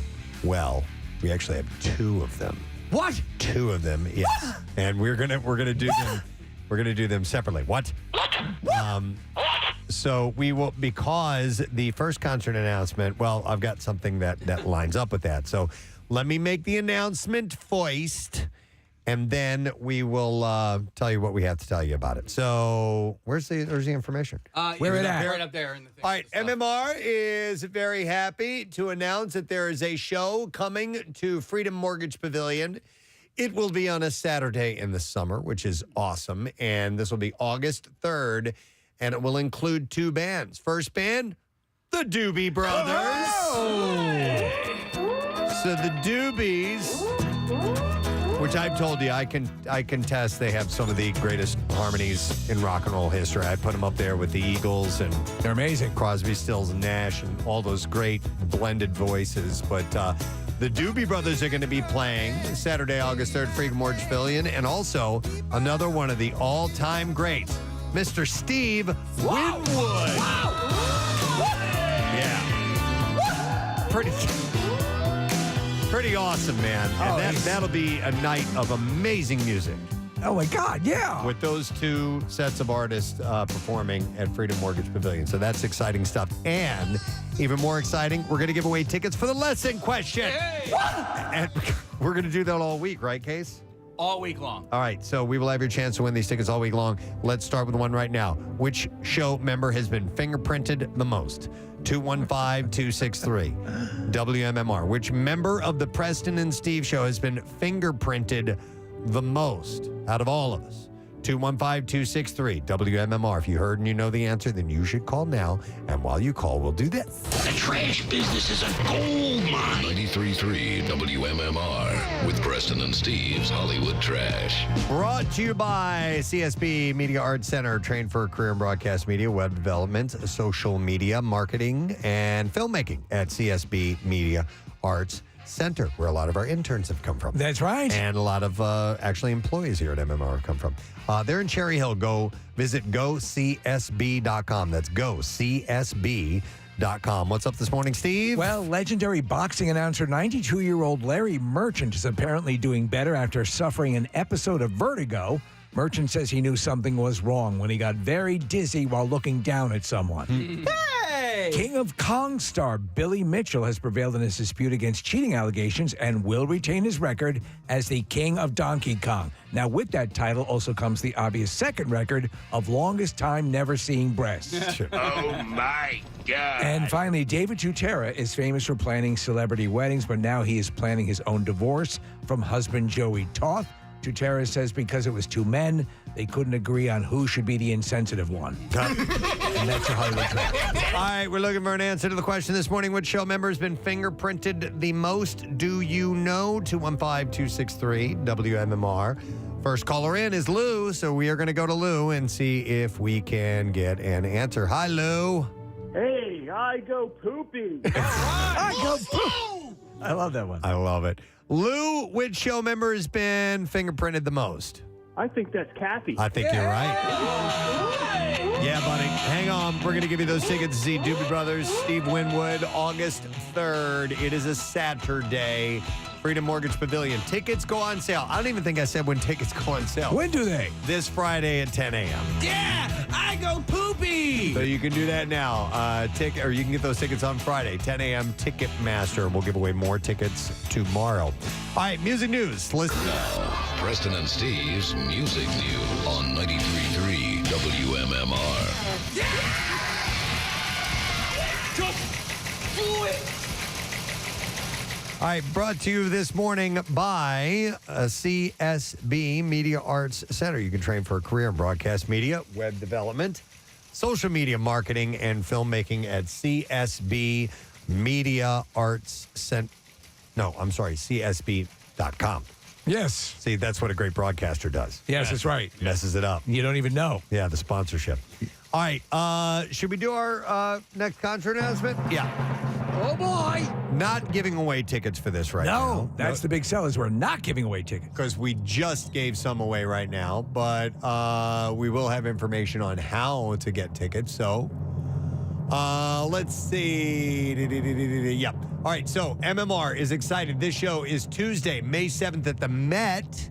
Tickets will go on sale this Friday at 10 a.m. via Ticketmaster, and it is the Black Crows. Yeah. It's the Happiness Bastards Tour. And Tuesday, May 7th at the Met. And like I said, tickets on sale this Friday at 10 a.m. Now, you want to listen to Pierre's show all this week because he is going to give you a chance to win tickets. And then we, the Preston and Steve Show, will also have tickets to give away, but that'll be on Wednesday. And there is a pre-sale that's happening. If you go to WMMR.com, you can check the information for the pre-sale, which will be on Thursday. And then there's another chance to win tickets there on top of it. So, yeah. Bastard! Happiness Bastards Tour 2024, playing the Met. And that show is going to be on Tuesday, May 7th, and tickets will go on sale this Friday at 10 a.m. and the pre-sale available on Thursday. So go to WMMR.com for details. Awesome stuff. They're a band I've never seen live. They're a band I would like to see live because it would just be raw. And wait, I take that back. Yeah? I saw them at a Sonic session that we did. You did. I forgot about that. Back at Y100, we would do these Sonic sessions at Sonic Recording Studio. And I forgot they came and played that. Yeah. I remember because I found out that Chris Robinson was a huge baseball fan. And he talked about baseball quite a bit on stage during that whole thing. Wow. So, yeah. All right, so some other things to mention. Over the weekend, Three Doors Down singer Brad Arnold reached 8 years of sobriety. Nice. 45-year-old posted a photo of his AA sobriety medallion, which has the words, "To thine own self be true." And he wrote, "I feel like a different person than I did 8 years ago, and it feels so good." Three Doors Down formed in 1995. They'll be on the road with Creed this summer, by the way. So congratulations. I am feeling good, and I hope you are too. To Brad Arnold. This was, I thought I'd put this in music news. Mary Weiss, lead singer of the 60s New York band The Shangri-Las, passed away. She was 75 years old. Her death was confirmed to Rolling Stone on Friday. She had, and in fact, the Instagram account for Ronnie Spector, who co-founded the girl group The Ronettes and died in January 2022, shared a tribute following the news of Weiss's death. It said in part that she and Ronnie were kindred spirits, two fearless bad girls of the 60s. Join us as we spin the Shangri-Las in her honor.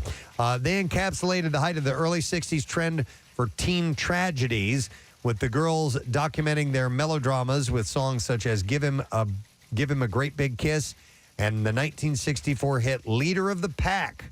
That track went to #1 that year. They were all like very weepy teen angst, crisis sort of things going on. And in 2021, Rolling Stone called Leader of the Pack, they included it in its 500 greatest songs of all time. Do you remember the song they did, Period in White Pants? No, I don't remember that. I don't That's a remember that one tragedy. at all.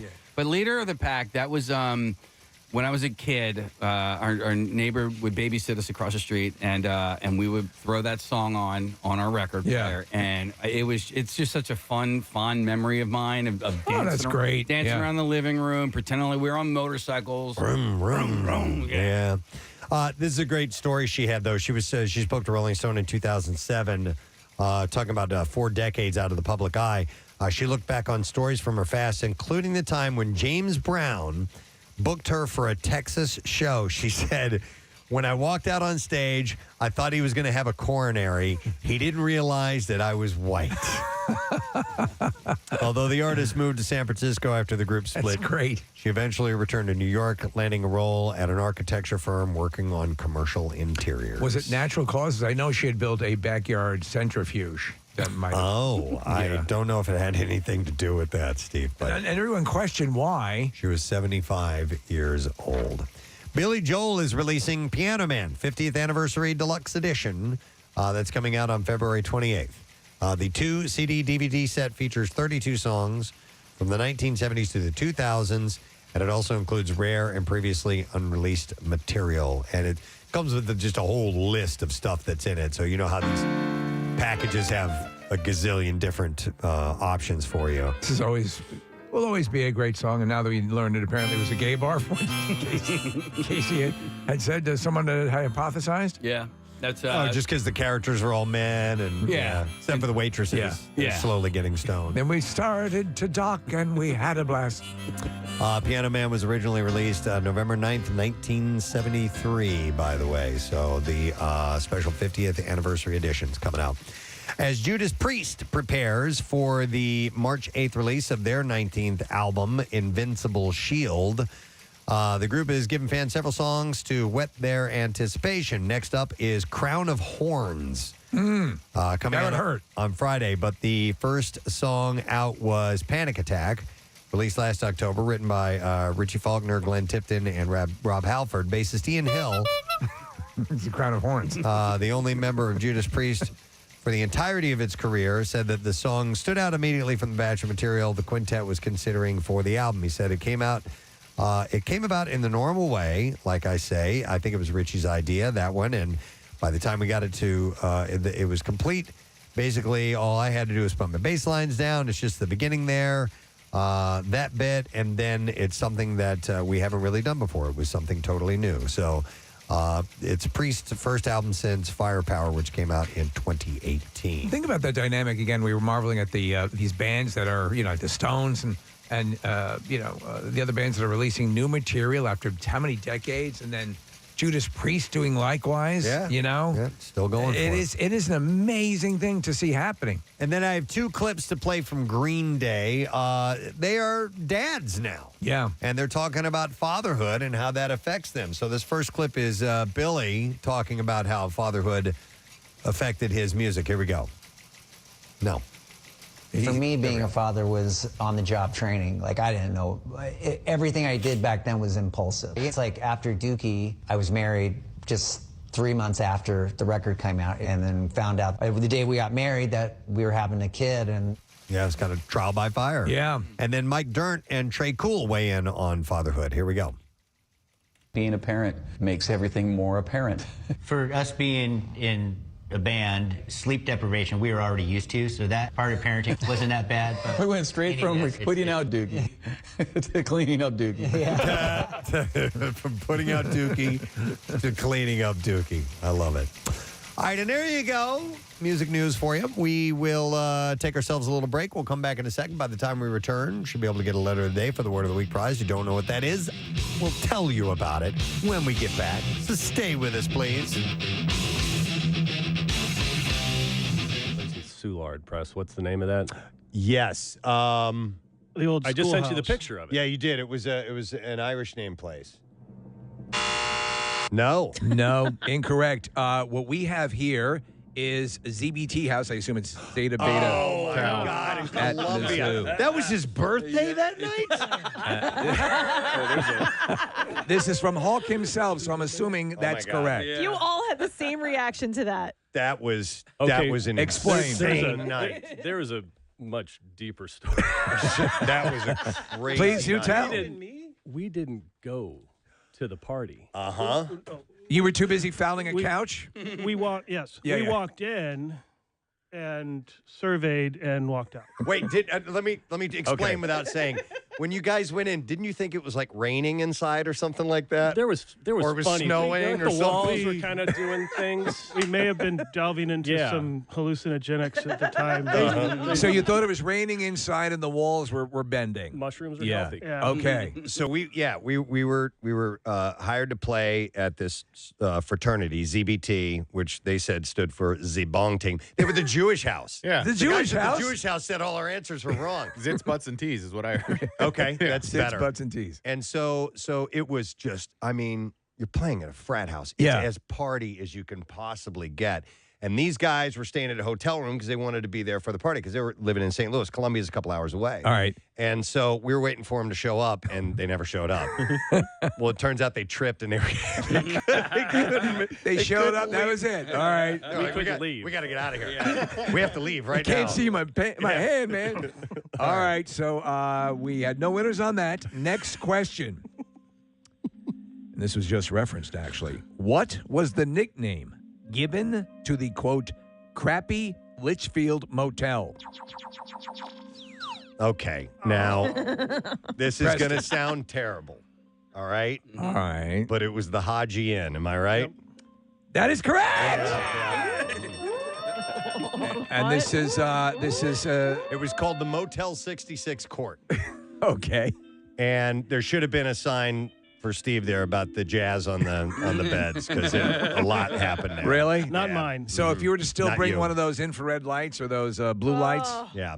You could ring it out. it looked like a Jackson Pollock. Yeah. All right, so the Haji Inn. Yeah, so I got that one right. All right, All yes. right. Well, congratulations to Rick. Rick, you've won tickets to see JB Smoove Friday, November 17th at 9 p.m. at the venue at Valley Forge Casino Resort. Tickets on sale. That would be today at 10 a.m. at Ticketmaster.com. Pre-sale began yesterday. You don't even worry about that because it's over. All right, gentlemen. Yes. This one, when we actually reviewed this question, we laughed out loud at this. How did Steve earn the nickname Sterno? Preston. You're not going to answer that? I know it. You didn't buzz in. No, you got it. All right. Steve used to light his farts all the time. And it was a little blue flame that would come out, and it reminded us of the sterno that you see, which is the liquid, the canned heat that you put underneath of little banquets, chafing dishes and whatnot to heat them up. So that's how he got the nickname Sterno. We have here by lighting farts in nylon pants, which caused them to burn away. Did that actually happen? I don't remember that.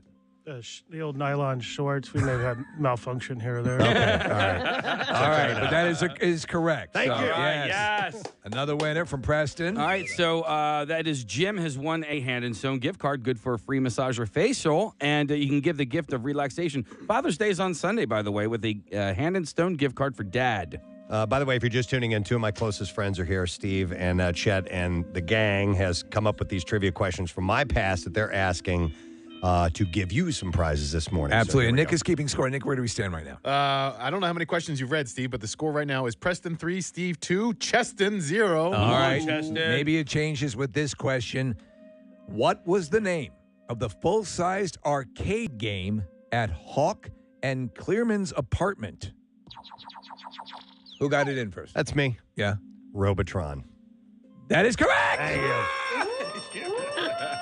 Robotron. Was this a full arcade game? Yep. I don't know that absolutely. game. It's a great game. Okay. 2 joysticks. You're the last. You're trying to save humanity from the robots, and I love it. Still play it. I have it on my arcade game at home. Cool. All right. Very cool. All right, well, we've just given our winner, and our winner is Laurie, our final Hand and Stone gift card, which is good for a free massage or facial. Be sure to give the gift of relaxation this Father's Day with a Hand and Stone gift card for Dad. Get $10 off 1-hour spa gift cards through June 19th, handandstone.com. By the way, I just got a text from Sandy. Actually, it was at Patty's house where you weren't supposed to jazz on Nan's couch. It was a nice couch. Yeah. All right. All right. We have a few more questions. And by the way, we understand that a number of your friends are listening online right now. Preston. I put out a little Facebook video. All right, so. all right. And they can watch it too, by the way. We have the webcam up and running, so you can Okay. go to WMR.com and watch the hijinks. All right. All right. Question here. The night Steve slid off the road into Hunter Farm's fence. Who was the girl in the front seat? All right, Steve. That would be the aforementioned Patty. That is correct. So explain. Sliding off the road.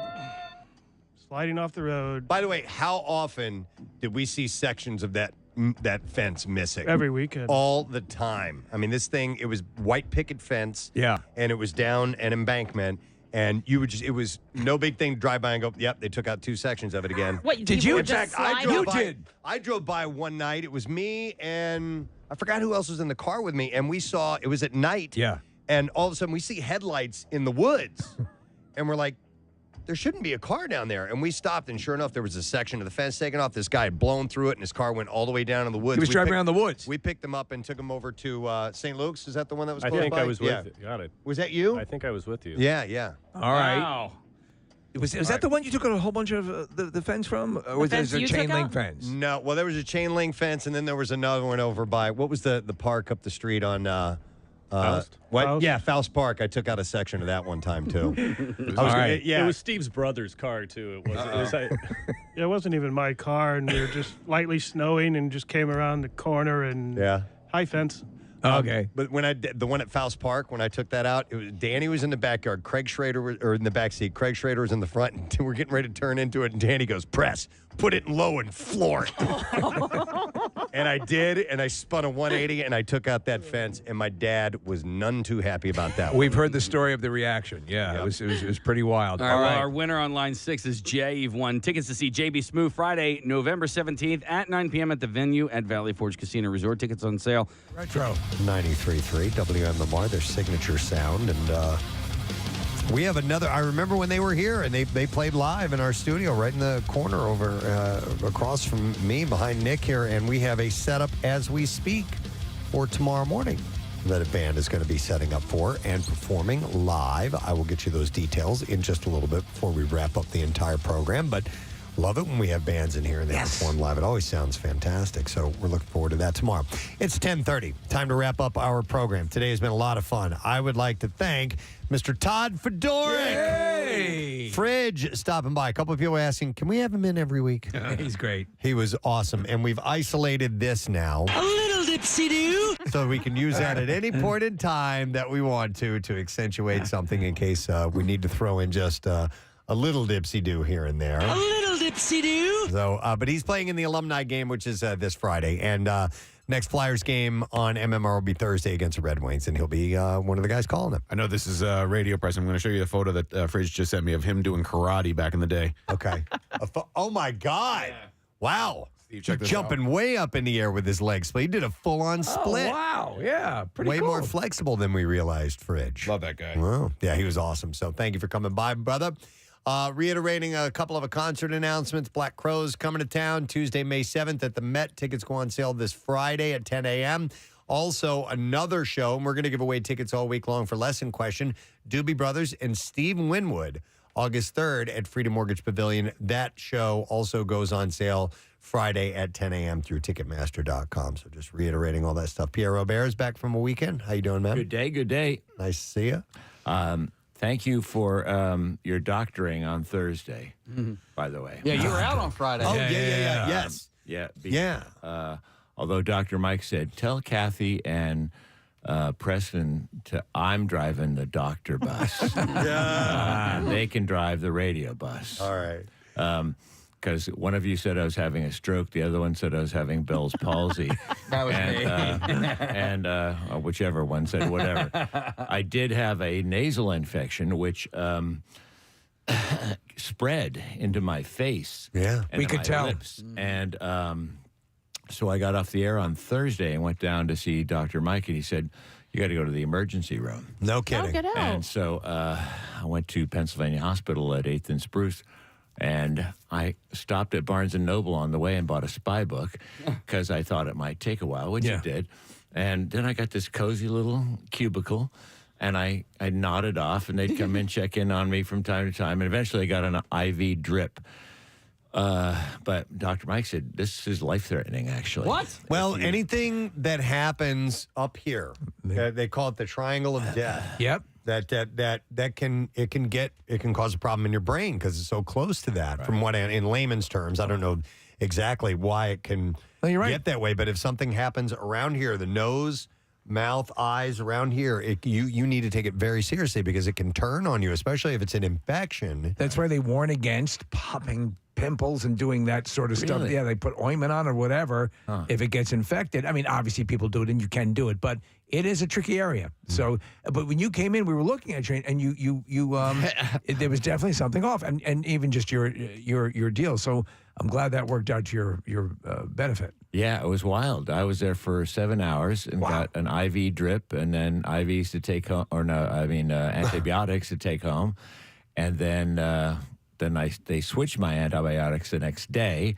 and I got an even stronger one. So I had lovely sleeping on the couch Friday, Saturday, and some of Sunday. It's like 100% though. You're back to normal. Yeah, you look way different. Yeah, I mean, the swelling's gone down, but I mean, you have, like, you get nasal pain when you have a cold or nasal things. Pressure, yeah. So it was that, but then it started getting painful, and then it just was creeping. It was like a cellulitis kind of a thing, infection thing. Did you finish your show on Thursday? Did you do the whole thing? I did the show on Thursday. Wow. And then God toughed it out because you're a man. Man up. Yeah. You got to man up. You're the John Wayne of radio. You got to play when you're hurt. I'm going to kiss me a girl and rope me a pretty steer. Whatever. Whatever.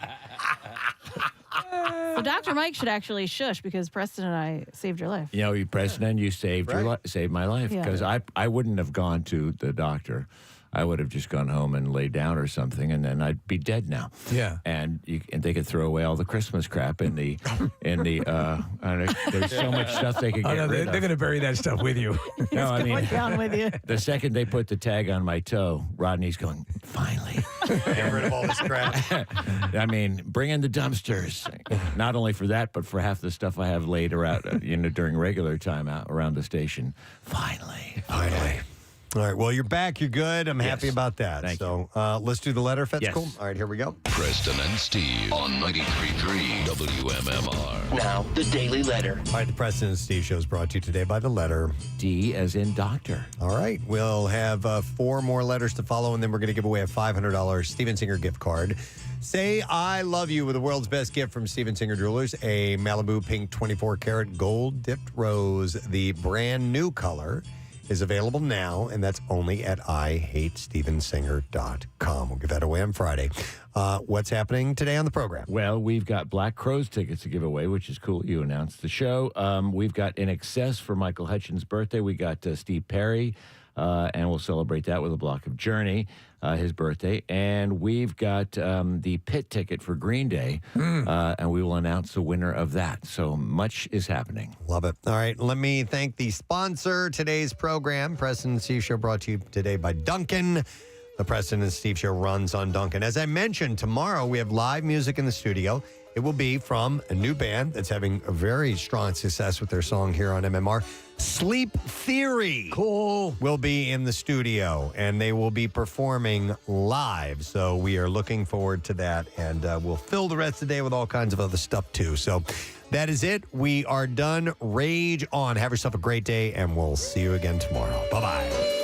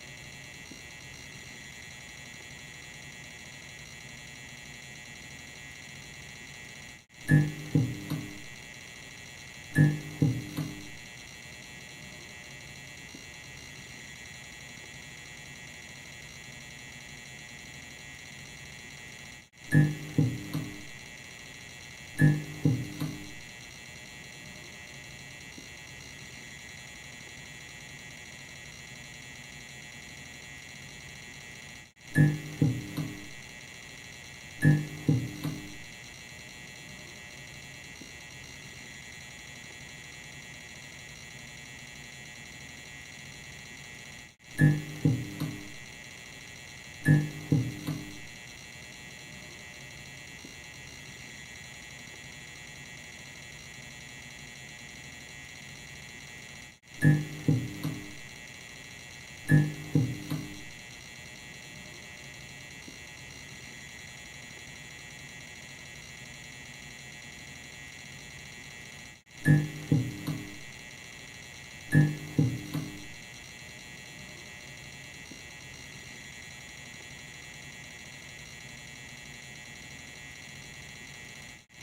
you.